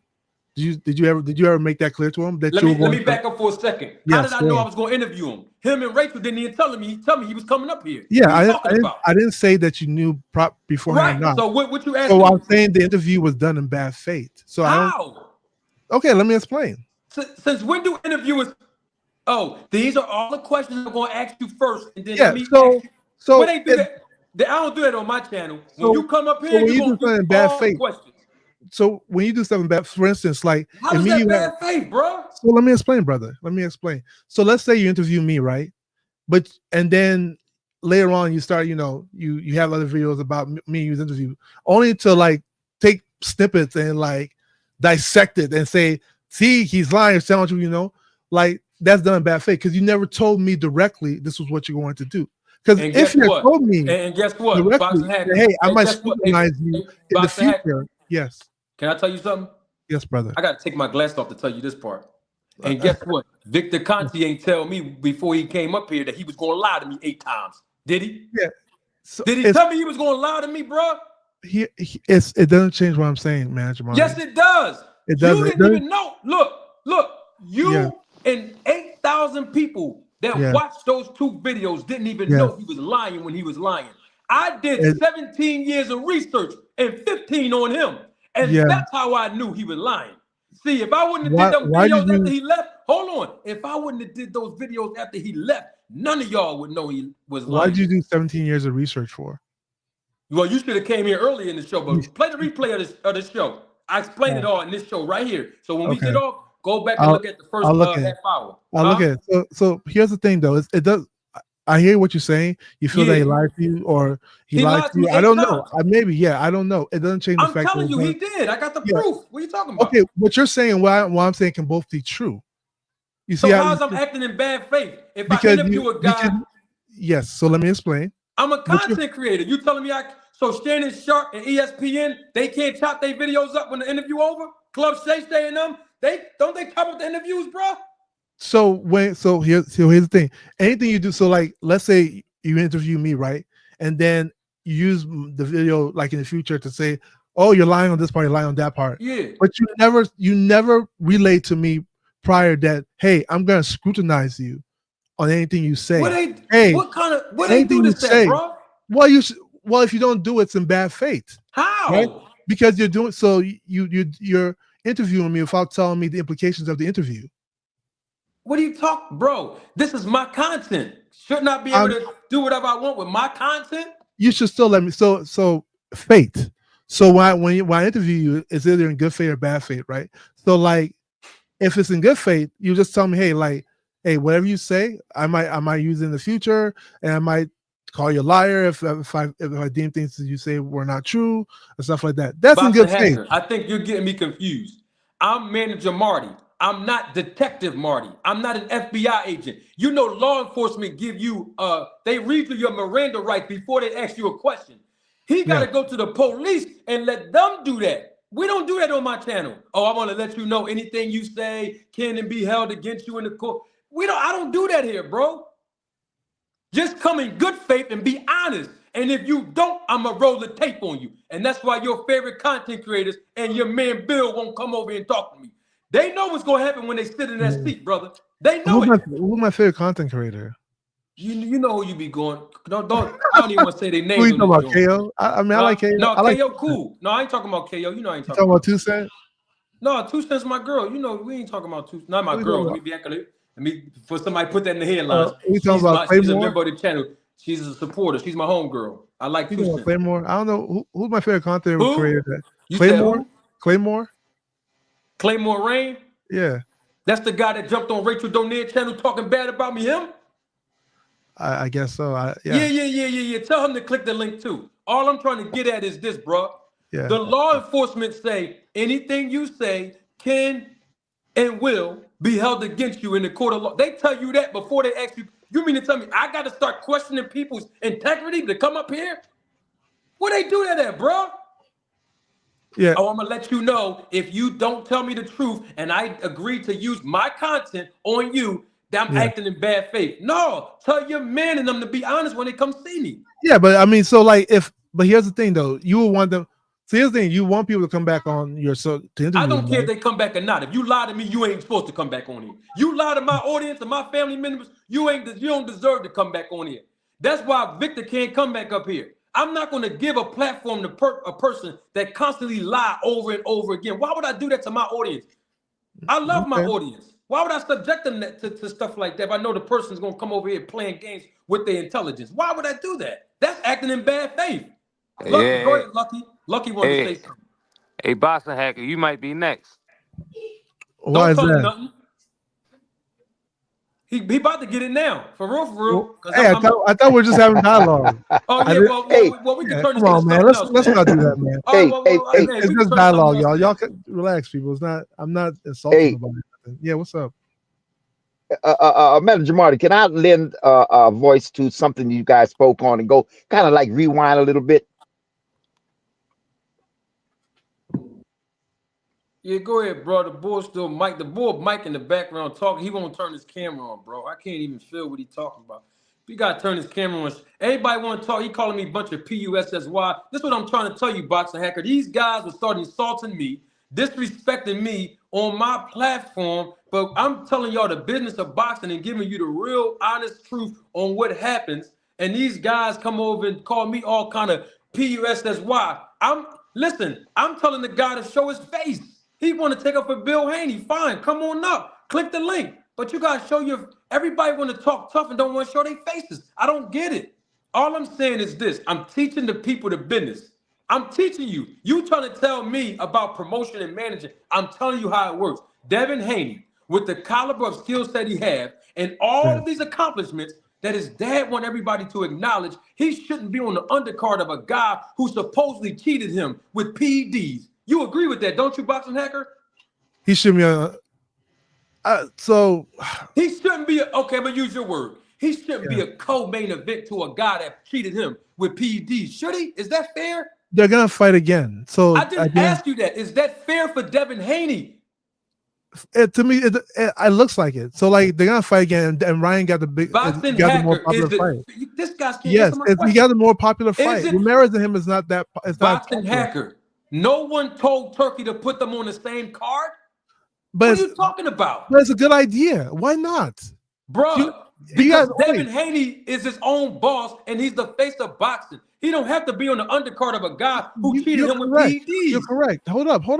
But when you say they don't have to be, but to me, it's a good idea. Why? The Fatal Fury. All right, let me explain. The Fatal Fury card has 3 of the most popular fighters in the 140 division, right? Who are going? Well, all 3 probably going 147. You know, and right now the card itself, to me, it looks exciting. And at the end of the day, if Ryan and them are gonna fight in the future anyway, it'll be a good look for them to fight in the same card. I don't see the problem. Devin Haney is accomplished. He's more accomplished than everybody on this card. Is he not? Huh? Devin Haney. I'm gonna calm down because I get animated. Is Devin Haney more accomplished than everyone on this card? Is he more accomplished than everybody on the card? Yeah. He's undisputed. Yeah, it's between him and T.O. Okay, so he's more accomplished than T.O. He beat the guy that beat T.O., right?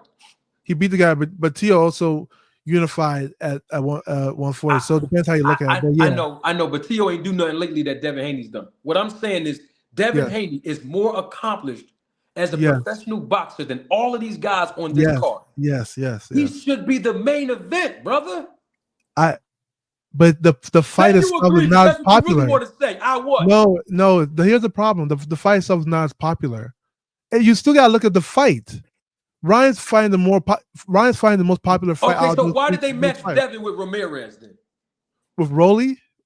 Why did they match Devin with Jose Ramirez then? If it wasn't like I said, Devin already talked about this at the 100 Words interview. He was looking for a softer touch, to get his feedback. To get back into the ring. Yes. His whole career been a soft touch, bro. His whole career? Yeah. He's the youngest undisputed champion. How is his whole career a soft touch? Bruh, everybody he fought was older than him and smaller than him. Everybody he fought was older than him and smaller than him. And guess what? Don't move. Stay right there and show you something. Yes. Look at the screen. And he was on that. He was on that too. Performance enhancement. Yeah. Facts. Yeah. Hey, you can't get out of this. Wait, hey, hold on. Hank. Hold on. You trying to take over the show. Lucky, you there? Man, Lucky, man. Yeah, Lucky. I'm here. Hey, Lucky, I got to calm down. You know how animated I can get, bro. We about to go in 5 hours. I haven't been on here, Victor, in 5 hours in a long time, so it was due. This was due for the day. Hey, Lucky, I'm trying to figure out why these guys, like the guy Mike in the background, he's still calling me all kind of BITCHs and all kind of PUSs. Why? Somebody get him off the channel, man. I can't. These guys is disrespecting me. What I do, Victor? I'm just trying to figure out what I do wrong. You ain't did nothing wrong. You ain't did nothing wrong. Hold on. Hey, Manager Marty. I'm gonna step off for a minute. I'm gonna stay on the channel, but I'm gonna step off for a minute, mute up. I'm gonna get right back. I got something to say. All right, say no more. Hey, Lucky, you there? Touch. All right, hold on, Box. My man Lucky gonna take over. Hey, Lucky, you there? Yeah, I'm on. Yo, man, what's going on, bro? Can you talk to the people, man? What's going on? We got like 180 people. That's what YouTube said, but I know it's like 400 people here right now. If it's 5 hours we on here, man, I'm gonna take some. I get animated. I'm gonna calm down for a minute, drink some water. I'm gonna let you go ahead and talk, bro. Then Boxer Hacker, you can go ahead and respond to Lucky real quick, bro. Please. No, I'm saying checking out Mike in the chat, bro. I'm checking out Mike in the chat. I don't know who this guy Mike is, but this guy Mike, he trolling. You talking crazy right now, disrespectful, man. I ain't hey, never Hacker, called that's your guy, Hacker? No, I don't know that brother, so. I never been called PUS as well. Like, why people want to diss me? Like, yeah, you know what I mean? I make it a thing not to insult people personally. So yeah, like, come on, y'all. Like, we talking about box. I mean, I can't calm down. I am a little animated. I can calm down. But at the end of the day, though, it's like, come on, y'all. Like, this what we get. Then he calling my man Lucky a P word. Like, This is outrageous, man. But How we get on that, man? Yeah. I don't know. Oh, Sheena here? Oh man, I'm really going to show off now. Hey, Sheena, we got Ariana here. Sheena. Oh, I got to show my face. What's up, Sting? I miss Sheena. I ain't seen Sheena in a minute. What's going on, Sheena? Dang, you got Sheena here. I was just about to get off. Hey, Tanya. Man, we got Sheena here, Tanya, Ariana. Man, we got the ladies here. I have to calm down. I'm gonna calm down for the ladies is here. I'm gonna calm down. I'm gonna calm down for the ladies. But this is what I'm trying to figure out, bro. Yes. Devin Haney should be he's a main event star, bro. All his other cards, he's a main event. He don't have to be subject to somebody's undercard right now. He's a main event guy. Even if he want to fight Jose Ramirez, fine. I think that they should fight over in Vegas so they can make more money. Just him and Jose. If you want a soft touch, I get it. Soft touch, there's nothing wrong with that, right? Okay, great. He can fight in Vegas. He can fight in LA on the West Coast, where Ramirez have a heavy Mexican demographic in LA and in Vegas. And those guys can make money with Devin Haney being the main event attraction, bro. I hear what you're saying. To rebuild the image and put him in the psyche of the minds of the fans that still have faith in him. I think his fan base still has faith in him, man. Bro, Marty. he's getting overshadowed by Ryan Garcia in New York City. It's a stacked card. I mean, people are still gonna watch it. They're still gonna be excited for the fight. The Teofimo Lopez fight against Barboza is entertaining, right? That's also entertaining. Yes. So it's more entertaining. He's going to get overshadowed by that fight. So then Tio's gonna get overshadowed, right? If we're talking about that, right? No, I think Tio and Barboza are going to overshadow Haney. That's why he needs his own. Wait. See, now you're overreaching, right? Because your logic was that because Ryan is the main event, he's going to overshadow Haney. Now the person who is under Devin is also going to overshadow Haney. If your logic is based on like hierarchy of the event, then Devin should overshadow Tio and Ryan. Listen to me. Teofimo Lopez. It don't matter if I get in there and fight Tio. Me personally, and I don't have nobody. No, I ain't nobody. What I'm saying is it don't matter who Teofimo Lopez fight in New York City. That's his backyard. That's why he's on this card. That was a marketing tool. Teofimo Lopez is New York City. That's his demographic, bro. And that's what I'm trying to explain to you. Teofimo Lopez demographic is in New York City. Just that fact alone. And the fact that he's fighting a guy who just beat Ramirez, Barboza, that fight is going to probably overshadow Devin and Ramirez, bro. In New York City, I'm trying to tell you. So here's the problem with what you're saying, though, right? You said logically Ryan was going to overshadow Devin just based on him being the main event and Devin being under him. So if you're using that logic, it should be the same standard for Tio. They should say that Devin. Why not? Then they're using a different standard. No, I have to because listen to me. Why? Barboza's not that. Barboza's not even that popular. What do you mean? I'm trying to explain, bro. Devin Haney, don't he live in Vegas on the West Coast, bro? But that wasn't the standard you used for Ryan. Where does Ryan live? Ryan don't live in New York. I'm not talking about Ryan. Ryan don't live in New York. No, listen to me. Yeah, I'm listen to me. I'm talking about Tio and Devin. Yes. Right.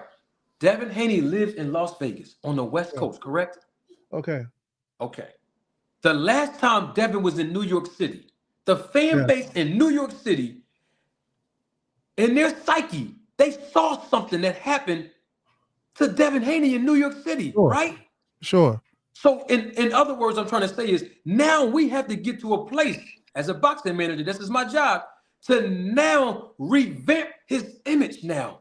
Because I can't control the psyche of people in New York City. So I'm not going to have my client go back to the scene of the crime in New York City where those people have Ryan Garcia dominating him in their psyche. What I'm going to do as a manager is take my client to be the headliner in his hometown to get him that home-cooked meal, to bring his confidence back up. Because remember, he was traumatized in New York City.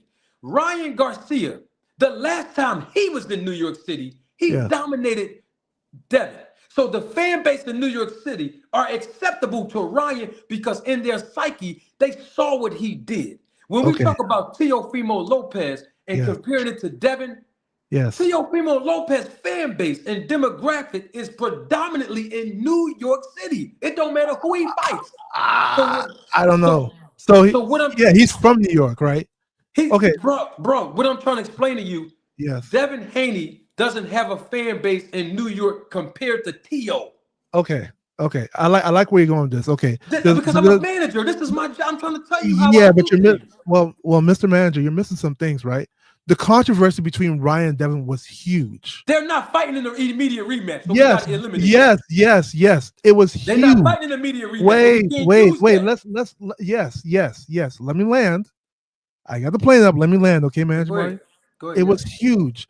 There was a lot of whether people would talk bad about Devin, whether people would talk bad about Ryan for cheating, go ahead. or people talk good about Devin, people talk good about Ryan. It was the talk of the town for a while. Yes.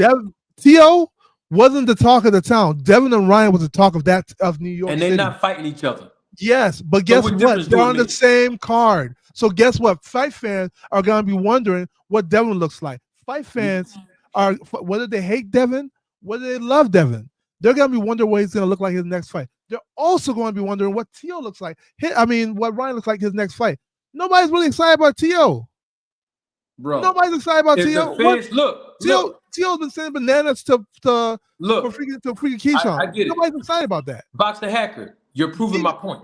You're proving my point. Think about what you said. Yes. You said that Devin Haney, right, fighting Ramirez, the fans want to see what he looks like. Yes. Right? Yes. You don't mean to tell me that they can't see what he looked like in his own backyard getting more money as the main event? So he's on the turkey card. So Turkey's paying them a flat rate. He might be getting more money on the turkey card. So let's keep that in perspective. You don't know the business model, so you can't speak on Turkey's business model. Yeah, but it's me and you're equal in that front, right? You don't know Turkey's business model either. I do know his business model. You don't know how much he's paying these fighters. I don't talk about purses. You don't hear me talking because I'm in the business. You don't know how much you're paying. I don't know how much you're paying. Listen to me. It don't matter. It don't matter the amount. What matters is he's not getting paid more than Ryan. It's hard to say. No, it's not. This is very simple. It's not as simple as you think it is. Turkey's business model is completely different than the PBC. I'm not talking about the business. I'm not talking about PBC. Listen to what I'm saying. Yes. Devin Haney is fighting in New York where he just got dominated badly. Sure. And there was controversy. Listen to me. Don't take the fighter back at the crime scene and expect for the fans to revenge the image of him. Hold on. Why would you take the fighter back to the scene of the crime if your objective is for the fans to revamp their psyche and image of him? Let me quote something Floyd Mayweather said. Whether they talk good about me, whether they talk bad about me, they're still talking about me. Well, he's a main event attraction. We can't compare him to no Devin Haney. No, but I just quoted what he said. I didn't say I was comparing him. See, let's keep these arguments simple. I said, let's just quote what he said. You can talk good about me. You can talk bad about me, but you're still talking about me. I'm not talking about talking. I'm not talking about the talking. There's going to be a lot of eyes on Devin, whether we want to accept it or not. There's going to be a lot of eyes on Devin. It's not about the eyes. It's about the mind. There's going to be a lot of mind about it too. Huh? Like people are going to be thinking about, where's Devin? Can Devin really beat Ryan? There are people going to be wondering. They're going to do comparisons. You're going to watch. Okay, I promise you, there's going to be multiple comparisons between how Ryan fought Rolly to how Devin fought Ramirez. I bet you. I bet you there will be. And there's going to be multiple talks about it. Hey, Tio's not as popular. They're not going to compare Tio. Yeah, what's up? Hey, Hacker, just a second, bro. Hey, Marty, how can we block Mike, bro? I don't know. I thought he's not in the chat. See, that's the thing. I don't know how he got into the studio chat. It's like you still got him in the background or something. You see? Oh, that's why. Yeah, he's not in the chat. He's just in your back. Other people can't see him. Oh, he's in the chat. Oh, he's in the background. Nobody else can see what he's saying. He in the chat in the background. Yeah, I mean, let's. At the end of the day, guys, this is just boxing talk. We should all respect each other. We just boxing talk. No, I got him off just now. I didn't know what was going on. I got it. Thank you, Luck. He was in the background. He was in the background. He wasn't in the comment sections. Yeah. It's important that people don't have to get personal just talking boxing. Yeah, we just talking boxing. But I'm trying to figure out the crime scene happened in New York with Devin. That's what I'm trying to get you to see. It's the mind. Business is about, and you understand business, boxing, hacking. Business is all about how you package the product. You see, you don't have to like what's in the box. It's my job to convince you to buy the box and figure out what's on the inside, whether I'm telling the truth or not when I advertise it. So you're telling us, well, we're trying to see how Devin going to look. There's nothing wrong with that. But he don't have to go back to the scene of the crime with the same commission. Hold on, with the same commission in New York that's going to sanction this bout. All I'm saying is he can go to Vegas. He could. And headline and be the main event on his own card. Sure. But here's so okay. Not on the undercard of a guy who cheated him. Okay. Let's stick to the original argument though, right? That's been my argument since yesterday. No, but your argument that you were making was Tio was gonna overshadow Devin, and so was Ryan. You know, so even though Tio, even though Tio, Tio's based in New York City, we know that. Tio also said he's never made over $1 million in boxing. So we also know that as well. We also know what he said. I didn't say it. Tio said it. Teofimo Lopez said that. I didn't say it. Don't get mad at me. What does that have to do with what we're talking about? Don't get mad at me. So I'm not mad. We also know that Ryan and Devin are circulating in controversy. That's why they should fight each other. Yeah, right? And they are going to fight each other. But it's predicated off of wins. It doesn't change the fact that probably if we put all these things in perspective, people are probably going to be more interested in what Devin's going to do with Ramirez. No, they not. How? No, they not. How? You ain't asked for this fight. I didn't ask for what fight. You or other Devin Haney fans and Bill Haney fans. I didn't ask for Tio to fight Barboza either. No, I didn't ask you about Tio. You advocating for Devin. You or any of the fans, y'all never said, you know what? In Devin next fight, man, you know what he should do? He should fight the guy Jose Ramirez. You ain't hear nobody on YouTube. I never advocated for Lamar Roach to fight Tank. What are we talking about? I'm not talking about. See, you keep moving. I didn't advocate for Lamar. We're not talking about Tank Davis. We're talking about Devin Haney being in the undercard. Yes. So you didn't advocate for him to fight this guy Ramirez. Okay, let's do a truth table, Manager Marty. Let's do just like I did with Lucky. Let's do a truth table. You said that. Clarify me, right? You said that Ryan being on a main event will overshadow Devin, who's on the co-main. You said it. Am I lying? True or false?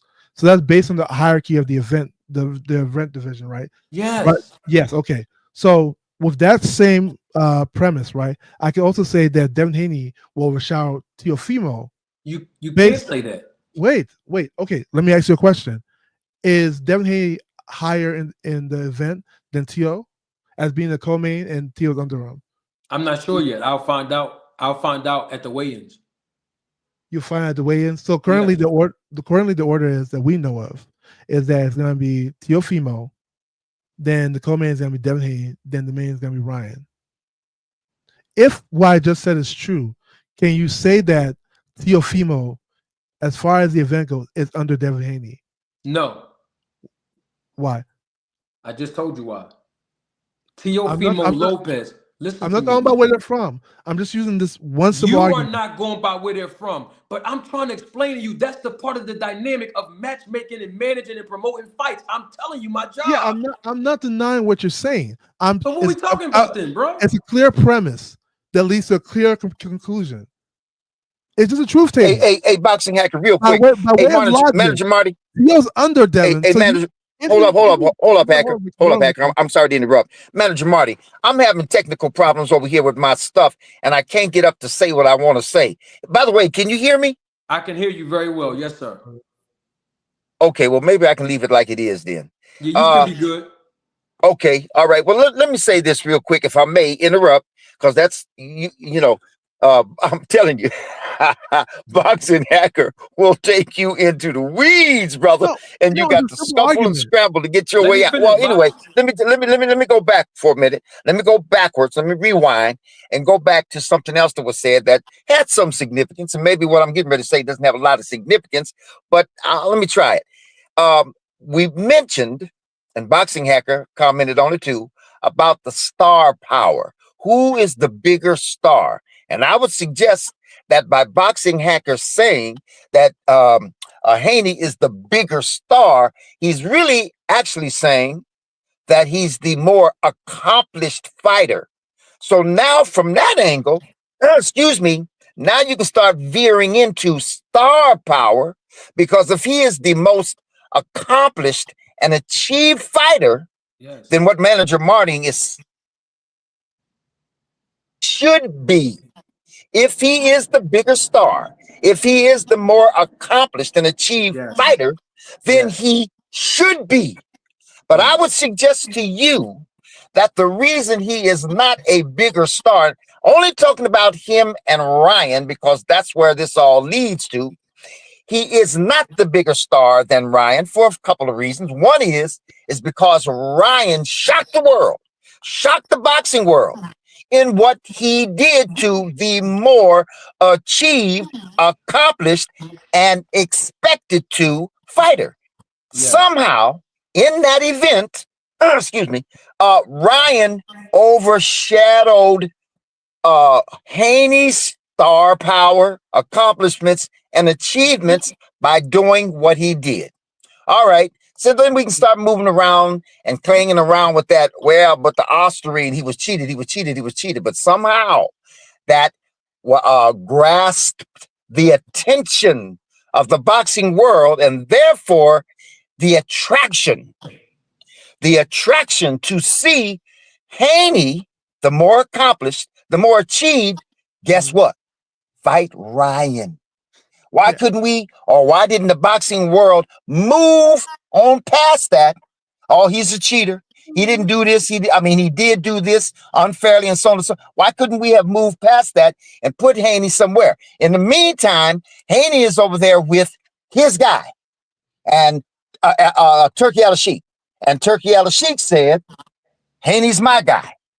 Now, if that's the case, and these are on Turkey Al Sheik's card, so to speak, and he is Haney's guy, it also reveals to me how Turkey Al Sheik might be a little underhanded or untrustworthy, because if he was Turkey Al Sheik's guy, once again, he should be on that main card.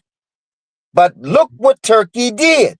I'm suggesting in that even Turkey either feels that Ryan is a better attraction, a bigger star in terms of attraction, or he's trying to undercut Haney by putting Haney on the undercard of Ryan Garcia. One way or the other, the math, the science of it, the technicalities of it suggest that the bigger attraction from Turkey Al Sheik's perspective and from the reaction that Ryan got from doing what he did to Haney, one way or the other, no matter how he did it, is the bigger attraction. Attraction, star.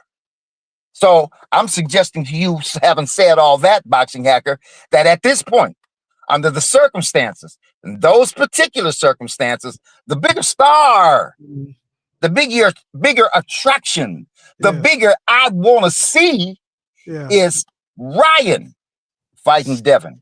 So, yeah, okay. So let us clarify this. You might be right if that was my argument, right? But that wasn't my argument. My argument was that the matchup of Ryan and Rolly is what's popular.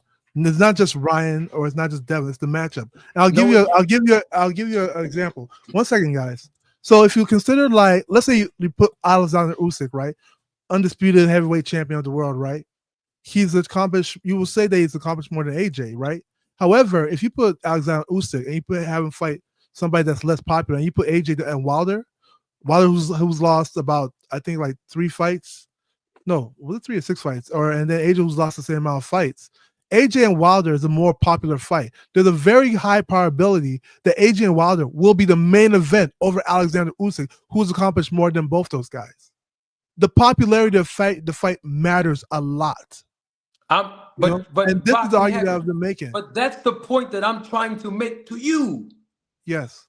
It's the popularity. The popularity. Yes. And because of what I'm saying to you, yes. in New York City, Yes. Teofimo Lopez is Yes. more popular than Devin Haney. Would you Yes. agree with that? Yep. Teofimo Lopez is more. It's hard to say.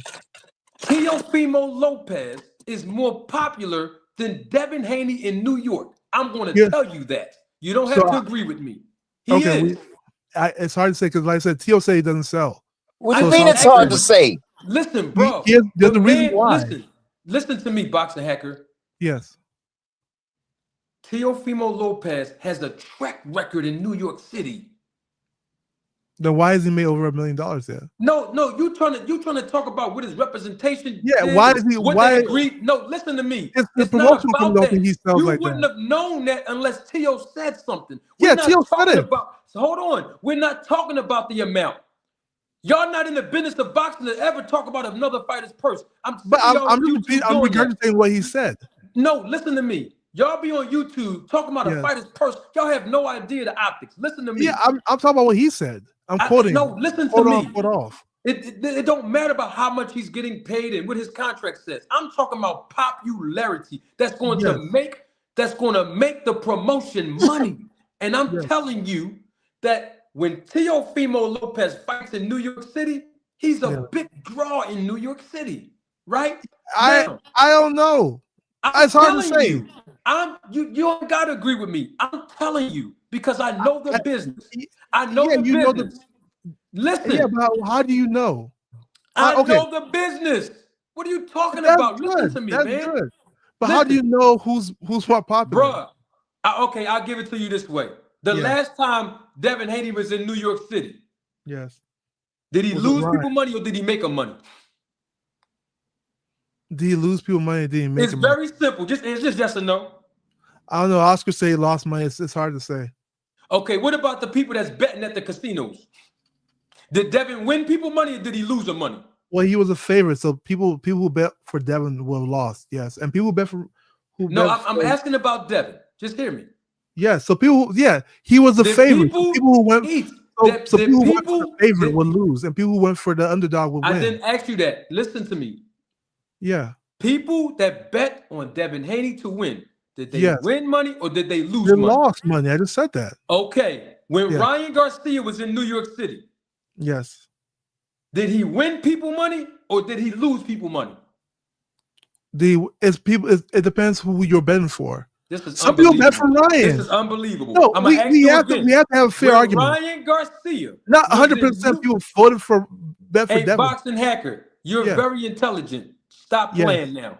No, I'm not. Ryan Garcia, the last time he was there, I'm gonna calm down because I get animated.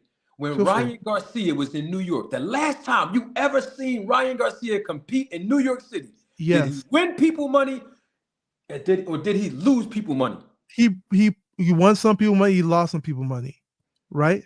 Lord have mercy. Yeah, so if I bet on Devin and Ryan beats Devin, I lost money. I'm still a person. So when you say bet people, on Ryan Garcia beating Devin, did you win money or lose money? You win. So that's what I'm saying. Okay, I'm glad you said that.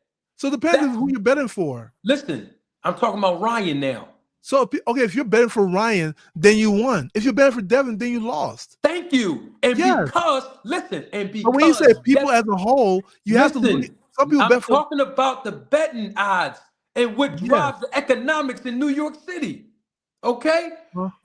Ryan Garcia made people millions of dollars. You understand what I'm telling you? And he made people lose money who bet on Devin. I didn't ask you that. I'm talking about Ryan Garcia. I'm not talking about the people that bet on Devin.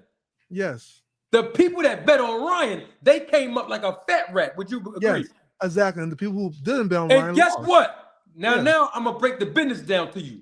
Yes. Because people won money with Ryan. That's why he's back out in New York now. Because watch this.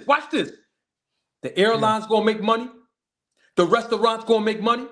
The hotels are going to make money. You want me to continue? The rideshare services, they're going to make money. You know why? Yeah. Because the last time Ryan Garcia was in New York City, he made people money. And that's what I'm trying to explain to you. Listen. And that's what I'm trying to explain to you. Why Devin, that's what I'm trying to explain to you. Why Devin Haney shouldn't be sandwiched on the card in between Teofimo Lopez, whose hometown is in New York City. He's a big draw out there. And Ryan Garcia, who won money the last time he was out there. Devin Haney is in the middle of both of those guys, according to you saying this is how the card is lined up. And what I'm telling you is bad business for Devin to have to squeeze in like an ice cream. He's the ice cream in an ice cream sandwich where he got Teofimo on one end and Ryan Garcia at the main event. He's in the middle. And all this could be avoided if he would become the main event in his hometown in Vegas.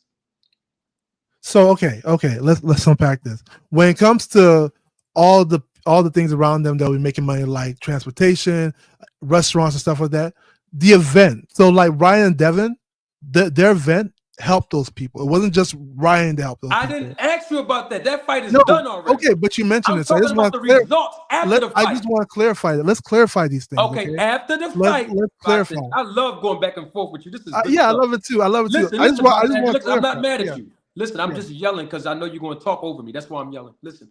Go ahead. You're proving my point, bro. I'm not talking about what happened at the fight. I'm talking about the results when the fight was completely over between these two guys. Between these two guys, when the fight was over, Ryan Garcia made a lot of people a lot of money. Yeah, a lot of people, right? Yeah. That's why, listen, that's why he the main event in New York City again. Nobody's asking about, wait a minute, who's the promotion? No. I mean, who's the sanctioning body that's going to sanction these bouts? What's the name of the commission that's going to sanction this Ryan Garcia bout? It's the same commission that overturned the decision where he violated a rule. You would think that the commission say, we don't want that guy fighting in our state, even though we just suspended him. No, he bad business. You know why the commission is allowing it? Sure. Because he's good for business in New York. And that's why he the main event and Devin is not. You're stretching the argument. You're stretching the argument. What you saying? The betting? No, it doesn't work that way. You just can't. It doesn't work that way. I don't know what else to tell me how the business work, bro. I mean, hey, brother, I don't know what else to tell you, bro. It doesn't work that way. Yes, it does. What's wrong with you? Listen, it doesn't work that way. All right. Buster Douglas made a lot of people money when he beat Mike Tyson, right? Say what? Buster Douglas made a lot of people money when he beat Tyson, correct? Yeah, that happened in Japan. What's your point? Yeah, but he made a lot of people money, right? But it's not to say that happened in Japan. What's your point?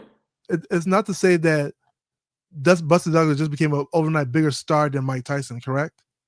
No, what that's telling you is this. This is what it's telling you. He beat Mike Tyson. Yeah. And the psyche that the people have, the fans, they got Buster Douglas a star over Mike Tyson. No, listen. He slayed the giant. Yes. Everybody love a David and Goliath story. He slayed the giant. And That's guess right. what? He got paid over $34 million when he fought in his next fight against Holyfield. Sure. That's what I'm trying to tell you. Because Ryan Garcia was the underdog and he defeated Devin Haney. Yes, Goes back. Hold on. He's go back to New York City and gonna make a bigger bag than Devin. That's business. Yep. It's business. You can't deny it. It's business. It's so I hear what you're saying, right? I hear what you guys are saying. There's a couple of things that you also keep taking consideration. The fight got overturned. That's one thing. So the win that Ryan had is no longer even there. You proving my point again. I'm always proving your point. Well, let me continue to prove your point then, since you said that's what I do, right? Let's put that out there. Also, Ryan Garcia is backed by Golden Boy. We don't know how that money is allocated. How much money is actually going to Ryan? We don't know. We know Devin Haney owns his own. We know Devin Haney owns his own promotional company. Devin Haney owns his own promotional company. What, on paper? On paper, whatever you want to say. On paper, he owns THP. Right? Is this logo on the backdrop of this promotion? But what we do know, he doesn't. I didn't ask you that. Is this logo on the promotion? Is the logo on the no? Yeah. Huh? Yeah. No, it's not. But let me land. Why not? Let me land. Why not? Before I get derailed. Why not? Let me help reprove your point, like you always like to say. Let me land. Logo was the money is going to Devin. It's only going to Devin and DHP. The money is going to Ryan. Is going to Ryan and Golden Boy. Davis' logo we was on don't the know who's promotion. gonna get more money Tank individually. Davis logo was on the promotion. Why isn't Devin Haney's promotion logo on the I advertisement don't of know. this? Ask Turkey. It's a Fatal Fury No, card. no. I want to ask Bill, and you keep taking up for him. So now I'm asking you, Yeah. why So, isn't the men's but that's logo? but wait. Well, let's before we go over there, before we detract over to why isn't the logo there and this and that. I Let's know get why. to the original point. I know why. I can tell you why. You ready for it? No, not yet. Not yet. Let me land Oh, what can I I'm just saying. tell you now? No. Hold it, buddy. Hold it. Okay. This is my show. I'm gonna say it anyway. Because he ain't the main event. He ain't the main event. That's why. Bro. Yeah, you gonna tell me what to do with my? Hold he on. ain't the main event. That's Hold on. why. He When it on the comes to- undercard. When it comes to money allocation, wait. When it comes to allocating the money, He's on the undercard, baby. 100% of the money is going to the money they're gonna make is going directly to Devin and DHP. Boxing the money hackers. Ryan's gonna make is going to Ryan and Golden Boy. Boxing hackers. So there's a You better get on the phone and deallocation. call Bill Haney and tell him to call me. I can help them guys Hey, out. hey, you know what? Boxing Hacker reminds me of the last fight that Haney had. He just keeps getting up and keeps getting up. And you keep knocking his ass down, but the nigga keeps getting back up. Well, So you gotta give him. Wait. We know he's on the main event. Victor, you know what? Yes, sir. I would have to agree with you. And on that note, Robert, you got to go, babes. We had to get him off. He ain't gonna get up this time when I knock him down. Woo! Woo! God damn. Hey, Lucky, what's up, Lucky? What's going on, big dog? Nothing. I'm over here chilling, bro. Y'all hilarious, man. Yo, man, we 5.5 hours in. I was supposed to get off of this live like 3.5 hours ago, man. Yeah. Rest. It's been about rest. a year since you did that, bro. Huh? It's been about a year since you did 5.5 hours, bro. Man, I was It's been a due. long time. It's been a long time. The viewership is still here. Yeah. Did y'all understand, Victor and Lucky, did y'all understand what I was trying to break down the business of boxing for boxing hackers? Did y'all understand me? Absolutely. Absolutely. Absolutely. Ryan Garcia made a lot of people millions of dollars in New York City. It's really like real simple. Bring that kid back to New York City and make him the main event. Because the last time he was here, he dominated Devin Haney. Now, Devin Haney got to be subject to being an ice cream sandwich, being on the middle of a car between a guy and Teofimo Lopez, who generates millions of dollars in New York City, his hometown, and then Ryan Garcia is the main event, and Devin Haney is in the middle of both of these guys on this card. Why? Well, y'all can just have him in Vegas against Ramirez, who has a Mexican demographic in Vegas and LA. Let him be the main event. Let him build his confidence up that he needs to take this tune-up, get that sponsorship money, and guess what? Get back in the ring with Ryan Garcia. It's very simple business. Self-explanatory.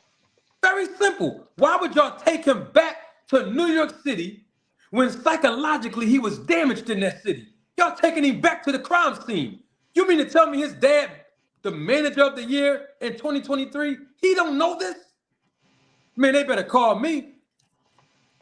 They better call me and stop chasing that money from Turkey because they getting embarrassed. His image is tainted. That's what I'm trying to get at. The whole purpose of Devin Haney fighting Ramirez is to build his image back up, to build his confidence back up. Am I right or wrong, Victor? That's it. Nothing less. So Nothing why less. take him back to New York City at the crime scene to do that? Man, I tell you, I try to teach these guys, but you know what's funny, Lucky and Victor and all the Roller Tape Film crew members? Nobody gets challenged more than me on YouTube, and I'm more credible than every content creator put together.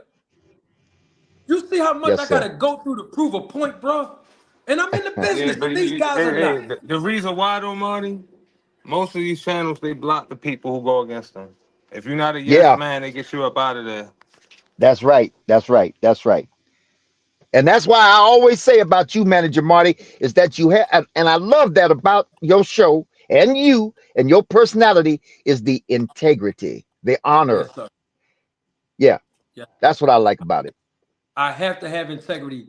Listen, and I'm not wrong. I'm not I'm not wrong for having integrity. And guess what? If I'm wrong about something, I'll be the first one to say, you know what? All right, I made a mistake. I'm wrong. But when I'm right, I am passionate. And I do be animated. I'm going to calm down sometimes. I'm going to calm down. But at the same time, these guys keep trying to undermine my accomplishments, my credentials. But they go listen to Blue Blood, who reads off of a website and even get his information from Rick Gleason. Come on, y'all gotta get better, man. Yeah. I'm not hating on Blue, but this ain't about him. I'm just saying in general, like, I do this. This is what fighters call me from all over the world to help me get them out of contractual obligations and stuff that they lock themselves into, just like Devin Haney's locked into something. So Bill Haney and them better they better call me. Because the last moves I've seen Bill and them make for Devin, it ain't been the right moves. I'm just being honest. It has not been the right moves for the young man. They better call me. I can do 3 things right now and help Devin Haney. 3. Right now, I can do 3 things. And I'll revamp and repackage this young man. I'll repackage him. You will forget that he got beat down by Ryan with these 3 things I do. But one of those things could be fight him in his hometown. Let him get some of that love back from the fans. Why would you go take him back? Look, check this out. Watch this. They went to L.A. in the press conference, Victor and Lucky, and the people booed Devin. They booed the guy.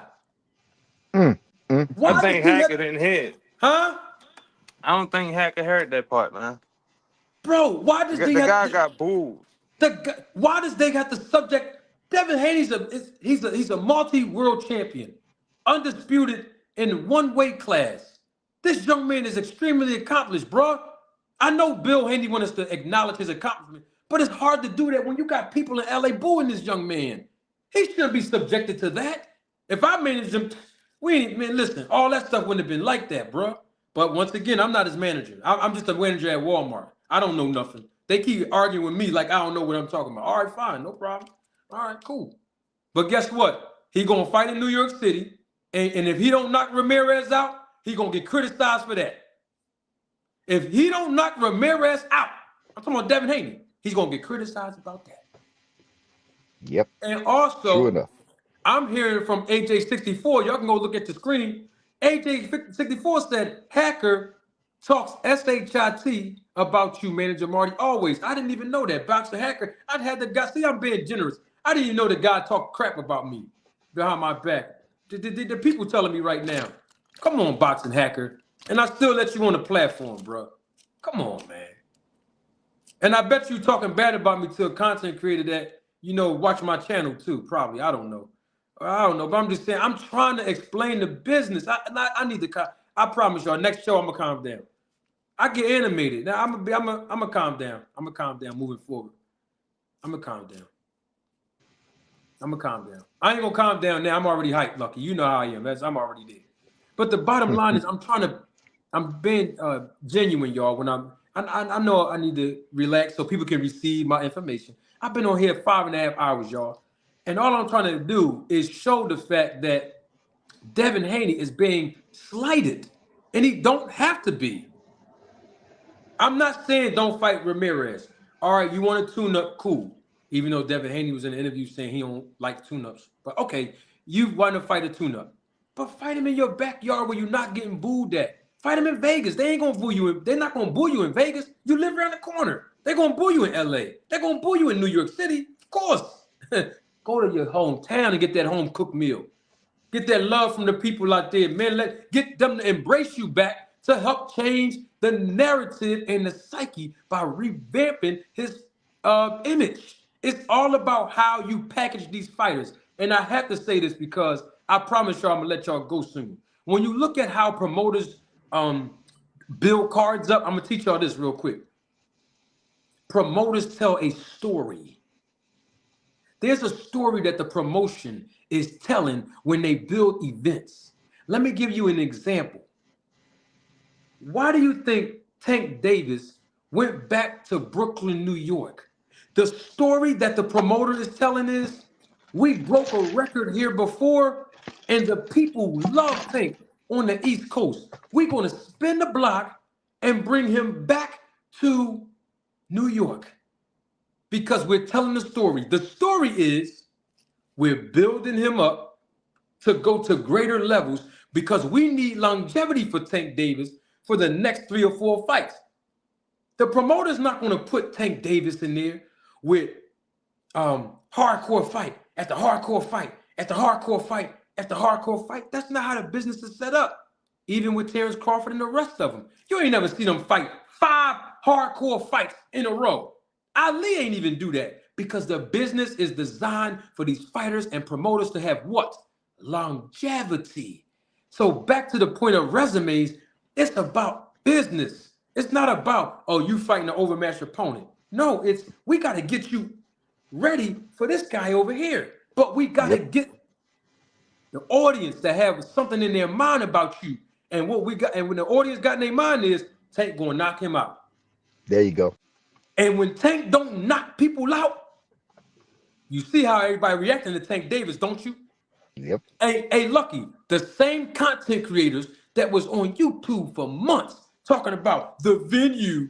This was a venue issue, and they can't find a venue at PBC. The same content creators that was telling the audience, man, this is an easy fight for Tank. Nobody wanted to see Lamont Roach. They the same ones having watch parties and making money monetizing the fight between Tank Davis and Lamont. Now all of a sudden, now Lamont the best thing since sliced bread, and he got robbed. No, y'all said that Tank Davis was fighting an overmatched opponent. Remember that? All right, then. You see, these guys don't want to deal with the reality. I tell it like it is. And guess what? Tank Davis, he going to fall back a little bit. Tank Davis ain't going to have no tune-up. PBC don't roll like that. Just like, what's his name? Brian Castano, when he fought Charlo, and it was close, we got to run that right back. Just like Floyd Mayweather fought McDonough, people had it close, we're going to run that right back. That's how PBC do business. So what I'm getting at is, if Ryan Garcia is not who people keep saying he is, oh man, all he got is a left hook. He comes in overweight. He's just a model. He's a C-level opponent. These are things that Devin Haney said. But you've seen what happened in that fight. Now, Devin Haney said all that about Ryan. He's a C-plus fighter, but yet this young man is asking for a tune-up. Hey, Victor, which one is it? Which one is it? Which one it should be is get back in that ring right away. He's had enough rest time. He's had enough time to rest and recover, right? He's had enough time to put in some good training. Get back in that ring and get that back. Period. He need a tune-up for a C-plus fighter with only a left hook. Come on, man. Y'all gotta make it make sense now. He needs a tune-up with Ramirez to fight a guy who's a C-plus fighter with only a left hook, and the only reason that he beat him was because of Oscar. Bro, I'm just trying to understand. Marty, what's your boy from Philly, bro? The one who wore the Timberlands in the fight. Huh? The one who wore the Timberlands in the last fight. Oh, my man, I know that's my young boy. Yeah. Stephen Fortin, cool boy Steph. We call him Scooter in Philly. You talking about Scooter? That's my man. Now we seen how he lost. What he did? He jumped right back in there multiple times. That's it. That's the only way you're gonna learn. To see where you are as a fighter, you got to get back in there. Yeah. And guess what? It was close between him and Brandon Figueroa, right? Yeah. He jumped right back in there with Brandon Figueroa. Yeah. You got to go in there and get. That's the only way that these fighters are going to test where they are. You fighting a lower level competition.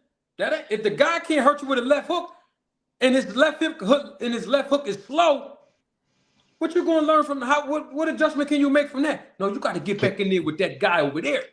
That's right. Look at the beating that Rio just took. I guarantee you he's going to jump in there against another tough opponent. Hey, that's the only way you're going to learn. Yeah. You go, bro, if Devin Haney knocked this guy Ramirez out, like Devin Haney, like Deontay Wilder knocked out Robert Helenius, people going to say, oh, we expect him to do that. That's going to be a false confidence. A false confidence. Yeah. So you don't want to go. You want to get your rest, get your recovery, do your repair work, put in some good training, and build some reliable confidence. You don't want deceptive confidence to go in and beat somebody up soft and then think, okay, now I can go beat this other who beat me up, who has what might be a harder fight for me.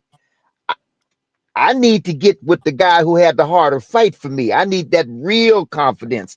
So the only way you can rely on that real confidence is for you to get it yourself. You can't get it from beating up a soft guy and getting that false confidence, It's that not going to deceptive happen. confidence.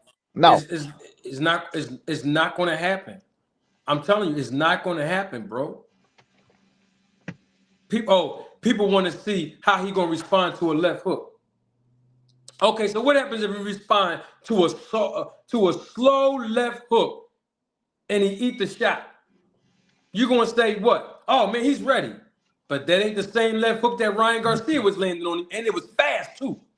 that is. It was with speed on it that exasperate the power. Yep. And there was a punch that Devin Haney did not see in the first round. So this is just more than the left hook. It's your defense. It's your defense.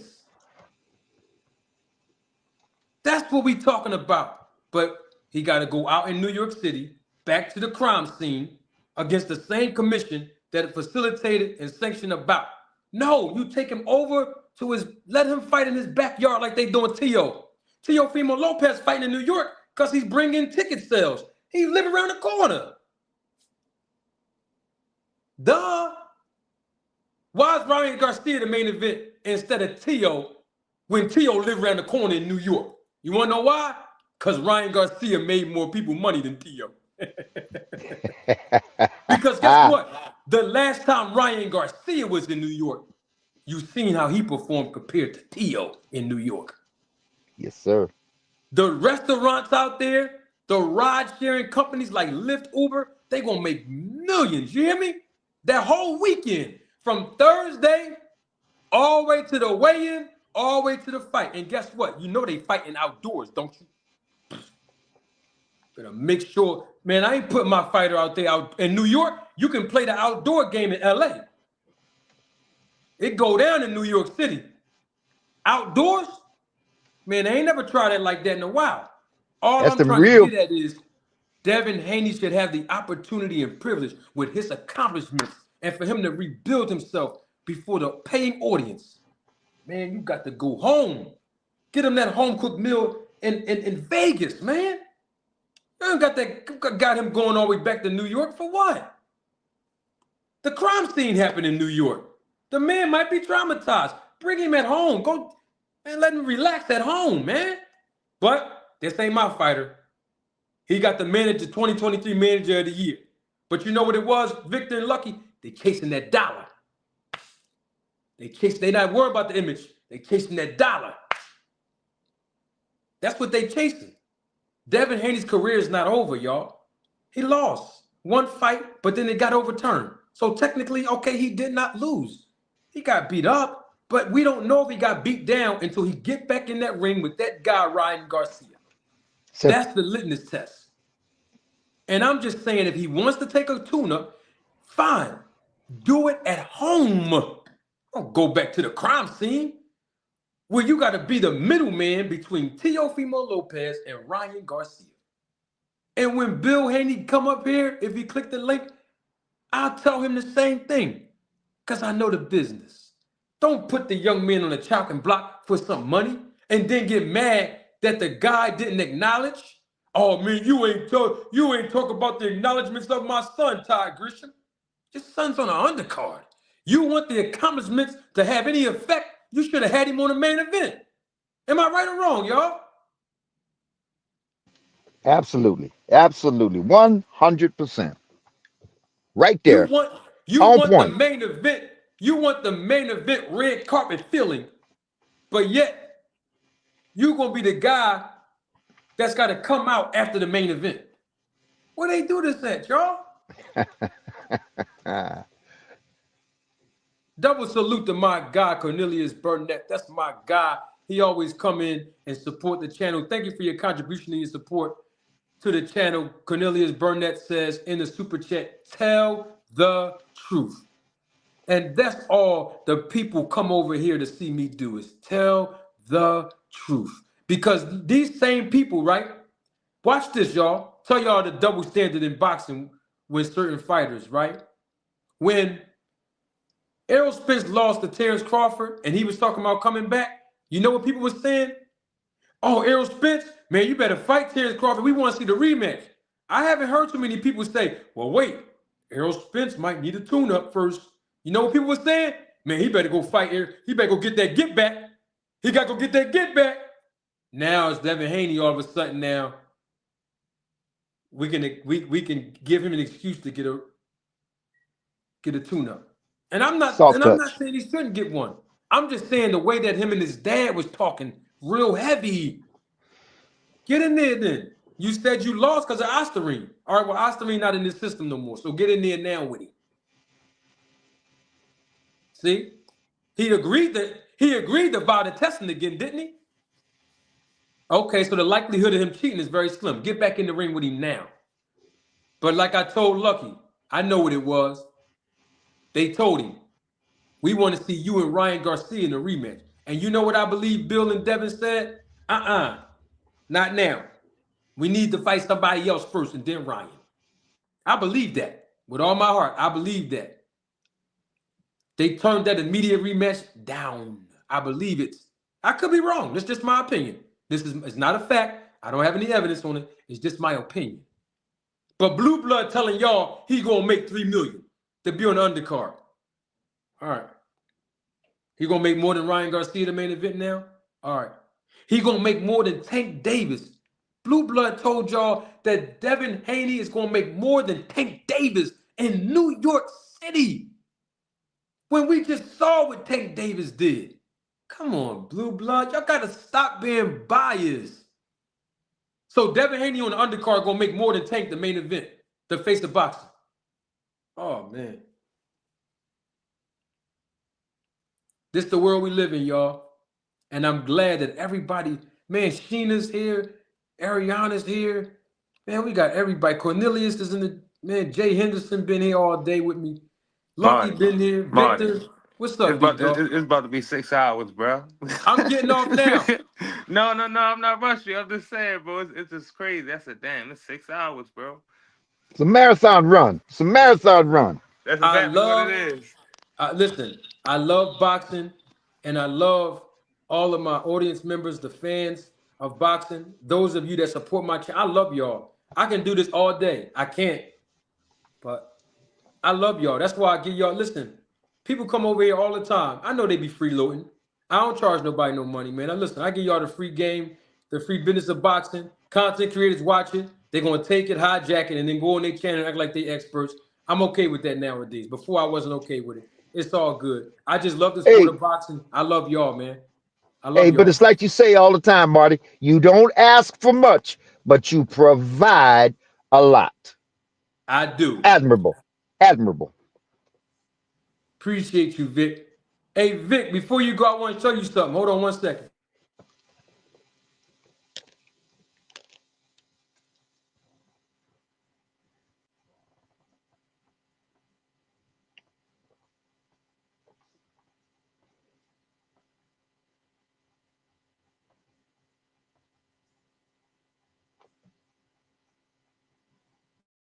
Yeah, we about to get off. We got everybody. Listen, real quick.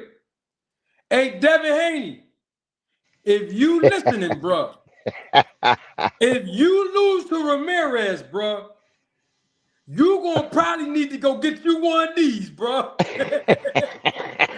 Hey, Bill, you better manage that young boy better, or you gonna have to stand in line and get one of these.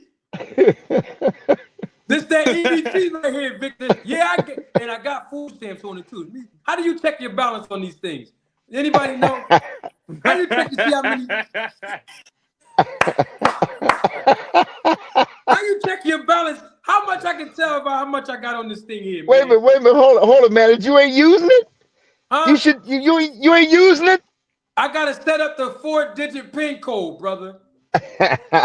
Here you go. Let me show the people. EBT, y'all see that? You know what I think about? I think it's 5 letters. How many numbers is it? 4 or 5?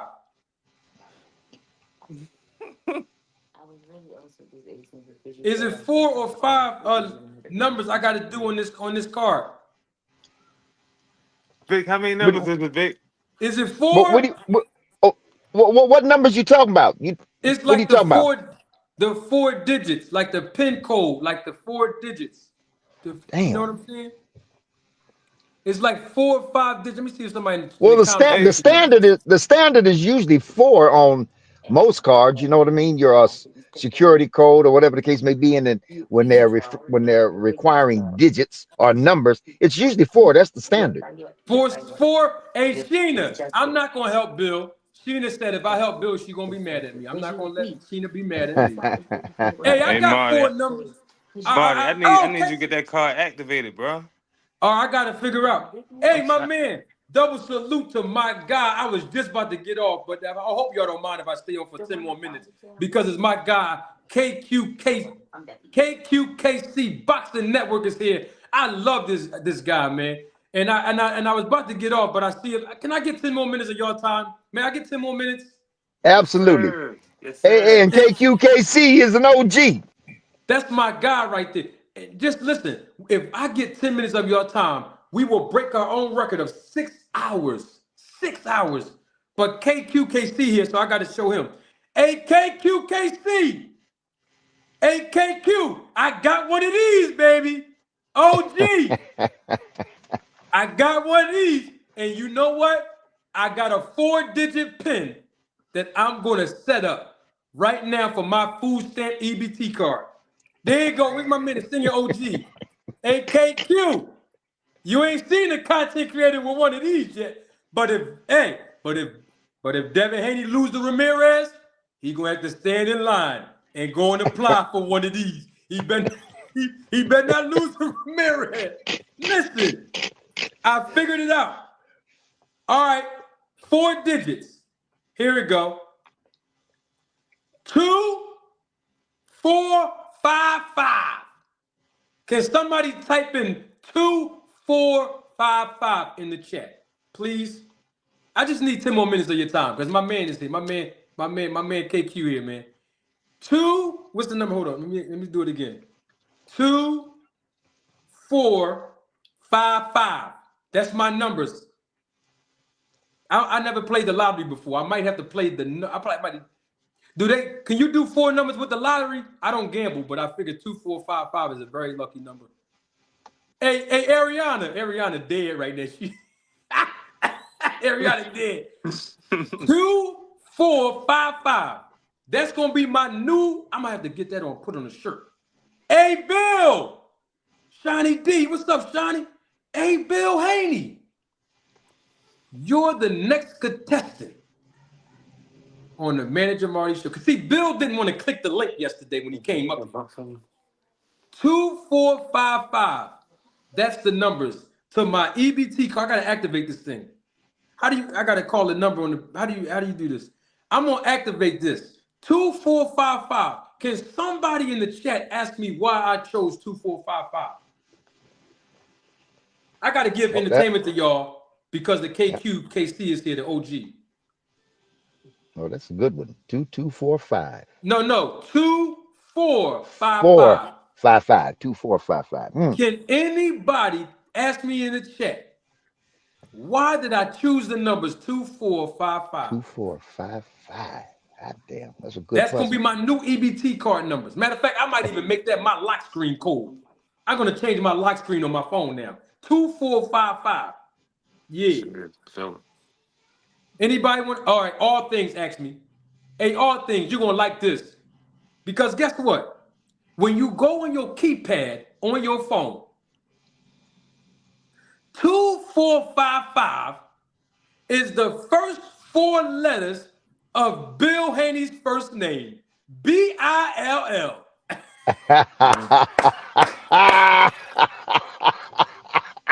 2455 spells B-I-L-L for Bill Haney. Oh Hey, Lord have mercy. Bill, you gonna get you one of these. Y'all better go get you one of these. If you lose on Turkey's card, Bill Haney, you are I'll gonna make have my to go best get toothpaste. you one of these. Yeah, baby. Your favorite content creator don't even have one of these. 2455 spells Bill, B-I-L-L. Yeah. That I'm gonna change my lock screen on my phone too. No, I might forget. So I can't change my lock screen. I might forget. Hey, Victor, what's going on, man? Hey, Vic, you Hold up, here? manager. Yeah, I'm still here, money. I'm still here, Hey, money. all right, we got Well, 5 minutes left. Hey, Sheena, I'm not gonna, look, Sheena telling me in the chat, she said, don't give Bill and Devin any pointers, Marty. They won't give you credit. You're right, Sheena, and I'm not. You're right. You're right. I agree with you. They're not gonna give me credit. You're absolutely correct.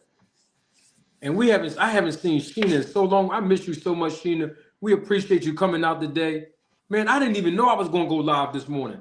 I just woke up in the morning in good spirits and I wanted to talk some boxing, right? And I noticed that people wasn't on YouTube.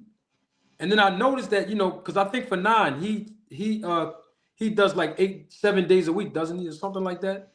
But when I saw that people wasn't on, I said, man, I'm gonna give the people a pop-up live, and here we are, almost 6 hours in. I feel great. I feel real good. I feel real good. Well, I mean, look.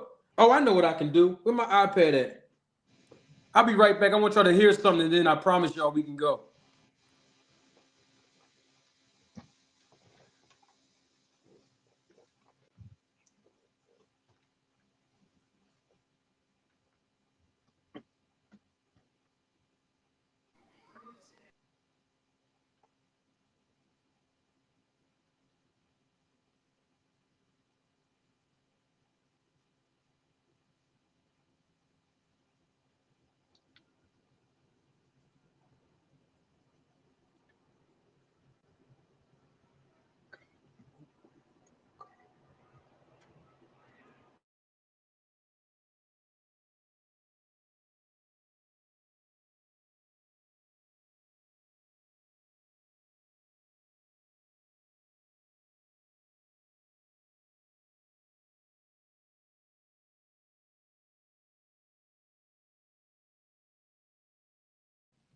Hey, I'm gonna leave y'all with these words right here because a lot of people forgot about this, right?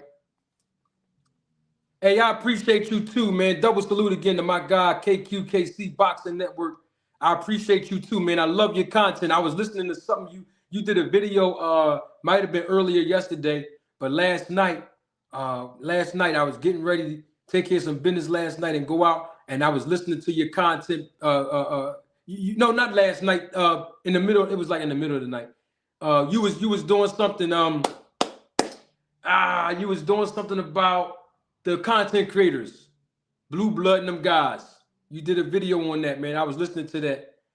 And I want to let y'all listen to something. Speaking of content creators and Blue Blood, because a lot of people listen to Blue Blood, but like KC been telling y'all, the guy, unfortunately, he doesn't tell the truth. And I'm not here to bash the guy, but unfortunately, he doesn't have any integrity. But when it's time to talk about Devin Haney and Bill and them, he don't keep it real.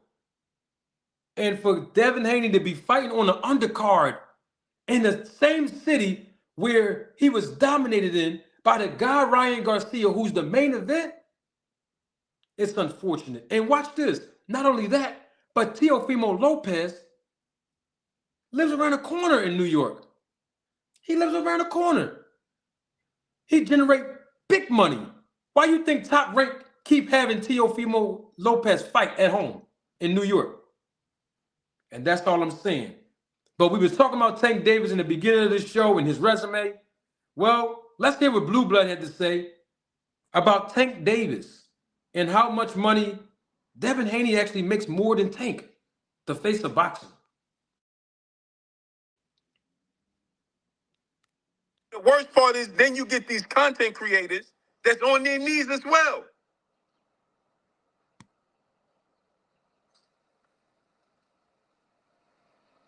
What have you done for me lately? Devin is on the undercard. You laughing. Look how silly they sound. He said Devin is on the undercard and he's laughing. Devin is on the undercard and gonna make more money than Tank, bro. So what are you laughing for? That's ignorant. What point are you making?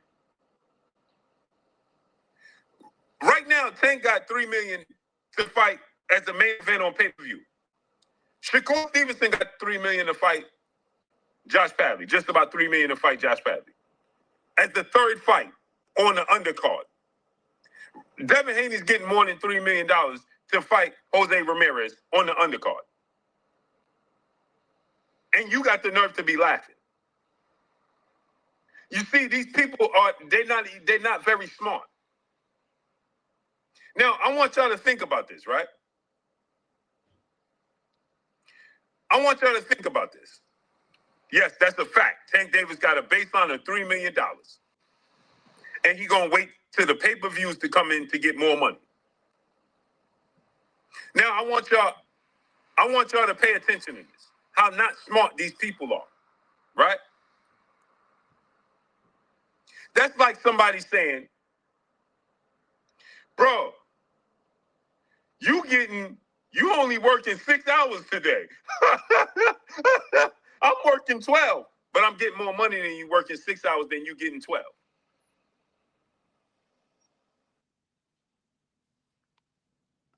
Those were the words of Blue Blood.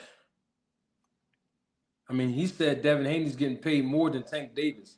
Well, how is that so if Tank Davis's base salary for the fight against Lamont Roach was the same amount of Devin Haney's, $3 million? But then he said, oh, when the pay-per-view numbers come in, Tank gonna get paid more. So then that means he's actually gonna get paid more than Devin. Way more. First of all, Devin Haney, until they show me some real genuine paperwork, I'll believe it when I see that he's getting paid $3 million to fight Ramirez on the undercard. I need to see that in documentation in black and white. I don't want to see it, but because Blue Blood put that out there, saying that Tank Davis only made $3 million and Devin Haney's going to make $3 million as the undercard, when Tank Davis is the main event, we need to see that. He don't have no evidence. He's just saying that. But here's the great thing about it. The great thing about it is very simple. What difference does it make? He's fighting on the undercard of a guy who cheated him allegedly in the same state where the crime scene happened at. It's bad business. And I have to leave you all with this real quick. Please go check out my guy. I just seen it in the comment section in the chat. KQKC. I'm going to put it on the screen. He said that he's going to be on tonight at 7:00 p.m. It says, hey, oh, there you go right there. Hold on. I'm gonna let him promote himself. There you go. Hey, KQ, what's up, OG? Hey, what's going on, man? What's good going with on, Salute. big dog? How you, man? Salute, KQ. Man, hey, man, I'm hanging in there, man. I was just listening to that video of Blue Blood. And he said, how's that funny that he's fighting on the undercard? Well, I got news for you. It is funny. Because you, Bill, and everybody else, and y'all know who I'm talking about, everybody else, Champside your ass too, right? Yeah. Y'all both sitting up there lifting Bill Haney lies up, and that's why it's so funny.